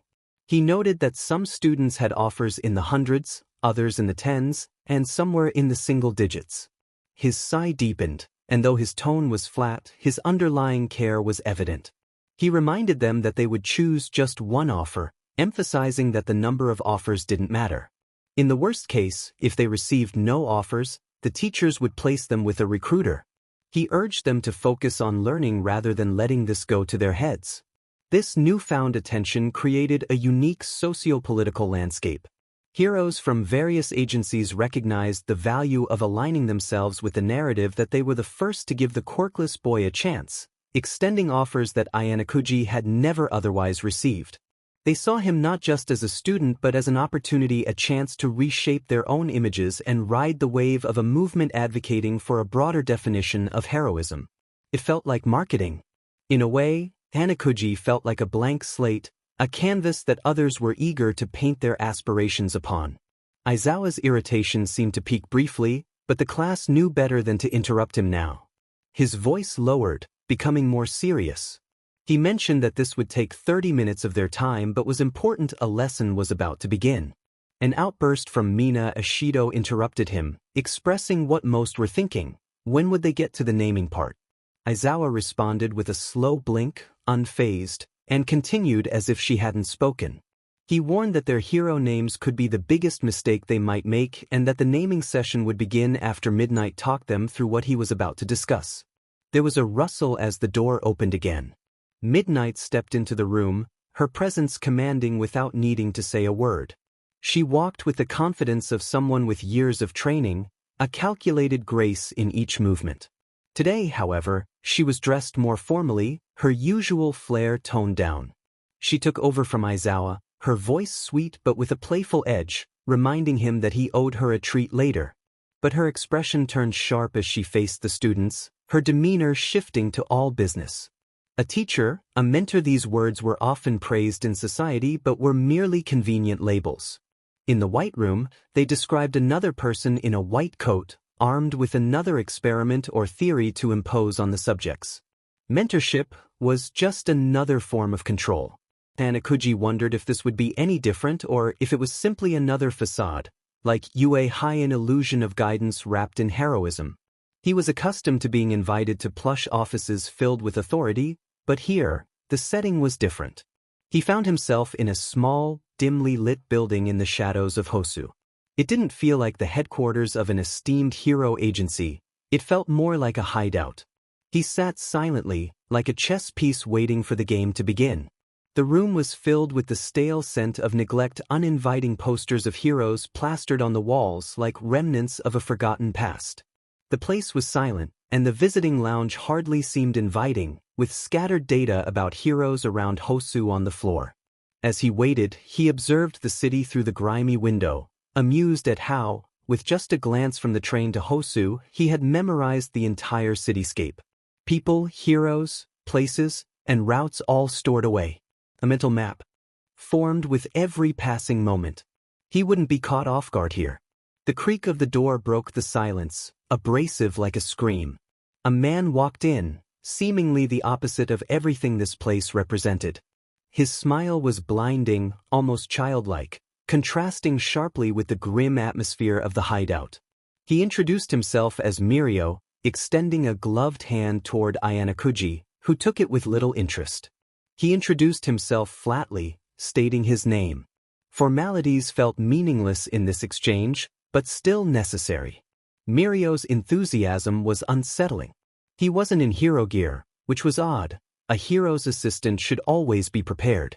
Yet here he was, dressed casually, almost too casually, though his stealthy color scheme suggested he wasn't entirely incompetent. Mirio grinned, ignoring Ayanakuji's dispassionate introduction.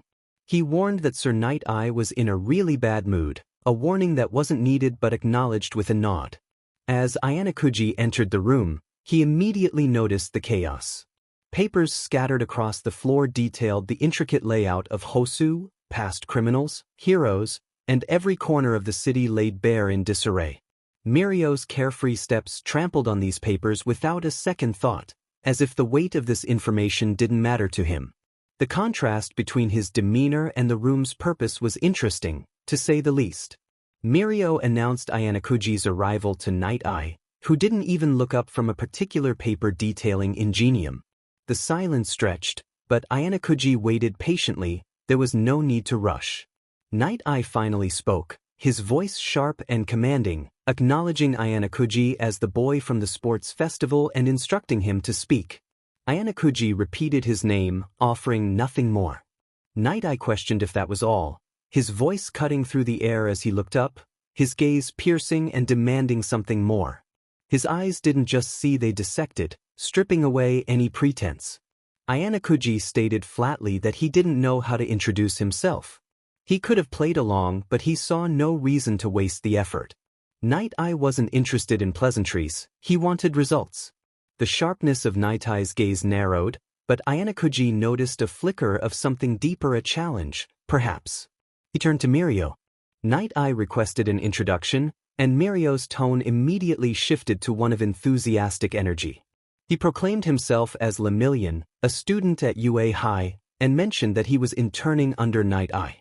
His greatest ambition was to save at least 1 million people. It was almost amusing how closely he mimicked All Might's cadence, fitting it almost perfectly. Night-Eye's gaze shifted back to me, prompting him to inquire about my observations. I noted that Mirio emulated All Might, meeting Night-Eye's sharp eyes with my own unwavering gaze. It was a straightforward observation, yet it was enough to provoke a reaction from him. Night-Eye raised an eyebrow, intrigued. He remarked on the interest of my observation but pointed out that I was supposed to be the best at it. He questioned whether this was all that the only quirkless hero to be of our generation had to offer, deeming it quite disappointing. I shut my phone off, feeling the world around me shift. I had done what I needed to do, and now all I had to do was watch as everything fell into place. Let them debate and theorize. In the end, none of their opinions would matter. Victory was mine, a fact that no media outlet or politician could twist. His words reflected a trust in my potential as a hero, yet his next statement suggested otherwise. He was a peculiar man, but nothing I hadn't encountered before. He prodded and provoked, testing to see if I would flinch or falter. I remained steadfast. His posture straightened the moment I spoke. I noticed his hand raise, signaling me to stop. "What are you doing? Are you struggling to follow orders? Focus on your observations as you speak." He had a strict and demanding personality, employing a unique way of testing me. Yes, his posture was straightened, I replied, drawing my shoulders closer together. Then head tilted slightly, about 20 degrees to the left. I turned my head to mimic the motion, feeling a stiffness in my neck. His eyes faced yours, but his eyebrows relaxed to form a gentle curve. I let my eyebrows lose focus, allowing them to spread apart. This felt off. His voice raised by a few octaves. I attempted to mimic it, but his gaze indicated I could skip those details. Finally, his words carried weight.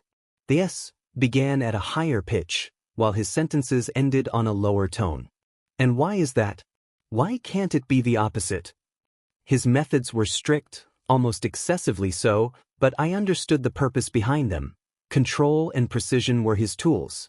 Yes, the shift in his voice reflects a technique used in Western public speaking.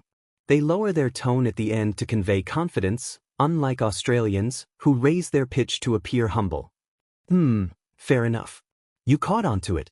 Who mentioned it in which book and which chapter? Chapter 18 of The Hero Within, by Kathleen Bate. Good. Now continue your analysis. Hero names are the first detail to present, appealing to the public regardless of who asks. The second specifies a subclass of information based on the intended recipient. A civilian wouldn't grasp that subclass, but since you are his mentor, you would. The final aspect is to leave a lasting image of Moreso in the minds of the listeners. His smile and words, delivered with conviction and confidence, are the most effective way to respond to such questions. That's the end of my analysis. Moreso appeared surprised by our discussion, while Night Eye's glare remained, though now it held a hint of approval beneath his stoic exterior. Good. Now continue.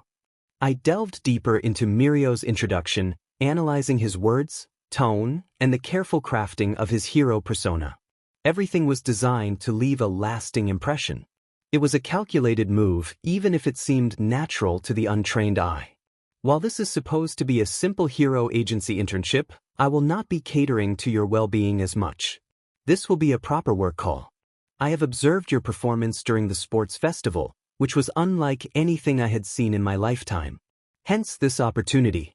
I never select any first-year student, but since I chose you, I intend to make use of you.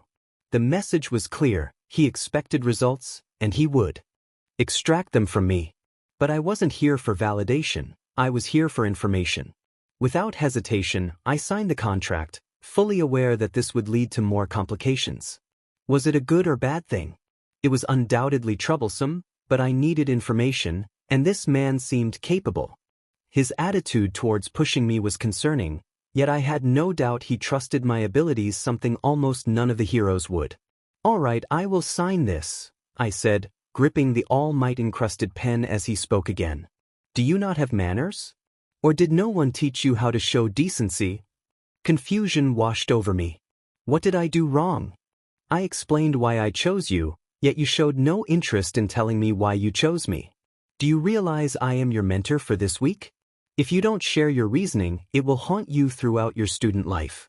His eyes bore into mine, demanding S.B. Emson.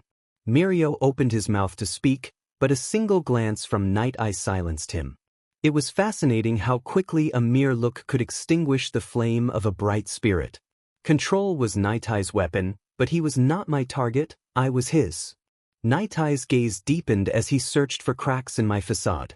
He asked if I had done thorough research on all the heroes who offered me internships and inquired how long it took. I replied that it took 1 hour. It was a lie, carefully crafted to remain within the realm of believability.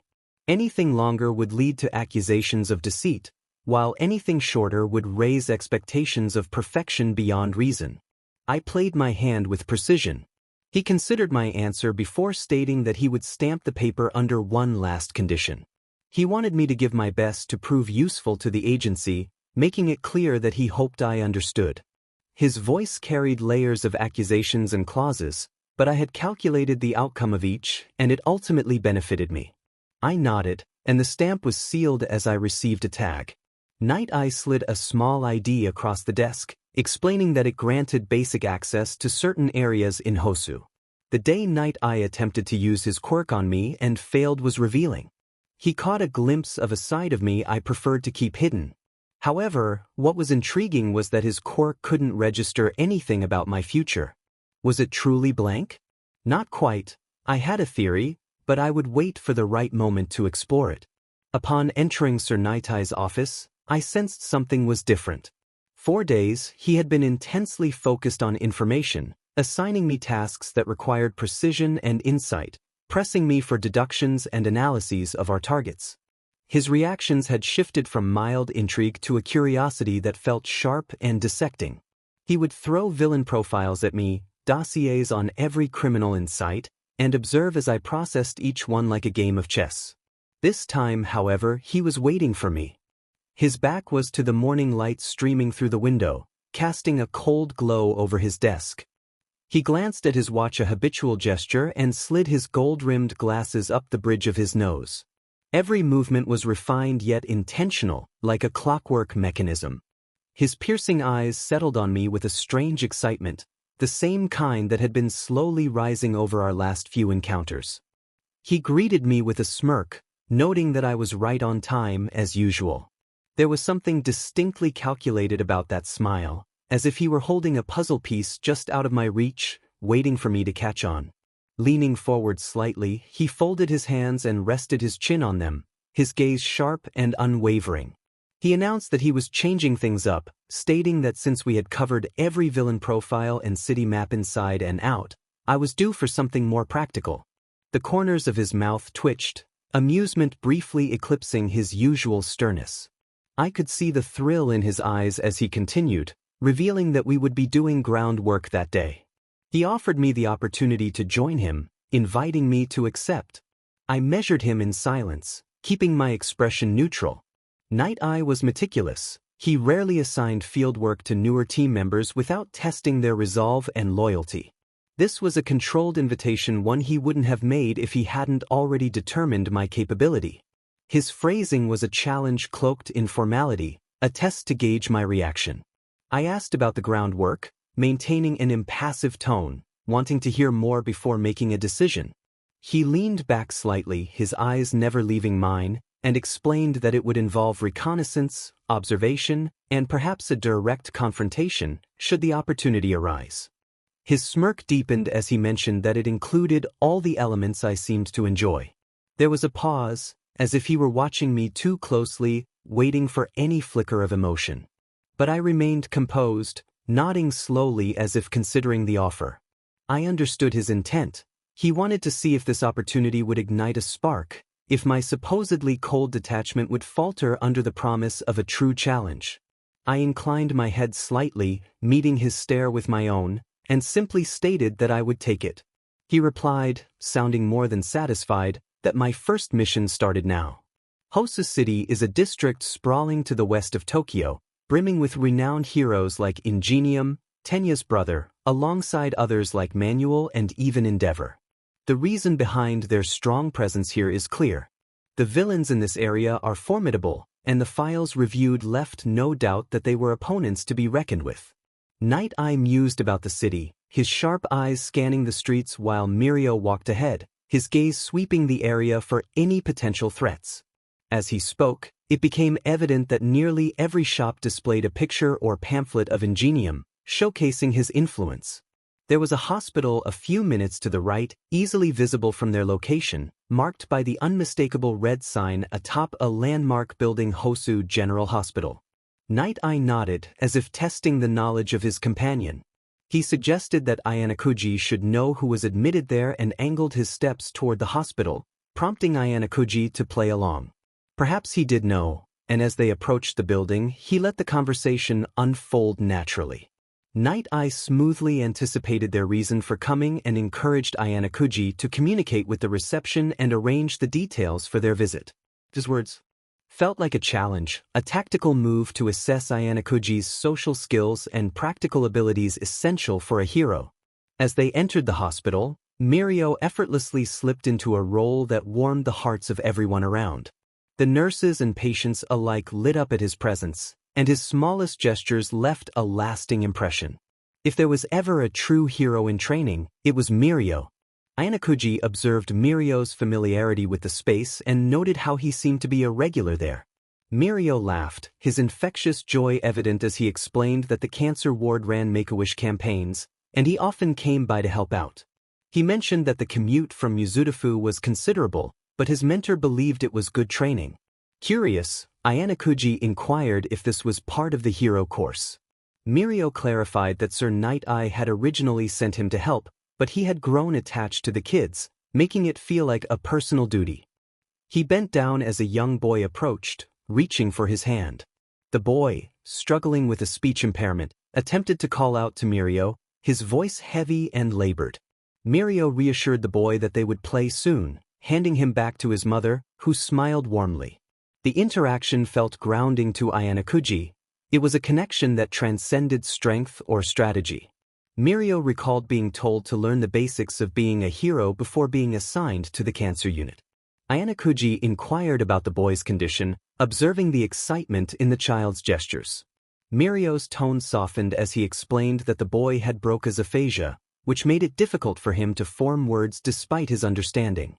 Ayanokuji learned that the boy's condition resulted from a villain attack, where his mother had been trying to escape when Endeavor intervened. The aftermath of that encounter had left lasting scars, not just on the villain but on innocent lives as well. Mirio noted that while Endeavor had covered the boy's medical bills, it did not undo the damage done. Ayanokuji reflected on the reality that no amount of money could revert the harm inflicted on the child, who might struggle with speech for life due to circumstances beyond his control. The stark contrast between the boy's situation and that of his mother, who appeared to be from a less privileged background, highlighted the inequalities that often went unheard. Their conversation was interrupted by the reception attendant, who inquired if she could assist them. Both Ayanokuji and Mirio understood that the consequences of heroism extended far beyond mere battles. They impacted lives in ways that might never be fully realized. It was Ayanokuji who spoke up first, but before he could finish, Night Eye took control of the conversation. He glanced at Ingenium's bandaged legs and inquired about his recovery. Ingenium's smile faded as he looked down, acknowledging the seriousness of his injury. Although he was relieved to be alive, the reality of his situation weighed heavily on him. He sighed, revealing the calm resignation that came from years of training, as he faced the potential end of his career. Night Eye's tone softened as he shifted the focus. He mentioned that Ayanokuji had some questions about Stain's attack, subtly protecting Ingenium from any invasive inquiries. It was unusual to see Night Eye approach a topic with such care. Ingenium's expression turned guarded as he regarded Ayanokuji. He questioned Night Eye's decision to involve a child in such a serious matter, expressing concern for Ayanokuji's safety. Night Eye, however, dismissed the worry with a casual wave, indicating that Ayanokuji would not be put in harm's way. It seemed that today was meant to be a crash course in the complexities of heroism. Ayanokuji took a deep breath and introduced himself, feeling uncertain about how to begin. Ingenium's demeanor softened slightly as he acknowledged the young hero. Ayanokuji nodded and asked if he could pose a few questions. Ingenium straightened, ready to respond. When Ayanokuji inquired about the timing of the attack, Ingenium's expression tightened as he recalled the incident. He described how he had been patrolling a narrow alley when Stain had suddenly appeared and injured him. Despite being on high alert, he had failed to notice Stain until it was too late. A hint of shame and anger flickered in his eyes as he recounted the moment. Ayanokuji pressed for details about what happened next. Ingenium described a feeling of numbness that overwhelmed him, rendering him unable to move. Ayanokuji carefully analyzed Ingenium's words and asked if there was anything else he remembered. Ingenium struggled to recall more but mentioned a fleeting memory of Stain bringing his sword close to his face before everything went dark. Ayanokuji noted Ingenium's willingness to share his blood reports for further investigation. He then inquired about the weapons Stain had used. Ingenium's gaze grew distant as he described the array of knives and the blood-stained katana, along with the blades on Stain's boots, suggesting he was prepared for anything. Ayanokuji fell silent, reviewing the reports. He murmured to himself as he pieced together the information, then asked Ingenium how long he had felt paralyzed. Ingenium estimated it to be around 5 or 6 minutes and questioned the significance of the blood groups Ayanokuji had mentioned. Ayanokuji promised to share his findings after a few more questions and asked Ingenium about any recent protocol breaks. Ingenium chuckled, admitting that he had broken around 10 protocols that month due to distractions from fans and traffic. Curious about Ingenium's merchandise sales, Ayanokuji asked if he had any idea about profits. Night Eye, who had been listening with a faint smile, raised an eyebrow but remained silent as Ingenium expressed uncertainty about the details, mentioning that his PR team managed those aspects. After thanking Ingenium for his time, Ayanokuji felt Night Eye's gaze harden as he turned to him. Night Eye emphasized the importance of showing empathy and building rapport before diving into questions, reminding Ayanakuji that he needed to be mindful of how he interacted with someone who had experienced trauma. Feeling chastised, Ayanakuji bowed his head slightly toward Ingenium and offered an apology. Night Eye's stern words lingered in the air, reminding Ayanakuji of the weight of his actions and the need to adapt his approach. After a moment of silence, Night Eye gestured for Ayanakuji to share his theory. Mirio, standing nearby, offered an encouraging thumbs up. Ayanakuji explained that he had reviewed the medical records of previous victims and noticed a pattern in the paralysis duration based on blood type. Night Eye leaned in, intrigued by Ayanakuji's analysis. Ayanakuji detailed how the paralysis time varied with blood groups, with B types experiencing the longest duration. Ingenium was the first to express his admiration for Ayanakuji's insights, acknowledging his skills. Night Eye, too, recognized Ayanakuji's talent, a small smile breaking through his usual stoicism. However, Ingenium's expression turned serious as he pondered why he had been targeted. Ayanakuji carefully explained that Stain seemed to target heroes he deemed unworthy, suggesting that Ingenium's popularity and public persona might have contributed to his selection. Ingenium reflected on Ayanakuji's words, realizing the implications of his actions. Ayanakuji made a genuine attempt at empathy, reminding Ingenium that being a celebrity did not equate to being unworthy. Ingenium had a record of saving 112 lives, the highest in Hosu. He had certainly done many things right. A grateful nod from him was met with a warm silence that settled over the room. Night Eye concluded the farewells with Ingenium, his words calm yet tinged with a certain solemnity. Once they left, he and Mirio fell back into their usual patrol mode, their easy conversation resuming as if nothing unusual had occurred. Mirio's enthusiasm was palpable as he expressed his excitement, praising Ayanakuji for the intense experience. His face lit up when he spotted a small side stall selling ice cream, and in an instant, he was pulling out his wallet to celebrate with a treat. This was not the first time Mirio had treated Ayanakuji. On his first day, Mirio had bought him a spicy curry from a nearby restaurant, followed by barbecue on another occasion. Today, it was ice cream. It seemed to be Mirio's way of fulfilling his role as a senior, providing a little extra incentive after each assignment. The ice cream, a swirl of vanilla, was refreshingly cool against the stifling heat of the afternoon.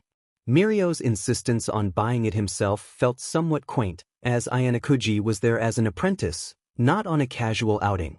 Noticing Ayanakuji's silence, Mirio grinned as he handed over the cone, exuding pure warmth. He was almost too radiant, truly a hero at heart.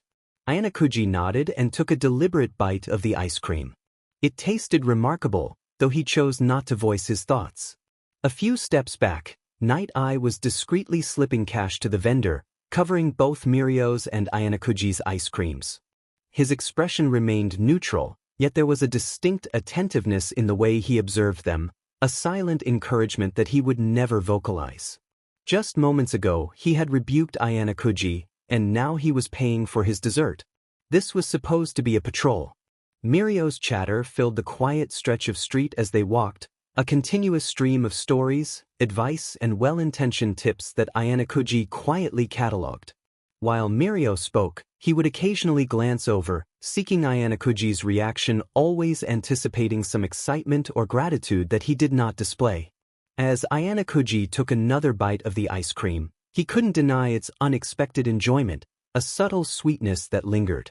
Yet, all he could do was observe the simplicity of their gestures and the significance they placed on them. For Mirio and Night Eye, camaraderie came as easily as breathing, while for Ayanakuji, it felt like uncharted and perplexing terrain. The midday sun gave way to thick clouds, casting long shadows as they veered away from the main road and slipped into a network of narrow, winding alleyways. The air felt colder here, thick and still, weighed down by the scent of damp concrete and piles of forgotten trash bags stacked against crumbling walls. At the reception, the attendant was approached for information about Ingenium. The receptionist shook her head apologetically, explaining that only close relatives or members of the Hero Association had access to him. Mirio sighed, suggesting that perhaps Sir should have come himself, and he offered to let him know. However, a hand on his shoulder signaled that it wasn't necessary. With a quick reach into a pocket, an ID Night Eye had provided was presented, one that granted special clearance in Hosu. The receptionist's eyebrows rose, clearly recognizing the significance of the ID. Mirio grinned approvingly, noting that it seemed Sir was testing resourcefulness. With the access granted, they received the room number for Ingenium, and Night Eye entered the building with them. He knocked on the door, and a petite, somewhat frail nurse opened it. 30 minutes. No more. Her voice was tired but strict. Night Eye joked with her, and she responded with a quick, soft smile before walking away. It seemed both had made an impact on the hospital in the past. Ingenium was propped up on his bed, visibly weakened yet resilient, his expression defiant against his condition. Bandages covered his legs, and an assortment of machines hummed quietly by his bedside. The room was silent except for the rhythmic beeping of a heart monitor and the low murmur of air from the vents. Night Eye addressed Ingenium with a respectful nod, his voice calm but weighted. Ingenium smiled, expressing pleasure at their visit and acknowledging Mirio. He glanced toward the narrator, his eyes lingering for a moment. Ingenium recognized the narrator as the quirkless winner, offering a surprisingly tender smile. His calm demeanor felt out of place for a hero who had lost so much. The narrator remained silent, maintaining a steady gaze. Gesturing toward an unmarked pathway that was barely wide enough for two people, the narrator led the way. The area felt abandoned, littered with broken bottles and scraps of metal, silent reminders of the city's overlooked edges. Mirio took a hesitant glance down the path, a rare crease of unease breaking his usual smile. He remarked on the eeriness of the place, suggesting that if it resembled where Ingenium had been ambushed, it was concerning. Night Eye's brow furrowed in concentration as he studied every corner and shadow, his usual stoicism shifting slightly. He sensed the history of violence that had occurred in places like this before. In a low voice, he instructed everyone to stay alert, noting that Stain was known for choosing isolated and unpredictable areas. The alley twisted and turned, leading them through a maze of confined passages. The usual city clamor faded to a hum, blocked out by layers of brick and stone. Occasionally, the sound of rats scurrying or the crackle of broken glass underfoot punctuated the silence, reminding them they were moving deeper into uncharted territory. Each step felt cautious, a test against the stillness around them. Passing under a faintly flickering streetlight, its dim glow cast eerie shadows against the graffiti-covered walls. The narrator's eyes darted from one spot to another, noting every broken bottle and overturned trash can, piecing together a mental map of Stain's usual hunting grounds. This was precisely the kind of place he would choose. Then, from a distant corner of the alley, a faint outline appeared in the dark. A figure, hunched and still, with a long blade catching the faintest glint of light, stood poised in a predatory manner, yet disturbingly calm as if expecting them. Night Eye stiffened, his eyes narrowing as he recognized the figure. His voice dropped to a whisper, barely audible, confirming the identity of the figure. As they turned the corner, they saw Stain crouched in the darkness, every muscle taut with alertness. Beside him was Toga, animatedly chatting and gesturing with admiration in her eyes. Her presence was oddly unthreatening despite the unsettling stillness of the scene. The narrator observed them both, noting every detail and glance, their synchronized body language hinting at more than mere coincidence. This was no chance encounter. This meeting wasn't a coincidence, it was orchestrated with careful intent. The previous night with Toga had been more than just a playful encounter. While she savored my blood, each sip accompanied by an almost hypnotic murmur, it served a deeper purpose. Her whispers were fragments of a coded message, cleverly disguised as incoherent sounds to evade any prying eyes that might be watching her. Once I deciphered her clues, everything fell into place. Stain's existence, his significance, and Ingenium being his target were all laid out for me through the rhythm of her voice and the pauses she took. Ingenium's path intersected with Stain's motives too conveniently to ignore. Yet, rather than intervene, I had orchestrated this meeting right under Night Eye's watchful gaze, who believed I was merely an observer, a student who happened to be in the area. His assumption worked to my advantage, masking my true purpose of analyzing Stain's psychology rather than upholding fleeting ideals of heroism. Every decision I made had been intentional, from choosing Night Eye as my mentor to suggesting this route that led into the darker parts of the city. It was a well-timed opportunity to study the madness behind Stain's motivations and convictions. While many saw Ingenium's injury as a tragedy, I viewed him as a tool, a necessary sacrifice to bring the hero-killer into my sights. I pondered what Night Eye would think if he knew my true intentions. A faint hum of adrenaline coursed through me as I observed the scene. Toga had undoubtedly drawn Stain here, using her unique allure to appeal to his ideals. She matched his fervor with her own strange fascination, reflecting his fanaticism back at him, a clever tactic that likely secured her place by his side. Toga remarked on the situation, expressing how perfect it was, claiming they were part of a beautiful picture painted with blood. She twirled a blade between her fingers, her eyes glinting with recognition as they flicked in my direction, almost as if sharing a secret joke. Now, we were two predators sizing each other up, each trying to delve into the other's mind. I understood Stain's type, absolutists, lost in their ideologies. To dissect him, I would need to embody the hero he despised, all while gathering insights into his psyche. This would mark the beginning of his unraveling. Night Eye remained tense beside me, his focus unwavering on Stain, unaware that I was already conducting a controlled experiment in my mind. Moreso appeared stiff, his gaze darting between us, sensing that something larger was unfolding. Toga's eyes met mine once more before I redirected my attention to Stain, wondering how much she truly suspected. In her mind, she might consider herself my rook, but the reality was simpler. She was another variable, an asset to be used as the situation required. Stain gripped his blade tightly, muscles coiling, prepared for whatever came next. I was curious to see just how deep his convictions ran. Stain's voice echoed off the alley walls as he expressed his frustration at our presence, standing tall with his sword glinting under the flickering streetlight, ready for a confrontation. I observed him with a clinical detachment, remarking on his reputation with a hint of mockery, probing for his reaction. Stain's fury resonated like a battle cry as he recognized me, recalling my past actions that had disrupted a major hero event. His anger was palpable, yet something held him back, perhaps the realization that I was not here to fight. Toga giggled, her light laughter cutting through the tension as she teased Stain, her excitement evident as she twirled her blade playfully. Moreso stepped forward, his usual exuberance tempered but still present. He addressed Stain, acknowledging his reputation while urging him to consider dialogue over violence. He flashed his trademark grin, attempting to diffuse the escalating situation, likely motivated by a desire to protect both me and Night Eye. Night Eye joined in, advocating for conversation rather than conflict, questioning what Stain hoped to achieve through violence. The atmosphere was charged, and the stakes were rising as the encounter unfolded.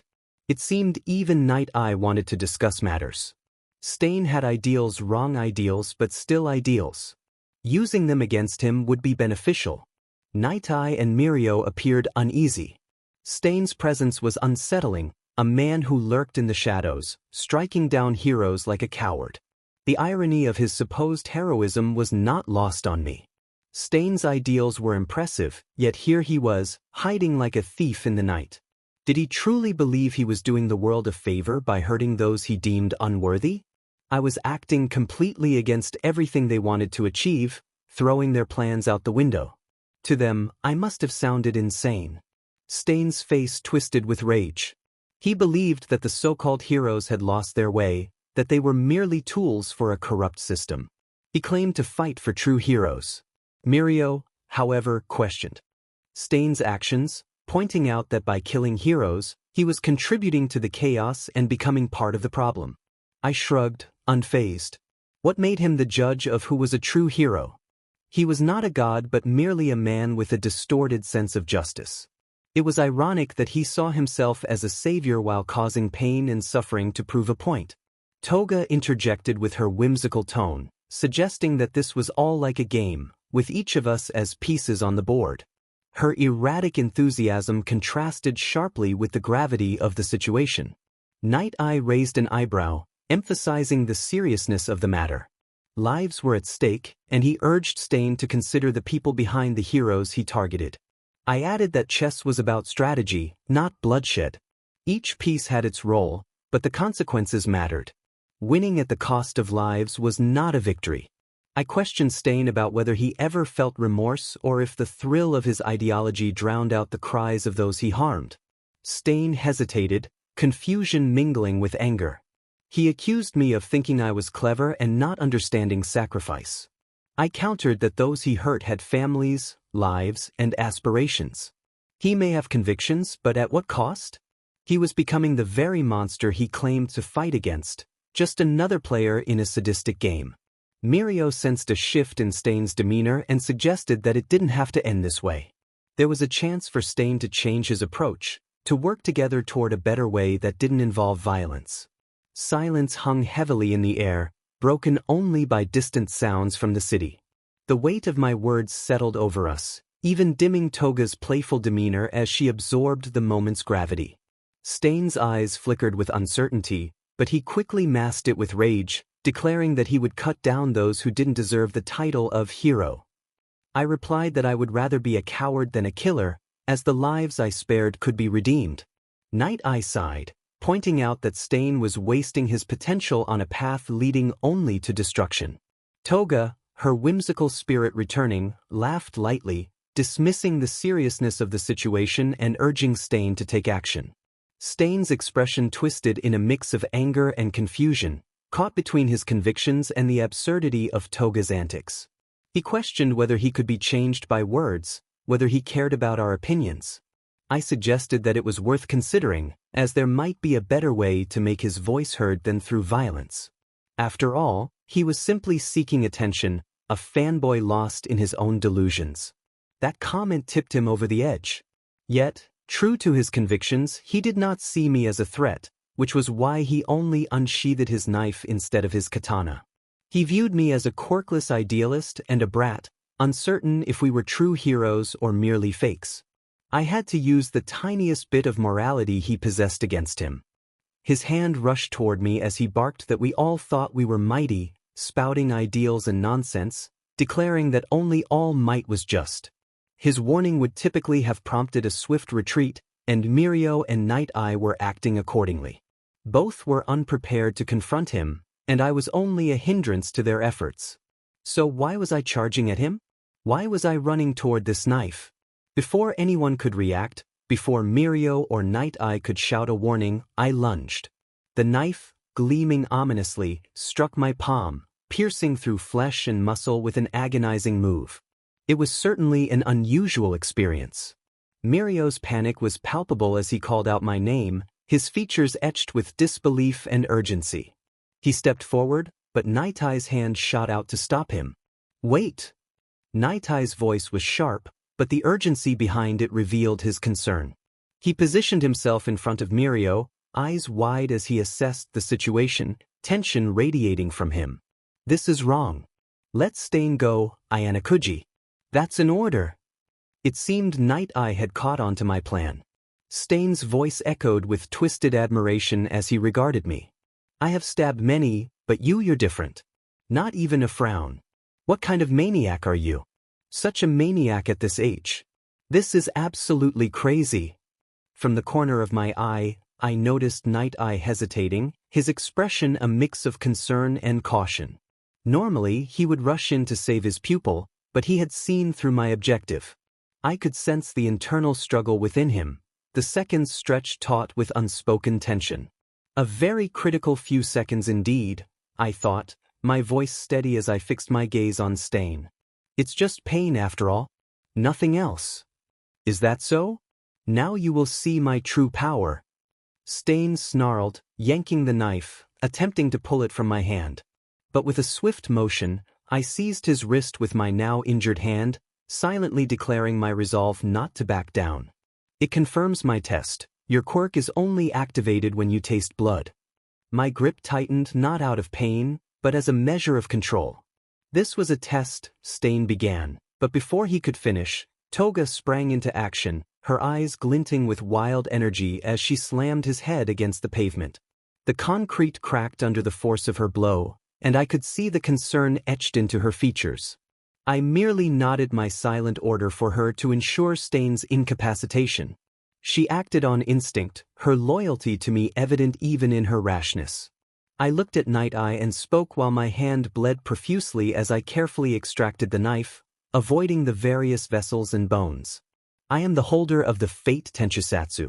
I alone decide what I can or can't do. That is why, Night Eye Sensei, you couldn't predict my future. What happened today was simply bad luck, so please don't blame yourself. With Stain momentarily subdued, the pieces were falling into place. Toga's impulsiveness might have been reckless, but it was effective. My analysis was verified and complete. Even cut short, I had gathered enough data: his motivations, his quirk, his behavior. I had catalogued every facet of him. But today wouldn't be the day for decisive action. No, I had larger plans in mind. I intended to use him to set forth my own pieces. Quirkless boy saved Hosu. That would be the headline after his next victim. Night Eye's perspective was clouded with disbelief. His mind was reeling, frozen yet turbulent beneath the surface. Had he truly witnessed his student, a boy with no quirk, no protection, take a knife to his own hand? Time felt suspended in that instant. He had seen countless confrontations, but nothing could have prepared him for this. Anakuji was highly perceptive, with an analytical mind that bordered on unsettling. He had recognized the risk and chosen to position himself as a shield against Stain. It was as though he calculated that this brutal method was the only way to contain the threat. Night Eye could only surmise that, after meeting Ingenium, Anakuji felt a surge of duty of pain even. But this was dangerous courage. It was brave, full of courage but utterly threatening. The sight of his hand being stabbed right before Night Eye's eyes jolted him back to reality. Before he could react, Mirio moved faster, transferring his body through the ground, his quirk allowing him to become intangible and pass through any tangible matter. However, the nature of his situation was irrelevant as his clothes did not permeate with him. Mirio's voice trembled with concern, his anxiety evident in every word as he looked at Ayanakuji. His hands hovered over the injury, panic contrasting sharply with Ayanakuji's unsettling calm. It was overwhelming, but Mirio forced his training to take over. In one swift motion he grabbed his discarded hero cape, tearing off a strip to use as a makeshift bandage. His hands moved quickly, but his mind struggled to understand how Ayanakuji had orchestrated this situation with such ease. Anakuji remained unfazed, his voice steady and almost detached as he stated he would wrap the wound himself. He asked if there was a way to sanitize it, leaving Mirio momentarily taken aback by his chilling composure. How could someone so injured maintain such calmness, especially without a quirk? It defied logic. Regaining his composure, Mirio reached into his utility pouch and pulled out a packet of antiseptic wipes, a useful item in emergencies. He handed them over, feeling a mix of admiration and frustration. Mirio's face reflected a blend of horror and admiration as he watched Ayanakuji clean and bind his own wound, treating it like a minor inconvenience rather than a serious act of self-endangerment. Ayanakuji skillfully tied the cape around his injured hand as if it were nothing significant. Mirio spoke, his voice low and measured, expressing his concern about Ayanakuji's recklessness and the implications it had for those around him. Ayanakuji responded with an unreadable expression, stating that pain was merely a factor to be managed for a worthy goal. He expressed a desire to meet Recovery Girl as soon as possible. Mirio's heart tightened as he processed Ayanakuji's words. The young man was methodical and almost cold, yet there was a powerful fire within him, quietly burning without the need for grand displays. For the first time, Mirio questioned whether this quirkless, calculating individual was more prepared for this path than many heroes he had encountered. With a heavy sigh, Mirio assured Ayanakuji that he would arrange for Recovery Girl's visit, though it would take a night. He promised to order pain medications once they reached the office. The distant blaring of ambulance sirens served as a haunting reminder of the chaos that had just unfolded. Ayanakuji was swiftly taken away, leaving behind a silence that felt heavier than any sound, lingering like a thick fog until the doctor finally emerged from the ward. The doctor informed Mirio that Ayanakuji would be all right, noting the mystery of his request for no anesthesia. Recovery Girl had been contacted and would arrive in an hour, ensuring Ayanakuji would be fine soon enough. Those words should have brought relief, but they felt hollow against the weight of Mirio's guilt. Recovery Girl, a revered medical hero, was known for her miraculous healing abilities, yet her impending arrival felt like an empty promise. Mirio sank into a chair, cradling his head in his hands, laughter escaping him in sharp bursts that felt more like the sound of cracking glass than joy. He questioned what kind of mentor he was, allowing his student to stumble into danger and take a knife to his own hand for the sake of their mission. He had stood frozen while Ayanakuji sacrificed himself, unwittingly setting this deadly game into motion.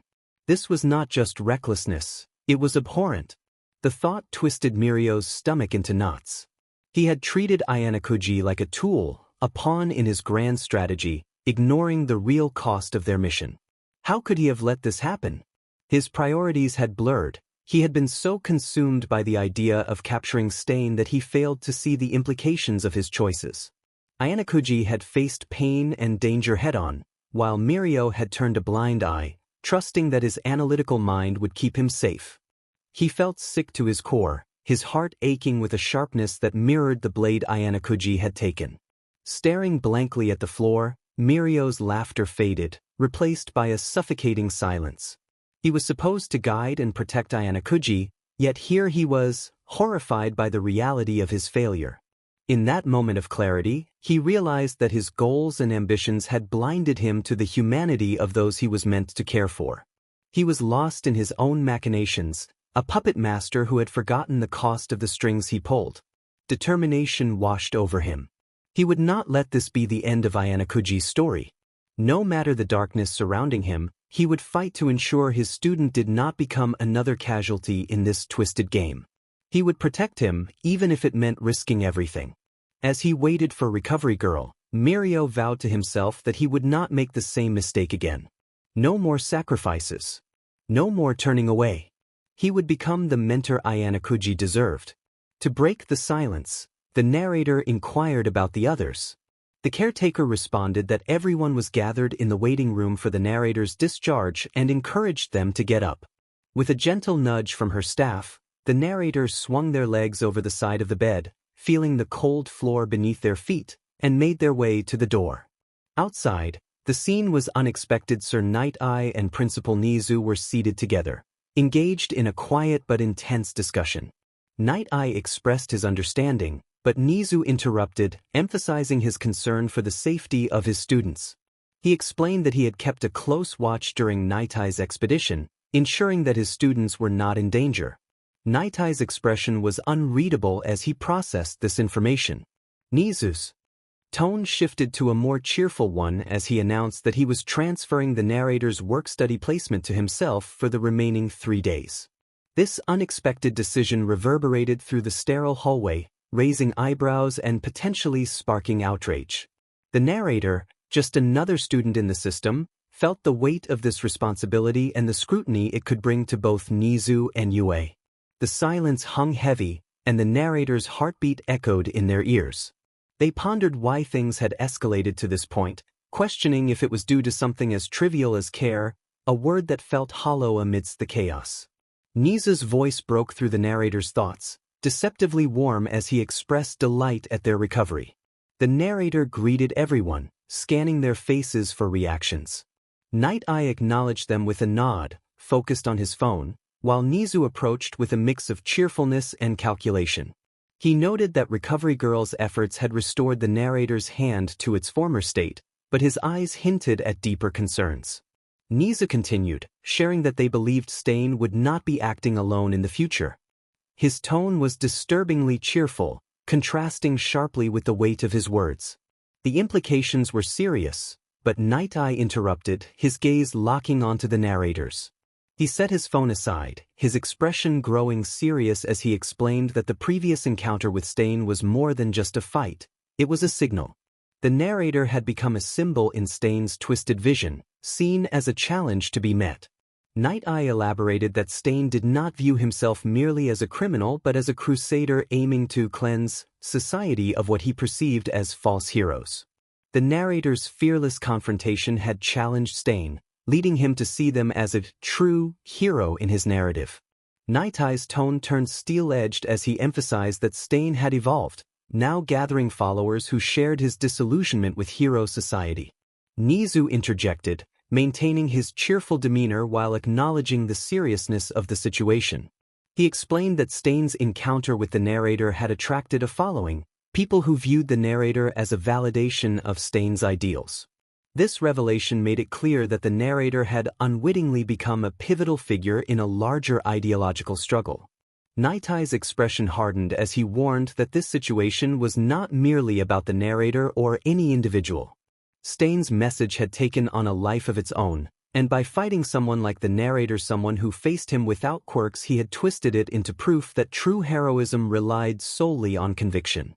His followers, believing themselves to be revolutionaries, were now deeply committed to Stain's ideals, with the narrator at the forefront of this movement, whether they intended to be or not.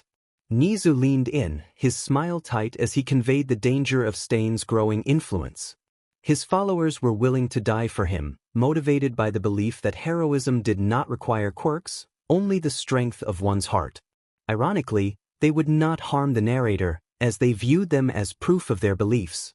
Night Eye's gaze remained intense as he underscored the philosophical threat posed by Stain. The narrator was no longer seen as a person but as evidence of Stain's ideology. Every action would be scrutinized and twisted to further their cause, placing the narrator at the center of a dangerous ideological battle. The weight of Night Eye's words settled heavily upon the narrator, who realized that this conflict transcended mere physical confrontation. It was about ideology, the manipulation of truth into a weapon, and they were caught in the middle of it all. Nizu concluded with a subdued yet steely voice, emphasizing the gravity of the situation. Ayanokoji understood that their ideals held little significance to him, but he needed to grasp the gravity of the situation. Stain and his followers represented a distortion of everything hero society stood for. They were bringing their darkness into the light, and the conflict he had initiated had drawn them out of the shadows. It was crucial to stop this before it spiraled out of control. A heavy silence enveloped them, charged with the weight of past choices and actions that had led to this moment. It was clear to Ayanokoji that this was more than just survival. It was a reckoning, a shift he had inadvertently caused. A question lingered in his mind. If he hadn't been there to challenge Stain's ideology, would Stain still be a solitary figure, a one-man army without a cause? Or had his attempts to control the situation allowed it to descend into chaos? After that moment, nothing else mattered. The only focus was on the plan ahead. He followed behind his companions, his steps measured, as they made their way back to Night Eye's residence. Nedzu, ever the curious mix of cheer and calculation, produced a small, rustic bag from beneath his coat and opened it with deliberate care. Nedzu revealed that he had been monitoring the situation through hospital cameras and audio devices. He had prepared an antidote using the support class. Extracting a syringe from the bag, he held it up, the tiny vial glinting under the light. This antidote would counteract the paralysis by increasing hemolysis in the surrounding tissue, effectively reducing the quirks binding to the red blood cells. However, it required quick and precise application, as the blade's nick was crucial. Ayanokoji examined the syringe, recognizing its significance in the high-stakes game they were playing. He noted that larger syringes would be impractical, as Stain could easily cut them before he could use them. He allowed a moment of silence for the weight of the situation to settle before acknowledging the limited production of the antidote. Nedzu confirmed that only this amount had been produced and expressed confidence in Ayanokoji's ability to use it judiciously, though he implied that Ayanokoji might not need it. Night Eye, who had remained quiet until now, spoke with a firm resolve, indicating that Ayanokoji would not alter his course of action regarding Stain any longer. The air shifted, tension rising between them as Night Eye's words attempted to close off any further discussion, as if Ayanokoji could simply walk away from the situation. Ayanokoji let the silence linger before responding with steady indifference. He questioned Nightai's assertion, emphasizing that this was not just a fight but a message. Stain's very presence and ideology threatened everything they had worked for. Night-Eye believed that by keeping Ayanokoji out of the conflict, they could prevent Stain's influence from growing. However, Ayanokoji pointed out that Stain had become a symbol, and allowing him to continue unchecked would only strengthen that symbol. The longer they avoided confronting him, the more space they gave for his ideology to spread. Ayanokoji's gaze met Nightai's with cold clarity as he pressed on. If he confronted Stain, he would not only defeat him but also erase everything he represented. The followers needed to see their idol fail. They needed to witness the collapse of his ideology. As long as they believed him untouchable, they would continue to fight for his cause. Publicly taking him down would shatter that perception, revealing him as a misguided man rather than a god of revolution. Night-Eye opened his mouth to argue, but Ayanokoji interrupted, his words sharper now. He understood Night-Eye's concerns about playing into Stain's hands, but he insisted that he would control the narrative. He would not merely fight Stain. He would destroy him in front of everyone, demonstrating that his ideology was nothing more than a fantasy. Turning to Nedzu, Ayanokoji made his case for both of them. This was not just about battling a villain. It was about stopping a dangerous philosophy that could corrupt everything they believed in. Nedzu, more than anyone, understood the stakes of allowing this ideology to grow unchecked. If Ayanokoji did not end this now, they would face a movement that could ultimately topple everything they had fought for. The silence stretched as Ayanokoji let his words sink in. Both Nedzu and Night-Eye, despite their experience and intelligence, knew deep down that avoiding confrontation would not stop Stain, it would only delay the inevitable. Finally, after a long pause, Night-Eye sighed, his stoic expression giving way to reluctant understanding. He acknowledged that this was not just about Stain but about preventing his ideology from taking root. However, he cautioned Ayanokoji to be prepared, quick, and precise, as mistakes could not be afforded. Ayanokoji nodded, ready for the challenge ahead. This would end now. At that moment, Mirio's voice crackled through the receiver, urgent and sharp. Night-Eye took the call, his usual calm demeanor faltering as he absorbed the news. Stain had been located, and he had injured Manuel.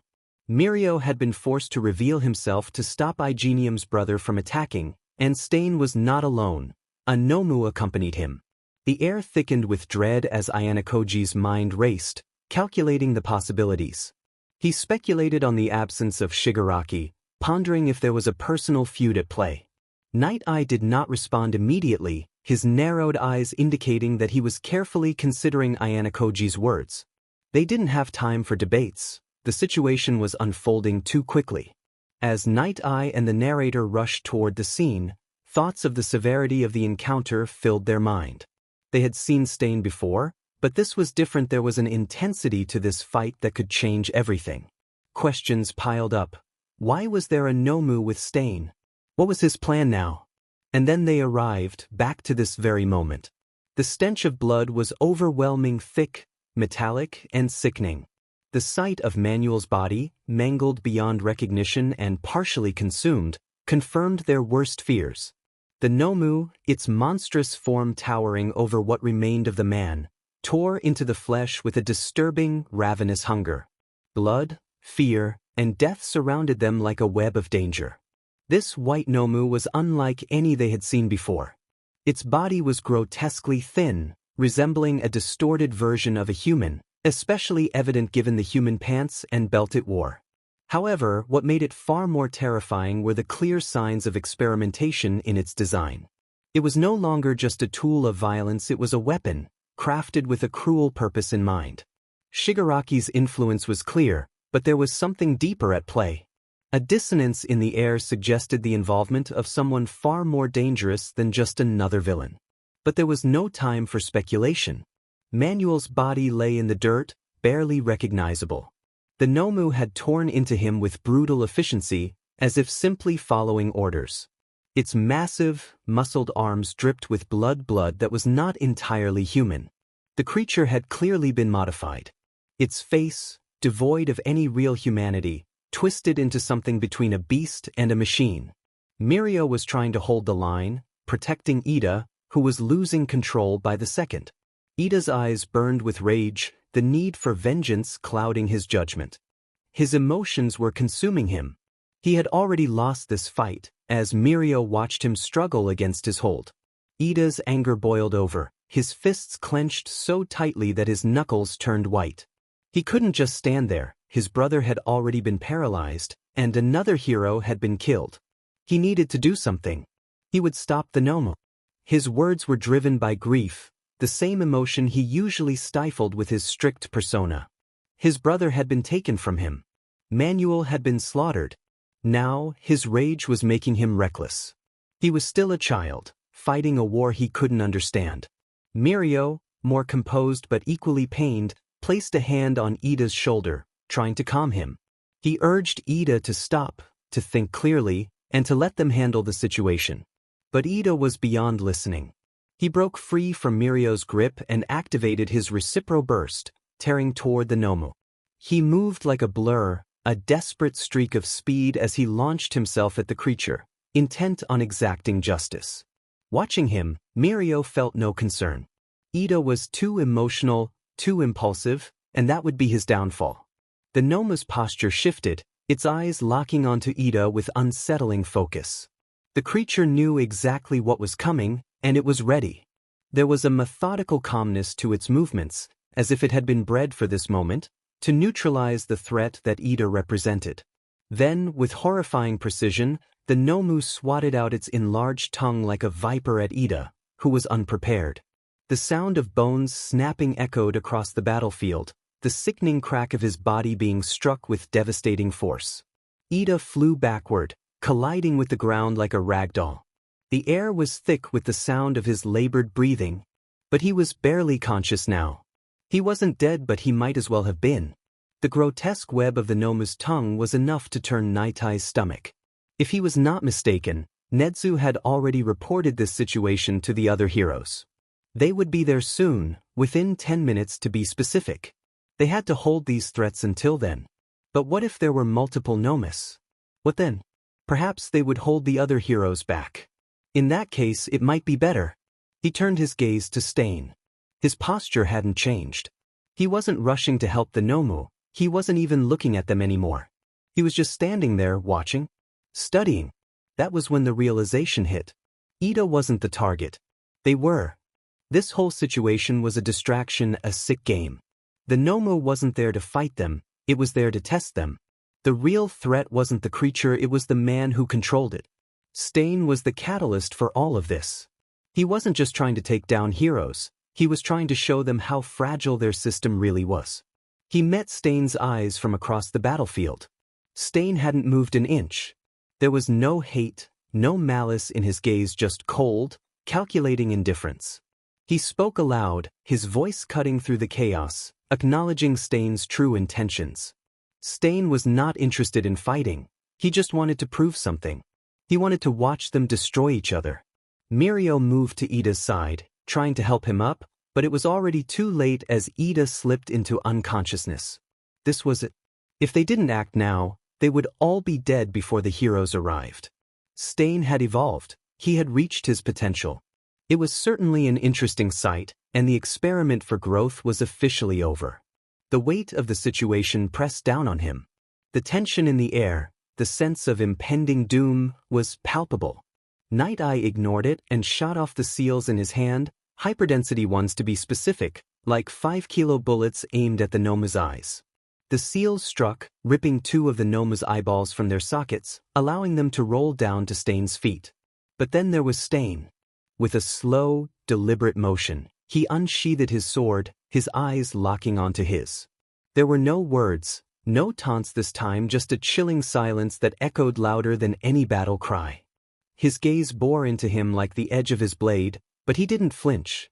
He had already calculated the outcome.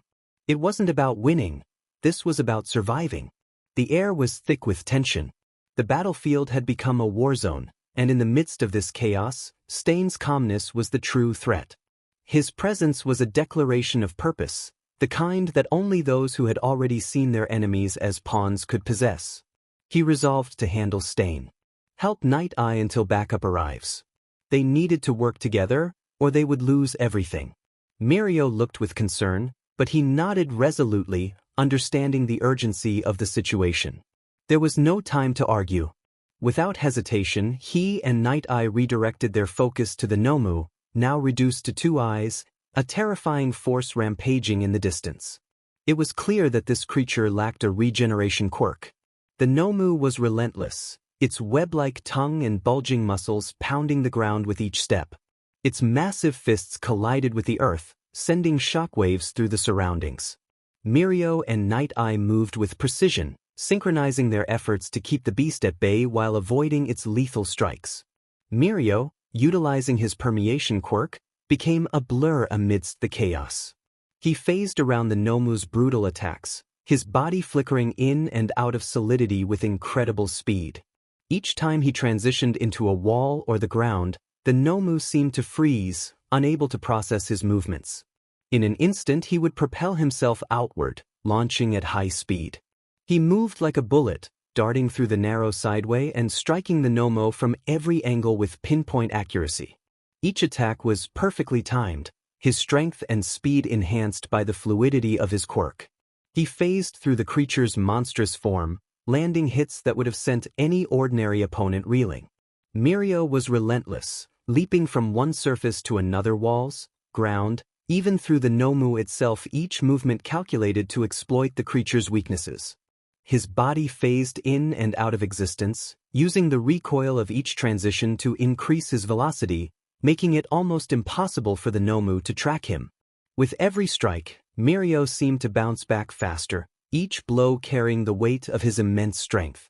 However, despite his speed and precision, the Nomu's body appeared nearly impervious to his attacks. Each punch, kick, and blow from Mirio only forced the creature back a step, its resilience absorbing the impact.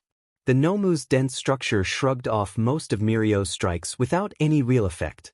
Meanwhile, Night Eye stood just out of the Nomu's immediate range, his eyes closed in concentration as he tapped into his foresight. His calm, methodical approach contrasted sharply with Mirio's chaotic, high-speed assault. For Night Eye, every second was precious. His ability to predict the creature's movements with pinpoint accuracy was his greatest weapon. As Mirio launched himself at the Nomu once again, Night Eye already anticipated the next move. He saw the beast's limbs extending toward Mirio's projected path.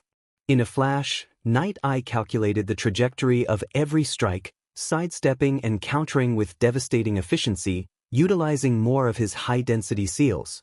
In this battle, the Nomu was a juggernaut resistant to Mirio's incredible speed and power, overwhelming Night Eye's calculated foresight. But Mirio's persistence, combined with Night Eye's precision, began to take a toll. Each strike chipped away at the Nomu, and each step the beast took toward them felt slower. The Nomu wasn't invincible, but it was relentless, and every moment they delayed brought them closer to their breaking point. And then there was the narrator, focusing attention back on Stain. He wasn't excited or motivated, he was controlled and methodical. His movements mirrored the narrator's, each step deliberate, each slash careful.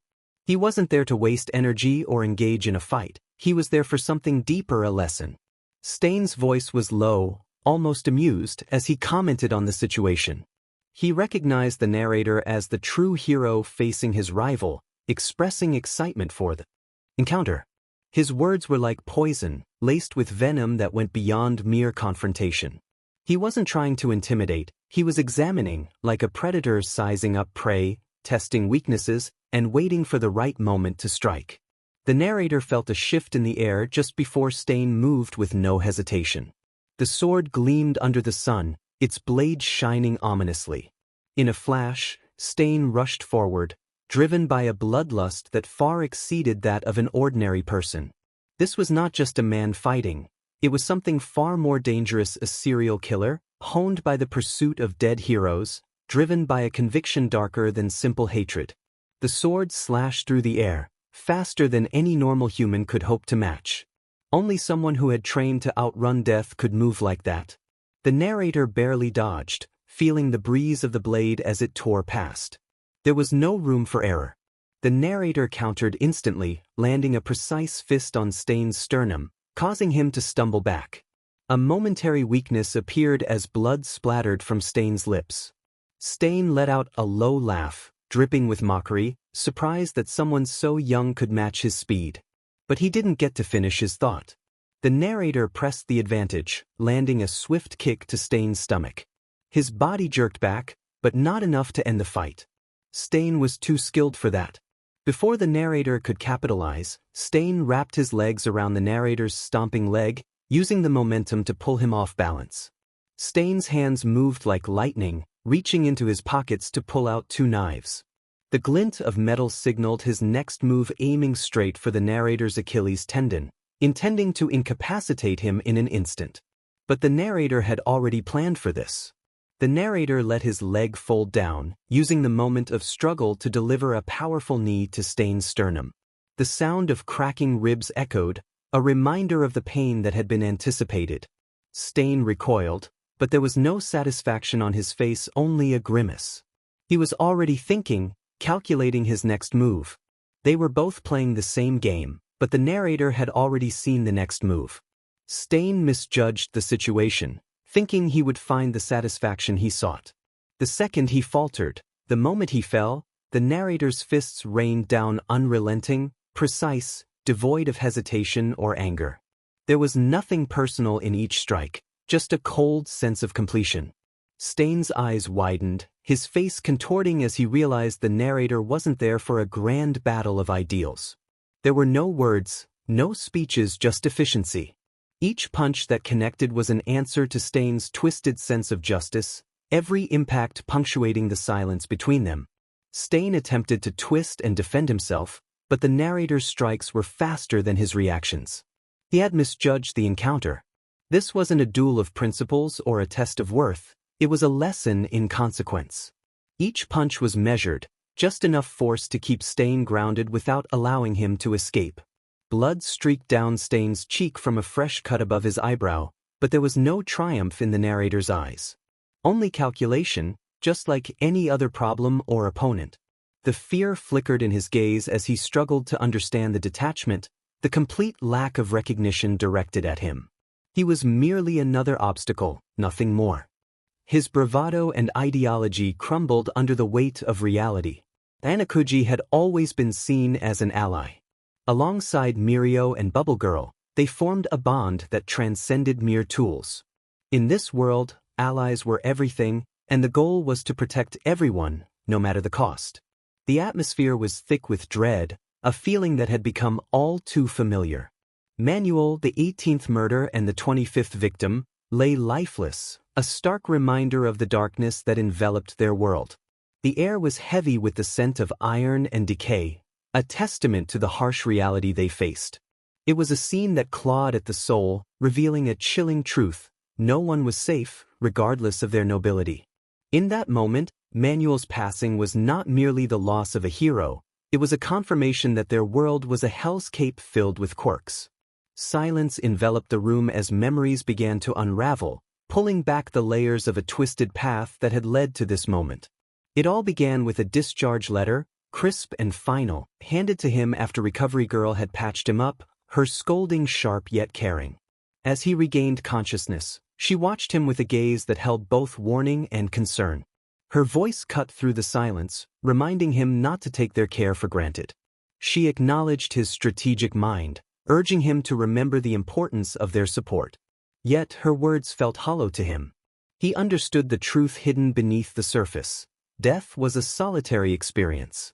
When the time came, everyone would be alone. The lessons from the White Room had etched that reality into his very being. No one would mourn his fall. The world would continue, indifferent and unyielding. He responded with a detached tone, acknowledging her concern without truly engaging.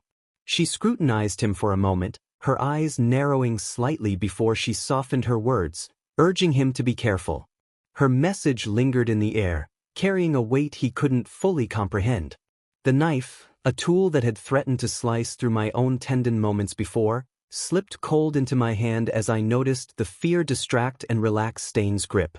I couldn't focus on that, however, because in the next heartbeat, A sickening crack split the air as Nightai's body careened toward us, propelled by the Nomu's monstrous strength.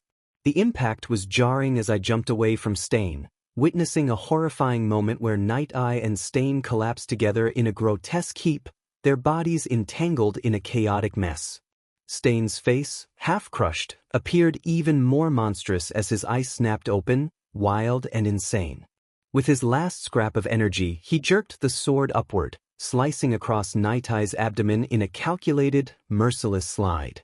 Blood poured from the wound, staining everything around them. Then, with a horrifying slowness, he leaned down, his tongue tracing the blade, lapping up the blood, his eyes glinting like a creature born from darkness. In that instant, a deafening silence settled. Nightai's face went slack, his body rigid as paralysis took over. He was conscious, aware, but utterly unable to move, trapped in his own failing body. Mirio's scream cut through the silence, filled with pain that tightened my chest. His voice twisted into desperation, calling out for Nightai, but that was all the Nomu needed. The creature lunged forward, grabbing Mirio mid-sprint. With a strength that defied logic, it threw him across the narrow alley, and he crashed into the wall, his body hitting the ground hard, a limp form sliding across the blood-soaked earth. Then, everything stopped. I was the only one left standing. I felt the weight of Stain's deranged gaze on me, a scorching focus that bore down with sick anticipation.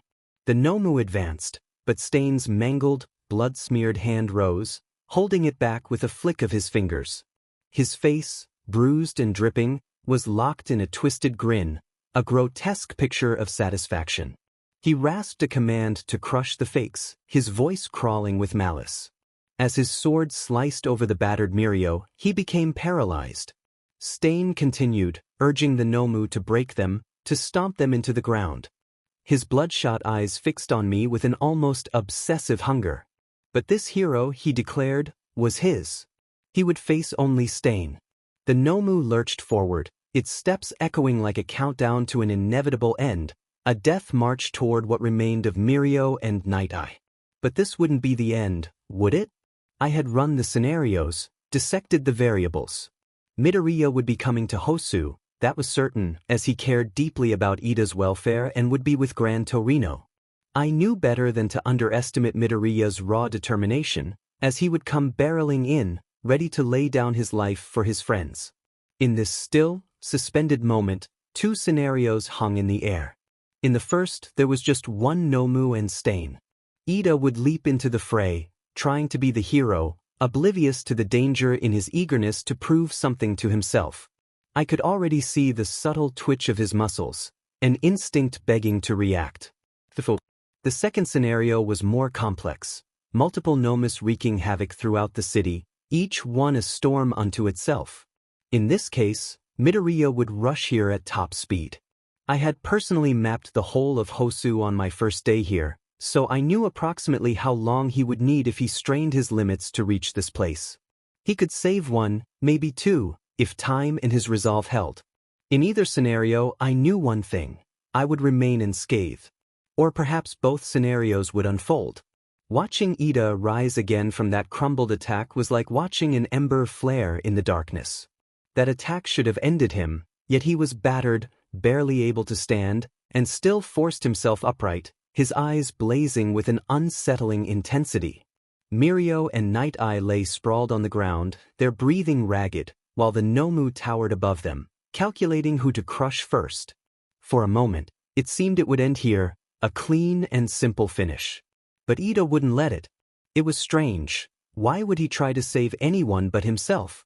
Didn't he realize he wouldn't be able to save anyone in the future? Why wasn't he conserving his energy? I would never do something so foolish. He staggered forward, engines sputtering before roaring to life, propelling him toward the Nomu with desperate fury. I watched as he threw himself into each strike, every kick against the Nomu's armor-like skin resonating like hollow echoes. The creature barely flinched, yet Ida kept at it, his resolve burning with each impact. He was clearly aware his attacks couldn't penetrate, couldn't do real damage, yet here he was, moving himself between the Nomu and his friends like a makeshift shield. Stubborn, I thought, almost amused. He moved with a kind of reckless bravery that bordered on foolishness, but it did something just enough to make the Nomu pause, just enough to keep it from ending things right away. The Nomu turned, its gaze settling fully on Ida, assessing him as if realizing he was the last real obstacle left. It raised one massive foot, casting a long shadow over Ida, its intention clear. He was nothing more than a nuisance, an annoyance to be stomped out. But Ida didn't run, he didn't even flinch. He simply glared up at it, defiant. Is this what courage looks like? I mused, noting the strange chill that settled in the air. For all his weakness, his inability to hurt the Nomu, he stood there like a doomed warrior who didn't care about winning, only about delaying the inevitable. The Nomu's foot came down with the weight of death itself, and for a brief moment, Ida held his ground, staring straight ahead as the shadow engulfed him. The sound that followed was sickening, a heavy crunch that silenced everything around us. Dust rose, swirling in the air, obscuring the aftermath. A haunting scream escaped Ida, his body in a terrible state. He was alive, barely. But this was worse than paralysis. It was a living death. As if on cue, the air seemed to tear apart. A shockwave surged through the ground, splitting the earth and stirring dust and rubble. Black tendrils emerged, inky shadows that wrapped around the Nomu's limbs with a sinister precision, coiling tighter like serpents ready to constrict. The Nomu snarled and writhed, its brute force clashing with something darker, something beyond its understanding. From within the haze of dust and shadows, he stepped forward. His presence radiated raw, defiant power. His face was etched with intensity, green eyes burning with fierce resolve, as if they could pierce through the very soul of anyone standing in his way. Izuku. A smirk tugged at the corner of my mouth, almost amused by the unfolding scenario. My bishop had been activated, just as I had anticipated. The potential I had seen in him during the sports festival had blossomed at the perfect moment, the groundwork I had laid bearing fruit in this crisis. This was all part of the careful orchestration I had been contemplating since that day, a chessboard of impending disaster, each piece set with meticulous calculation. The specifics were unnecessary. I only needed to grasp the general timeline, the pulse of events as they unfolded. In the end, everything coiled back to the same point, a subtle inevitability to the madness. And now, with my tools swirling around me, I felt nothing but a hollow, cold satisfaction. In war, it is not the brute strength of opponents that determines victory, but the control one holds over their pieces. Stain's laugh cut through the chaos, guttural and mocking. His eyes blazed with recognition and something darker, a dawning realization. He did not see me as a hero, he saw me for exactly what I was. He expressed his disdain, recognizing my lack of care for others. Meanwhile, Izuku threw himself at the Nomu, his voice nearly drowned out in the fury around us as he called out to check on everyone. I nodded, my eyes locked onto Stain, feeling the bloodlust emanating from him, spiking like a wave ready to crash. This was the moment he finally understood I was the opposite of everything he believed a hero should be. Stain's voice was a guttural snarl, venom dripping from every word. His eyes burned with fury, his entire stance radiating contempt as he glared at me. He expressed his disdain for the younger generation, revealing that he had almost questioned his own decision to end Izuku's life. But I had proven him wrong, and he intended to rectify that mistake right then and there. His grip tightened around his blade, rage building into a relentless threat. He vowed to show me what it meant to stand in the way of a real conviction, promising that I would never take another step pretending to be one of them. Stain lunged, faster than I had anticipated, his blade aimed straight for my heart. I sidestepped, but I could feel it in my bones. His strike would find its mark, piercing deep. But this was necessary. It would push Izuku, force him to grow. He had won for all. This was the moment, the catalyst his power needed. I thought to myself not to disappoint me. Even as the cold blade came closer, my chest braced for the inevitable impact. And then it happened. A blur, a flash of movement I couldn't calculate. Before I could react, Ida's body threw itself between me and Stain. Time seemed to slow as the blade drove straight into his neck. Blood sprayed, painting the air in dark, heavy streaks as the life drained from his eyes. The blade had cut deep, silencing him in an instant, his body crumpling before it even hit the ground. There was a sickening pause, a stillness as thick as the blood pooling around us. Ida gasped, struggling to pull words from some fading reserve of strength. His voice was barely a whisper, strained but clear enough to cut through the chaos, expressing gratitude for showing him courage. And then he was gone. It was sudden, brutal, like a storm extinguishing a lone candle. The weight of what had happened pressed down, suffocating and surreal. Blood slicked the ground, the smell of iron thick in the air, as Stain's face twisted into a wild, triumphant grin. Ida's body lay still, unseeing, leaving only Izuku's screams and the eerie silence that followed in its wake. For a moment, the world itself seemed to hold its breath, unable to process the horror unfolding before it, the last tears and that final expression etched into my memory forever. But we don't often stop to consider how fragile and fleeting life truly is. One wrong move, one momentary lapse, and an entire story, a person with dreams, thoughts, and purpose can be extinguished, leaving nothing behind but the hollow weight of their absence. The narrator had been taught this reality in the White Room, drilled into their consciousness with mechanical precision. A life is nothing but a variable, a piece in a game disposable, replaceable. Yet here they stood, staring at what remained of Tenya Ida, feeling something unexpected. What was this feeling? It was clear Ida had made a sacrifice, but it seemed devoid of purpose, lacking logic. He had saved the narrator, a man who would have walked away unharmed regardless, a man with a plan. So why had Ida done it? And why was this action, this seemingly futile death, stirring something within the narrator? It wasn't remorse or regret. What they felt was subtler, an uninvited ripple across the still, numb void inside. It was like a faint crack running along the surface of a mirror, distorting the image of the person they had always believed themselves to be. In the White Room, life was a commodity. Emotions were excess baggage. Sentimentality was weakness. Yet, as the narrator watched the scene unfold, they felt the smallest deviation from that cold, calculated mindset. Everyone lived for themselves and died for themselves. Ida had lived for others and died for the narrator. This wasn't sadness. The narrator wasn't capable of that.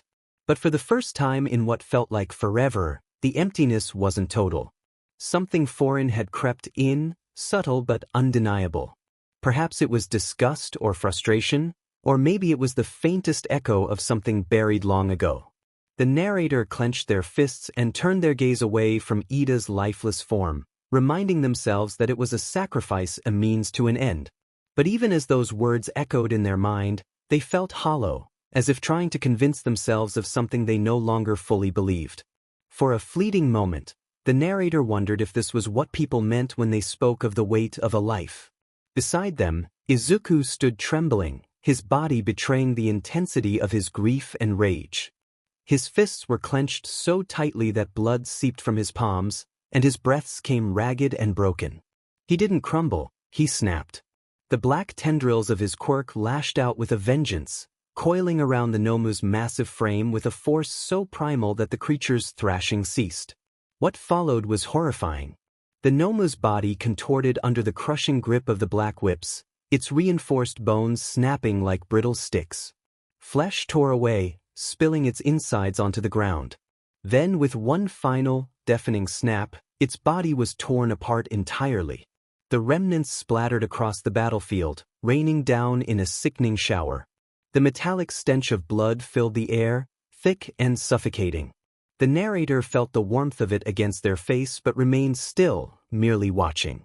Mirio and Night Eye, paralyzed by Stain's technique, could only bear witness. Mirio's eyes were wide and glassy, filled with silent anguish. He couldn't move or scream, but tears streamed down his face, carving tracks through the blood and grime. He stared at Ida's lifeless body, his expression a mirror of unspoken guilt and despair, a hero robbed of his ability to act. Night Eye's face was colder, but no less broken. Even immobilized, his mind was working, analyzing, calculating, replaying. The failure was etched into his features, an overwhelming sense of futility weighing him down more than Stain's quirk ever could. For a man who prided himself on seeing the future, this outcome was a stark reminder of his limits. And then there was Izuku, standing alone amidst the carnage, his black tendrils receding and leaving only wreckage behind. His shoulders heaved as he stared at what he had done, but his gaze didn't linger on the Nomu's remains. It drifted to Ida, his friend, his inspiration. The boy who had fought with everything he had and had paid the ultimate price. Izuku whispered a word, barely audible, trembling on his lips like a fragile thread about to snap. His voice broke, rising into a gut-wrenching scream that pierced the silence and sent shivers down the narrator's spine.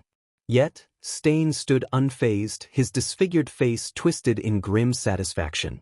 He taunted the heroes, calling them pathetic fakes who couldn't even save one of their own. His eyes locked onto the narrator, wild and unrelenting, declaring them something the world shouldn't tolerate, a mistake he would rectify right there. Stain's bloodlust filled the air, suffocating and thick, yet the narrator remained still.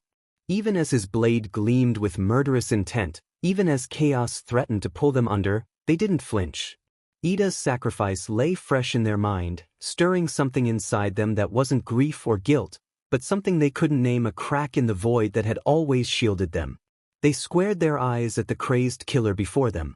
Stain crouched low, muscles coiled, his stance a perfect blend of precision and ferocity. The air felt thick and heavy with unspoken words, but his eyes said everything. He would kill the narrator. The first strike came without warning, a blur of steel flashing toward the narrator's flank. They barely sidestepped in time, the edge of Stain's blade slicing through the fabric of their jacket. Before they could counter, Stain twisted, his sword reversing direction in a deadly backhand slash aimed for the narrator's throat. Dropping low, the narrator's knees grazed the cracked ground as the blade whistled past, inches from their skin. The instant they rose, Stain was upon them again, a series of rapid, calculated strikes forcing the narrator to backpedal. Each swing was sharper, faster than the last, and each evasion brought them closer to the edge of his reach. Stain's sword sang through the air, coming in a brutal diagonal slash. This time, the narrator caught his wrist with their palm, halting the blade mid-swing. Their other hand drove into his sternum, a precise move that sent him stumbling back. Stain spat blood but regained his footing almost instantly, his chest heaving. His next attack came from below, a sudden upward swing designed to cleave the narrator from hip to shoulder. The protagonist pivoted, feeling the tip of the opponent's blade graze their side as they spun to the side. With a swift motion, their hand struck at the exposed ribs of the adversary, delivering enough force to stagger him. The opponent recovered quickly, the blade glinting in his grasp as the protagonist swiped at his arm in an attempt to disarm him. However, Stain's instincts were sharper. His opposite elbow crashed into the protagonist's ribs, sending them reeling backward. Just as they regained their balance, the blade sliced through the air once more, unleashing a relentless series of strikes. Kyotaka had enjoyed a good nap, and Izuku's soft voice filled the room, almost fragile in its tone. His presence felt like a gentle whisper rather than a weight. With his green hair slightly tilted, he wore an earnest smile, but even the most oblivious could see the cracks in it. Such smiles were not meant to carry the burden of grief. Kyotaka responded with a quiet murmur, his gaze drifting to the window where a cluster of doves danced against the orange canvas of the evening sky. Their pristine wings carried them toward the horizon, free and untethered. Freedom was a taste so sweet it felt divine, yet it seemed unattainable for someone like him. As he watched the doves ascend, shrinking against the vast heavens, a question quietly took root in his mind. Would he ever rise like them? Once he fulfilled the White Room's ambitions and established himself as a hero, would he finally experience the air that these creatures breathed so effortlessly? Or was the sky merely a dream he could chase but never reach? Ironically, Stain of all people had not clipped his wings. Instead, the blade sharpened by hate and conviction had done something unexpected. Rather than severing his ability to soar, it had removed the weight holding him back. In a brutal way, Stain had propelled him forward, further than he thought possible. His fury and ideals had shaken something loose within Kyotaka, something he couldn't yet name. It was curious that a man who embodied chains had become the catalyst for his flight. However, Toga was the reason this catalyst had come to light, and Kiyotaka felt he owed her a favor someday. He pondered what might have happened if he had never saved Toga. Would things have turned out differently? Would Ida have died? Probably not. Would he have gained recognition this quickly? Also no.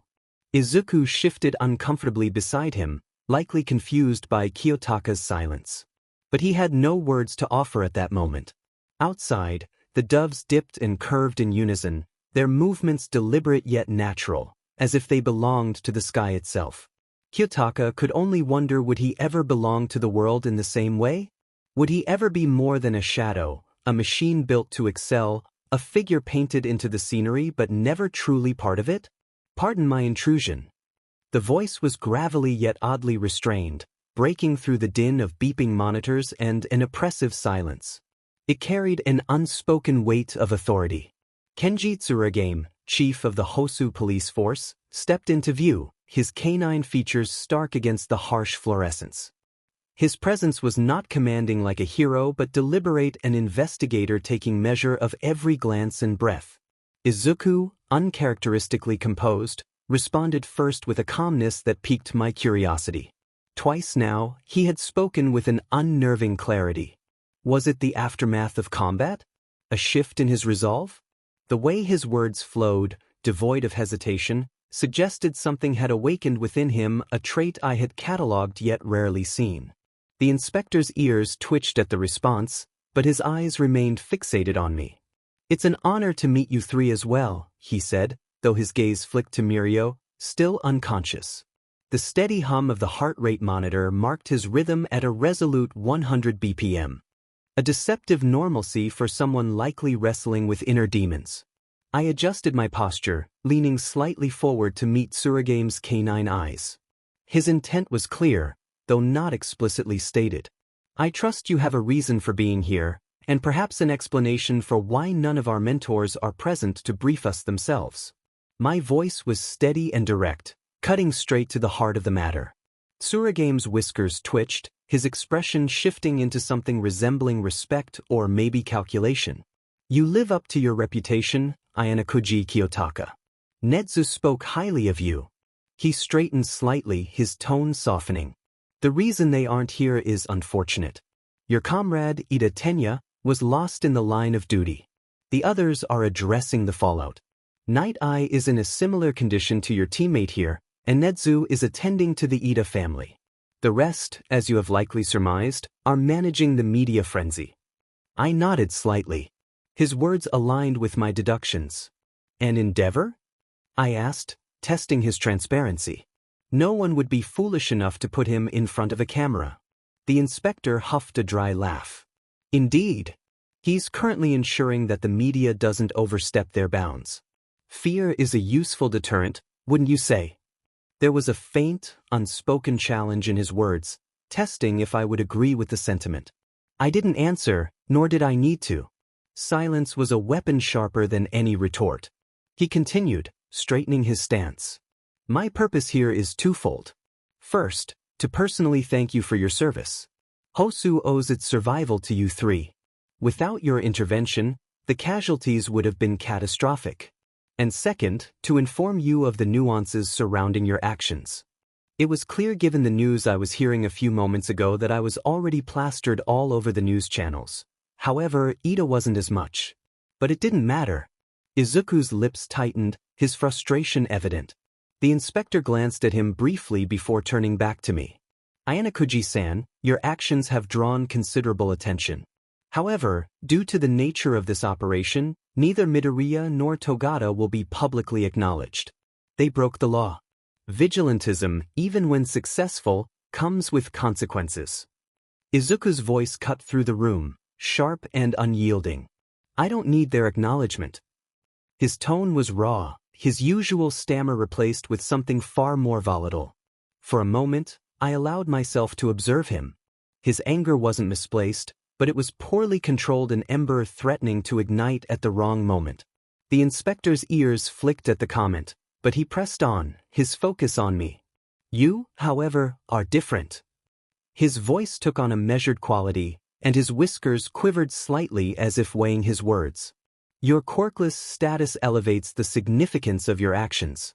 You are the story Hosu and perhaps Japan needs right now. A beacon of resilience and hope. I folded my hands, keeping my expression unreadable. I see, I said simply, letting the weight of his statement hang. And what of the narrative itself? How will my role in defeating Stain and the loss of my classmate be framed for public consumption?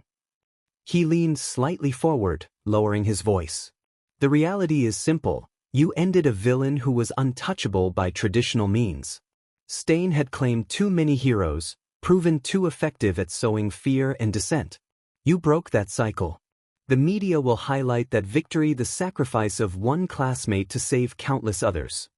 In a world so vast, where quirks reign, he walks alone through endless chains. His heart, frigid, his mind ablade. In sacrificial steps, decisions laid.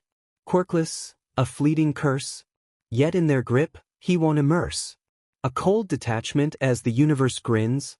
He plays the game and always wins. No matter the cost, no matter the price. In this world he pays the price twice. Holding back is not an option keen. In the game of survival he remains unseen.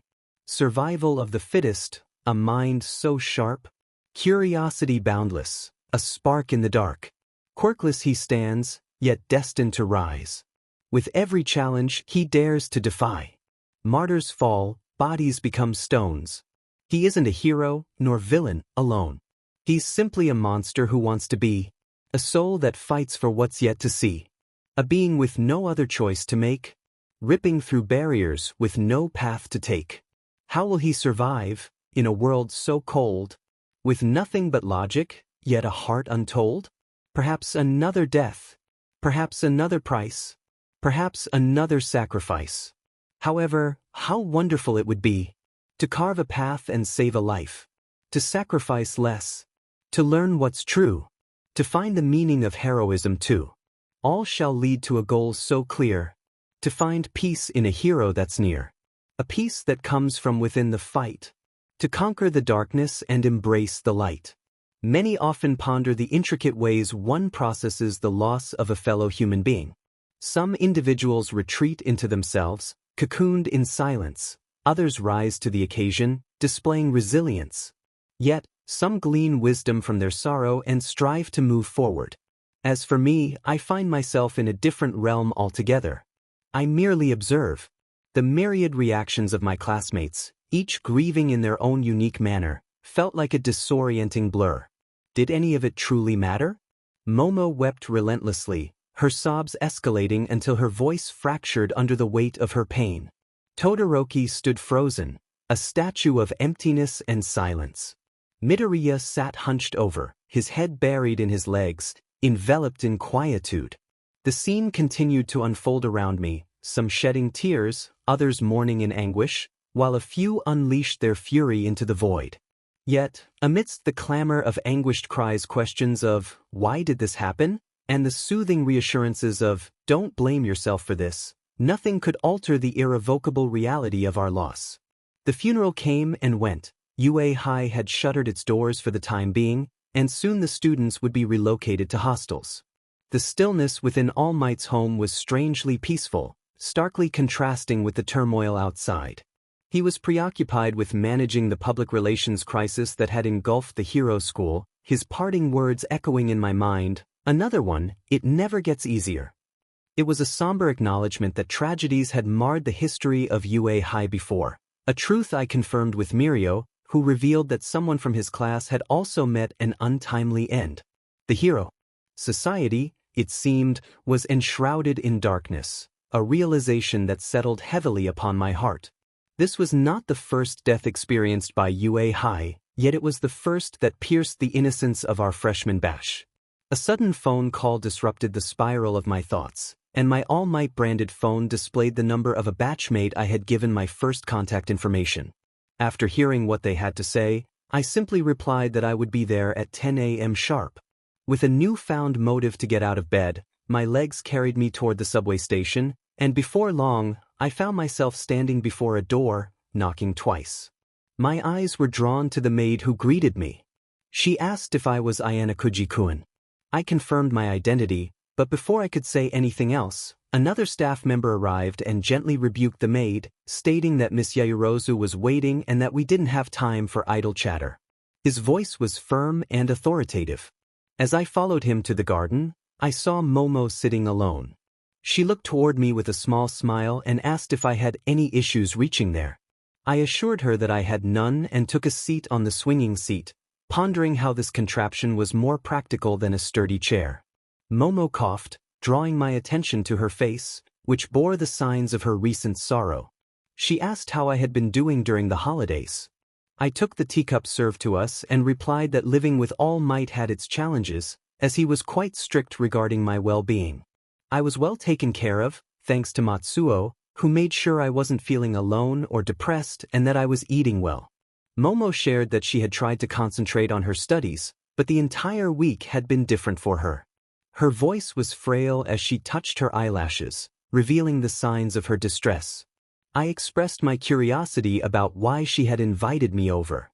She explained that she had tried talking to her family about her feelings, but they couldn't relate. No one in the institute was closer to her or would listen like I would.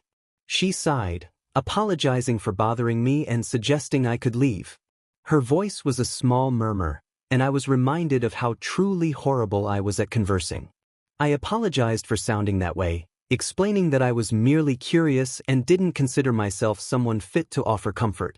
And that was the best part about her, she didn't care. She simply listened like a wall of sorts. He had been her friend long enough to realize that. Friend? He wasn't sure about that, but she was mostly right. He simply didn't care. Yes, he was going through changes, but deep down he really didn't bother with anything. That might have been true before, but Ida's death had a major impact on his perspective.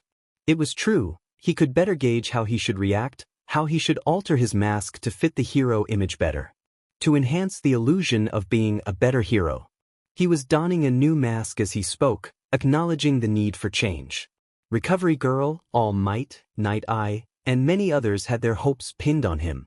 It seemed Ida's death had become a catalyst for his development. She hesitated, her fingers toying with her bangs.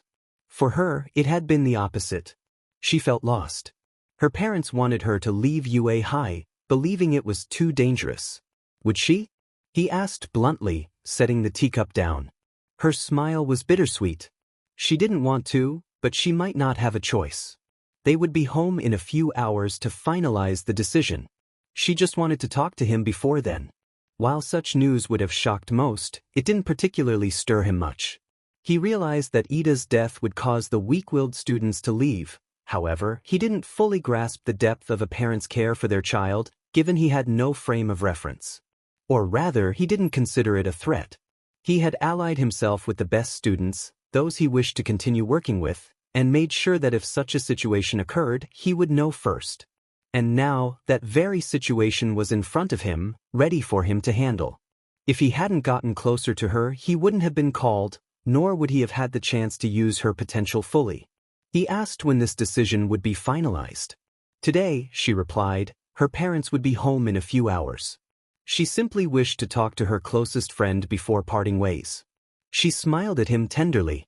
It was clear she wanted to stay at UA High, but her parents disagreed. Momo was an asset for now. Her quirk and personality would help tremendously in future events. Losing her was not an option, but it was evident that ensuring her parents allowed her to continue would be challenging. He had a few less efficient backup ideas he had considered during his week of solitude. He tended to always choose the most efficient path to achieve his goals, which had helped him survive in the White Room, where individuality prevailed. The real world had consequences, particularly those related to emotions. If he kept choosing the most efficient path, he would reach his goals the fastest, but the aftermath would be messy. Thus, a simple change in strategy to a less efficient path would be optimal. This would allow further movement of his tools and enable him to develop more pieces on the board without rushing to the endgame. His growth wasn't about changing his true self, it was about tying the strings of his mask tighter around his head. Today, he would deliver the final blow in capturing another piece. Unfortunately, Toga, who had been the centerpiece of his original plan, would fall victim to a single phone call made by the girl in front of him. In this contingency plan, she would be his centerpiece. He resolved to wait for the aftermath. He didn't enjoy seeing women cry. He simply wished to see this through to the end. The earlier version of himself would have walked away. People change. He had changed as well. He would try to help. No selfish motives? He was genuinely trying to change. Even if he did, it didn't matter. As long as she could attend UA High, she would accept whatever help she could get. After the tea, they headed off to her room. She asked if this was the first time he had entered a lady's room, mischief flickering in her eyes. Perhaps, he replied, but who was the lady here? She playfully punched his arm, an action meant more in jest than in force. He exaggerated his response, acting as though he were in pain. Oh, come on. He couldn't even act, she sighed, clearly unimpressed by his theatrics. He wondered what she would say about the acting he had been doing all this time, good, bad, or excellent. The room was quite large, almost too big for his eyes. It was evident that she had no sense of scale when she apologized for the size of the room. In response, I reflected on my previous living situation, noting that this single room was twice the space I had before All Might took me in. I settled onto the pink carpeted floor, which was immaculate and plush. She seemed embarrassed, flinching slightly. She acknowledged her lack of common sense, giving herself a light smack on the head before taking a seat on the bed. She then urged me to sit in the chair instead of on the floor. I moved to the cushioned chair beside her desk, which was cluttered with books on chemistry, molecular physics, and thermodynamics. The shelf next to it was similarly filled with texts ranging from quark theory to nuclear fusion.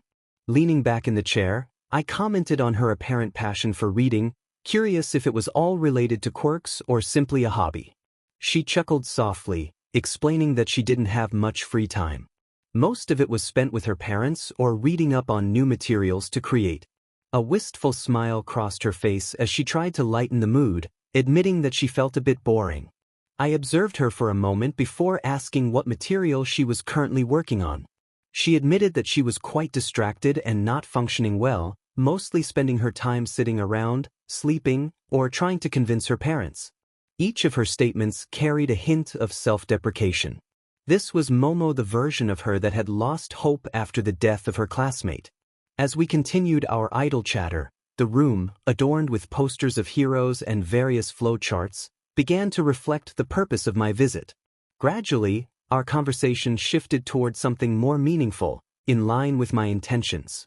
The sharp ring of the doorbell interrupted us, prompting Momo to stand up and clear her throat. She asked me to wait in the living room while she opened the door, expressing concern that her parents might misunderstand the situation. Her voice carried a hint of embarrassment as she described herself as sheltered and unable to handle things on her own. I introduced myself as her dear friend when her father answered the door, extending my hand. He seemed surprised, noting that it had been a long time since Momo had brought a friend home. His scrutiny was evident, but he was charismatic, likely due to his accomplishments and the striking contrast between him and his wife. Momo's mother greeted me with a warm smile, though her voice held a slight edge as she mentioned that I was the boy who had defeated Momo at the sports festival, recalling how much it had upset her. While her tone was sweet, the concern of a mother was unmistakable. I nodded and took a seat on the living room sofa, observing as her parents entered with papers in hand. Momo's mother, youthful and sprightly, walked in first, followed by her father, who appeared more serious.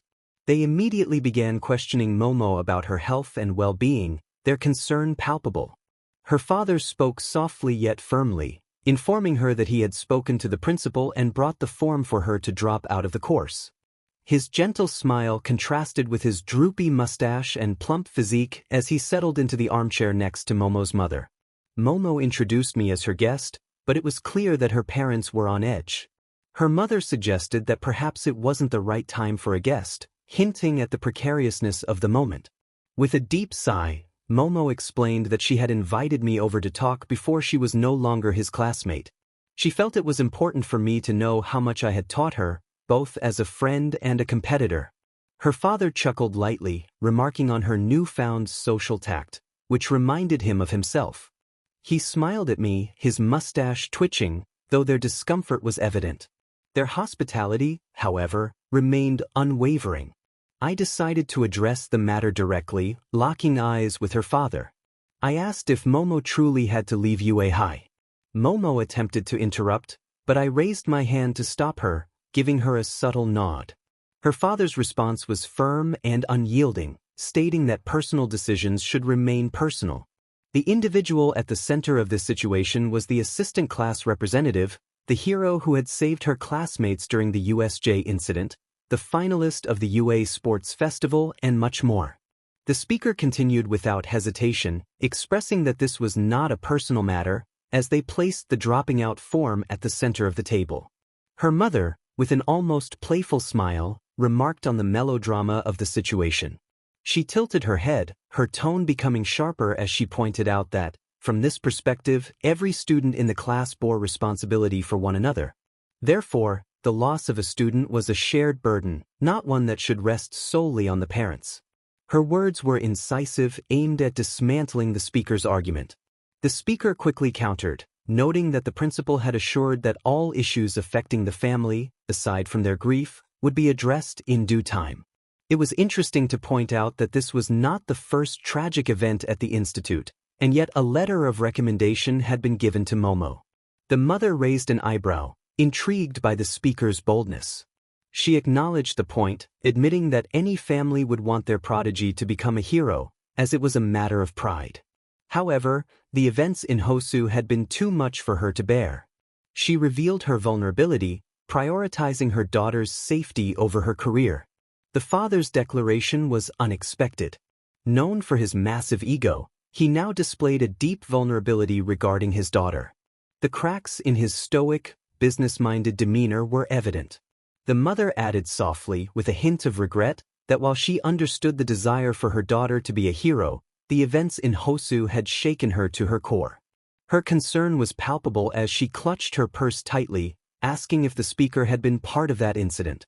Momo attempted to speak, but her mother interrupted, insisting that her daughter listen to the speaker's perspective. The mother questioned how someone who had caused harm could be considered a friend.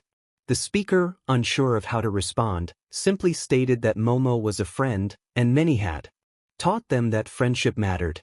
They expressed that if Momo dropped out, it would be a loss for everyone, suggesting that it was better for her to risk her life fighting than to lose her spirit in isolation.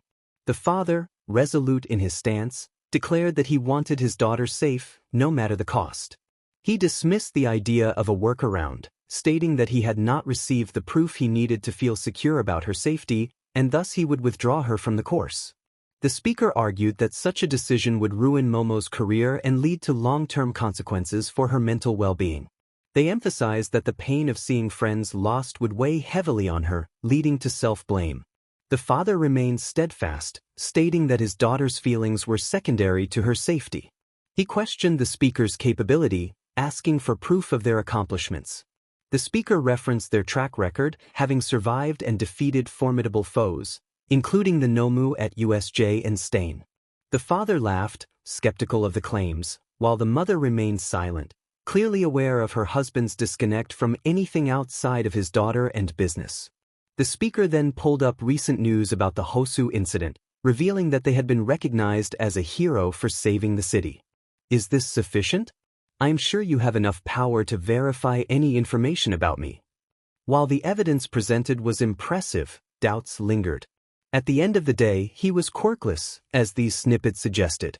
He was beginning to cave in when clear proof laid bare the reality. The illusion of capability was strong. How about this? They would soon have their final exams. If he managed to qualify, not just with passing grades but also with enough backing to prove himself, that should be enough, right? Even if that didn't demonstrate his worth as someone responsible, he could do anything else they wished. The ball was in their court. The tone was direct and crafty. If they accepted this deal, at the very least, Momo's true friends would have time to confront and convince her parents. He wasn't her real friend after all. He simply needed her quirk. But his facade considered her a true friend, showcasing its full potential from everything he had learned about humanity and the importance of wording from those around him. This was the most optimal response. It also made him ponder what proof he would have had to keep Momo by his side if someone else, unrelated to his incident, had died without his involvement. It would truly be unfortunate. Arthur, Momo, what do you have to say? Her mother interjected, asking her daughter. I am not convinced, to be frank. Even though I have seen the news and so on, I know Ayanakuji is capable from all the articles I have read about him and the sports festival. He is trying to prove his capability. But you can't use him as a crutch. Do you think you are capable? Will you be able to promise us that you will be strong enough that I won't turn gray worrying about you? Her mother had posed the exact questions a logical parent should ask. He watched Momo quietly contemplate her words. She had been self-deprecating and utterly broken just a few hours ago. Could she change herself? Could she show confidence? An entire transformation of her true self? I don't. Her voice faltered, but then her eyes widened as she declared that she would prove herself capable. She trusted herself and believed she could stand up to whatever threats came her way. All she needed was some time. She was lying. Her eyes were wide open as she stared at her mother. Usually, people avert their gaze, but here she was doing the opposite. How interesting. But it worked. After all, they were emotional for her. Her father finally looked at him and nodded. He didn't expect him to care or act as a bodyguard. That would be a silly request. All he asked was to help her reach her potential, no matter what it took. He didn't want protection for her. She was his daughter and could protect herself. He just wanted him to help her, as a friend, to reach her goals. This was the final agreement he was asked to honor, and he nodded in response. He saw no reason not to comply. After all, their goals aligned. If she didn't reach her potential soon, she would be deemed worthless. He hoped this investment would bear fruit. Momo's eyes glimmered and radiated as she looked at him and murmured a small, "Thank you." He wondered how many students would drop out now. It would certainly weed out the undesired. Humans experience loss in profound ways. From the moment I stepped into the classroom, I felt the weight of absence pressing down on every corner of the room. It had been a while since I last walked through these doors, but the change was unmistakable, as if grief itself had seeped into the walls. The defeated expressions of my classmates revealed everything. Eyes that once burned with ambition were now dimmed, and shoulders that used to stand tall were hunched, trying to hide the burden of loss beneath brave facades. Everyone here was supposed to be a hero, expected to accept this reality. Mina, typically the first to crack a joke in any situation, sat still, her usual vibrance extinguished. She had tried to fight the silence, to fill the void with forced laughter, but even she had succumbed to the weight of it all. The classroom, once filled with chatter, arguments, and playful banter, had transformed into a graveyard of unspoken words. An empty front desk spoke volumes, louder than anything the class could muster. Even Bakugo, always ready to respond with anger or arrogance, remained silent. There were no barked insults, no challenges, no usual outbursts. He simply huffed, barely acknowledging my presence as I walked in. But I noticed the reddening in his clenched fists and how his eyes flickered toward an empty seat before he forced himself to look away. Loss changes people, and this was something none of them knew how to carry. Apparently, this wasn't the first death at UA High. In fact, it was the 22nd. The realization lingered in the back of my mind. The outside world was indeed grim. The heroic world wore a black veil at all times. Death was not foreign here. It never had been. For all the ideals of heroism, for all the training and DSPLN, this school had always danced on the edge of tragedy. 22 lives lost. 22 futures erased. Yet UA still stood at the top of the rankings, hailed as the best, not because they prevented death entirely, but because they lost fewer students than anyone else. That was an achievement, wasn't it? A statistic to be proud of. A record that kept parents sending their children here, believing in a system designed to sharpen them into weapons. But what kind of victory was this? What kind of warped perspective turned survival rates into a selling point? No one here spoke of it that way. No one dared to. Acknowledging the numbers in that manner would mean stripping away the weight of each individual loss, reducing them to just another fraction of a percentage. Anyone who could view it like that, who could see a life as nothing more than a statistic, was not human. That person was a monster. With such thoughts, I made my way to my seat beside Momo. She was stiff, her hands folded neatly on her desk, fingers interlocked so tightly that her knuckles had turned white. Her usual composed demeanor remained, but it had been altered subtly, yet unmistakably. There was a wretchedness to her expression, a tension she couldn't quite hide. Across the room I caught glimpses of the others. Jaira had her headphones on, but she wasn't listening to music, the cable wasn't plugged into anything. Her foot wasn't tapping against the floor like it usually did. Kaminari had his head down, arms crossed over his desk, his shoulders rising and falling with slow, controlled breaths. Mina was staring at her phone, but I could tell she wasn't reading whatever was on the screen. And then there was Izuku. He sat at his desk, hands clenched into fists on his lap. His posture was unnaturally straight, as if he were holding himself together through sheer willpower. I sensed a change in him, that much was obvious. But Midoriya wasn't the only one. Everyone had changed in some drastic way or another. I would have to keep an eye on them, all of them. Aizawa's voice shattered the atmosphere as he entered, his usual tired expression in place. However, it wasn't just exhaustion. It was grief, buried beneath the surface, restrained but present. The class obeyed without a word. There was no need for warnings, no creepy remarks from Mineta, no whispered side conversations. They just listened. The day passed without a single mention of the death. Not from Aizawa, not from anyone. It was as if ignoring it would somehow make it easier, as if silence could soften the blow. It didn't. The next class was with All Might, who tried his best to act natural upon my return, alongside Matsuo, as his world-renowned acting would allow. Which wasn't much. He had mastered the art of smiling even when his world was crumbling. But I had seen through it before and I could see through it now. The way his movements were just a little too stiff, the way his grin didn't quite reach his eyes, the strain in his voice that no amount of effort could completely hide, it was all there. He was trying, but trying wasn't enough. His voice today was softer than usual as he greeted everyone and instructed them to head to Field Gamma.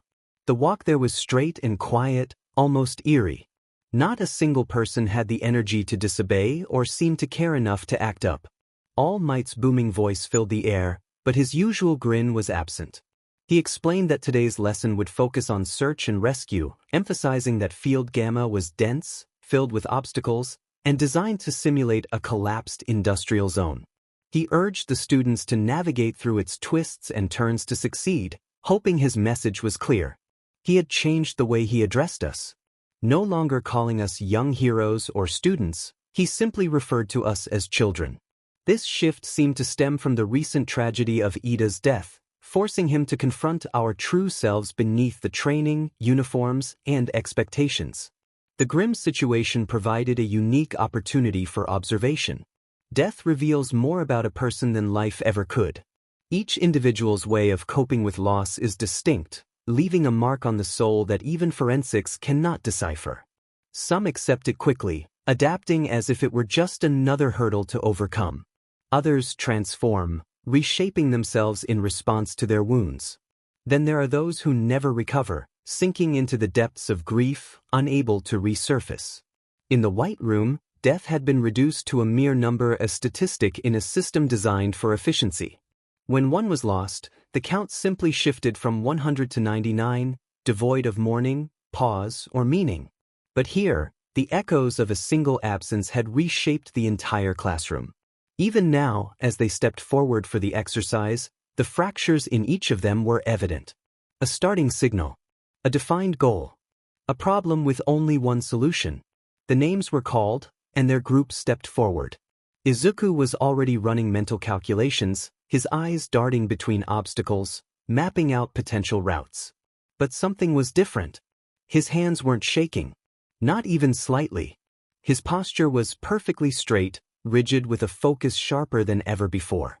Ashido, usually so full of life, stood silent, grimacing as she readied herself. Not a smile in sight.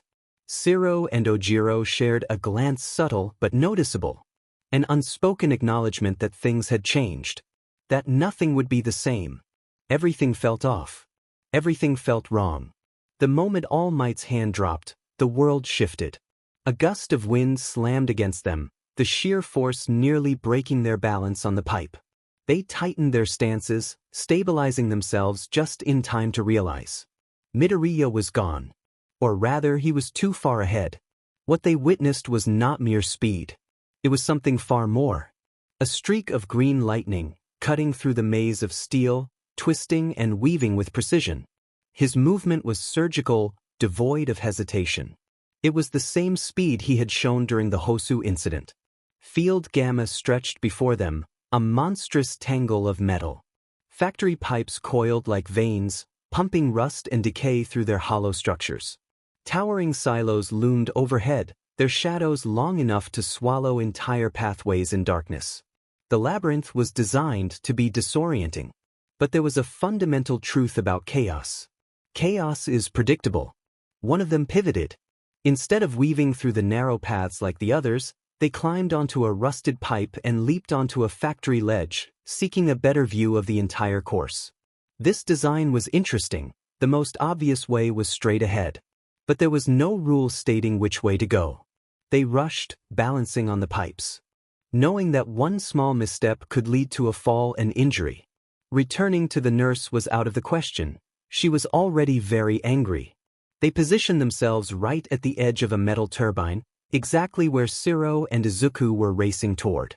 Izuku was expectantly fierce, but Shiro keeping pace was impressive. Everyone's capabilities had heightened within a month. This was almost unheard of. Even with training, such a difference in speed was hard to achieve. They had to throw Izuku off track. He was the only real threat here. The others were still manageable, at least from what they knew of them before the past month of absence. But knowledge had an expiration date, and they had no account of their present capabilities. Not fully. That uncertainty gnawed at them. Their mind instinctively worked through contingencies, weaving a web of backup plans, each more intricate than the last. If Izuku was faster, they had to be smarter. If he was adapting, they had to predict him before he even realized he needed to adapt. But even as their calculations ran flawlessly, a foreign feeling crept up their spine. Something uncomfortable.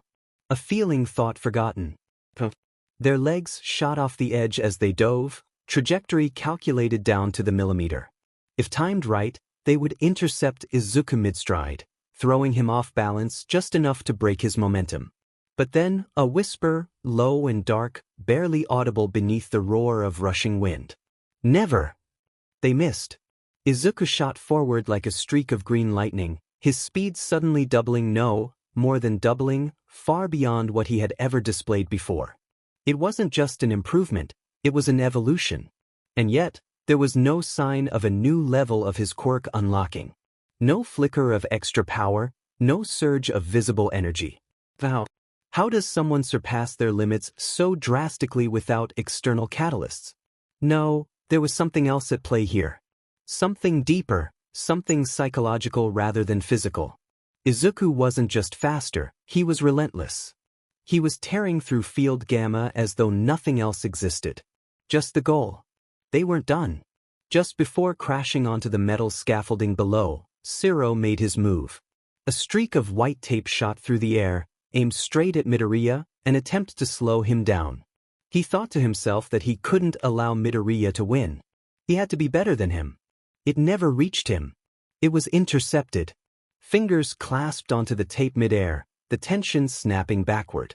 Using the momentum, a swing against the metal pipe below redirected the tape's force. Shiro never saw it coming. The coil of his own tape tightened, his balance shifted, and before he could react, he crashed. Not onto the metal pipes, but onto Izuku. Izuku must have anticipated the situation. He knew there would be challenges, but Shiro? He never considered him a threat. That was his mistake. Izuku didn't just want to win, he needed to. This need consumed him, altering his usual tendencies and changing how he assessed everything around him. The cautious strategist, the boy who once second-guessed his own worth, was gone. This Izuku was different. He was no longer trying to prove himself equal to his classmates. He believed he was above them. This shift, this transformation, was the key to his exponential growth. How was it tied to Ida's death? Was this another form of grief? A desperate attempt to control the uncontrollable? Each answer unraveled more questions. Izuku and Shiro were wrapped in tape as Mina's acid shot at them from the side. A quick duck barely avoided it. Frustration laced her voice, uncharacteristic and intense. Mina wasn't just attacking, she was hunting. Her next shot was faster, more controlled, forcing a sharp pivot on the narrow pipe. Again she missed, but only barely. If there had been a fraction of a second's delay, the outcome would have been different. She had learned a new way to use her quirk.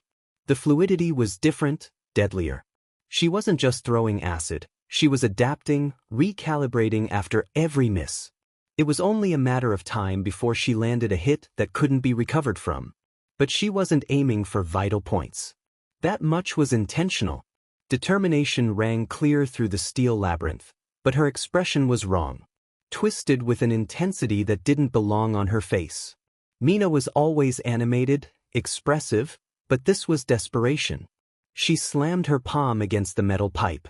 A loud crack echoed as shards of steel and rust broke loose. Then she coated them. Before there was time to react, the acid-laced debris shot forward like shrapnel, forcing a weave between them. One of the jagged shards tore into a leg. The pain was instant, a sharp sensation as the acid hissed against the skin, eating away slowly and cruelly. Mina hadn't missed. But nothing was given away. The expression remained neutral. If she noticed the hit, she would press the attack. She had already adapted once. There was no room for further reading. Yet she switched her approach anyway. Abandoning precision, she twisted her hands in an arc, fingers flexing, stance shifting. A vortex of acid spiraled forward. Wider range, an unavoidable trap. She understood that linear attacks could be predicted, so she changed the rules. She was learning. Her quirk had evolved. Her combat instincts had sharpened. Had she always been this capable? Or was this what the last month had done to her? How much had she trained? How much had she changed? Timing was crucial. Too early, and there would be a catch in the radius. Too late, and footing would be lost. For a moment, the world slowed. The acid's glow painted the battlefield in eerie pink light. The steel groaned as a push-off was made, body twisting midair. The corrosive liquid barely missed a foot upon landing on a different pipe, breathing steady despite the searing pain in the leg. There was barely time to process before her voice rang out again. A wrist snapped into position, like a gun. This time, there was no hesitation. The impact echoed through the space. She was about to burn a hole through a leg one moment, then she was being slammed into the metal pipe. Ojiro appeared with a jump, capturing Mina in his tail and tossing her onto the ground. He ran, but so did another. Ojiro was the only one who could be caught up to, so speed increased. The finish line was near, visible in the distant periphery. Just a bit more, and it would be over. However, Ojiro had different plans. His high ground was a constant advantage, and he smartly didn't attack when he could have. He waited until most were cleared out before deciding to take on the most susceptible opponent. It was a pure physical approach after all. There was no burning his tail like Mina, nor could there be dodging or wrapping like Shiro. He had thought this through. The sound of bone cracking echoed as a hand was raised to block the tail. The pain was inconsequential, but the hand was now rendered useless. His opponent's tail had gained strength. During their sparring sessions, blocking it had been manageable. It had always been strong, but now it was evident that extensive training had made it even more formidable. Ojiro's tone softened as he expressed his desire to win, a stark contrast to the gruff voice he had used when attacking Mina. His sense of fair play was perplexing. He had stepped down during the sports festival to do the right thing, and now he seemed reluctant to hurt his opponent. It was clear he looked down on them, which was understandable. Ignoring his words, the only focus was on running until reaching the finish line. Just a bit more was needed. However, Ojiro's tail had other intentions. It coiled around a leg, but the leg was lifted just in time to avoid the attack, and then it stomped down on the tail. Ojiro cried out in pain, reminding himself to stay calm and not panic. He appeared to be talking to himself, a strange coping mechanism for the situation. Coiling his tail like a spring, he propelled himself forward, realizing that attacking had become increasingly complicated.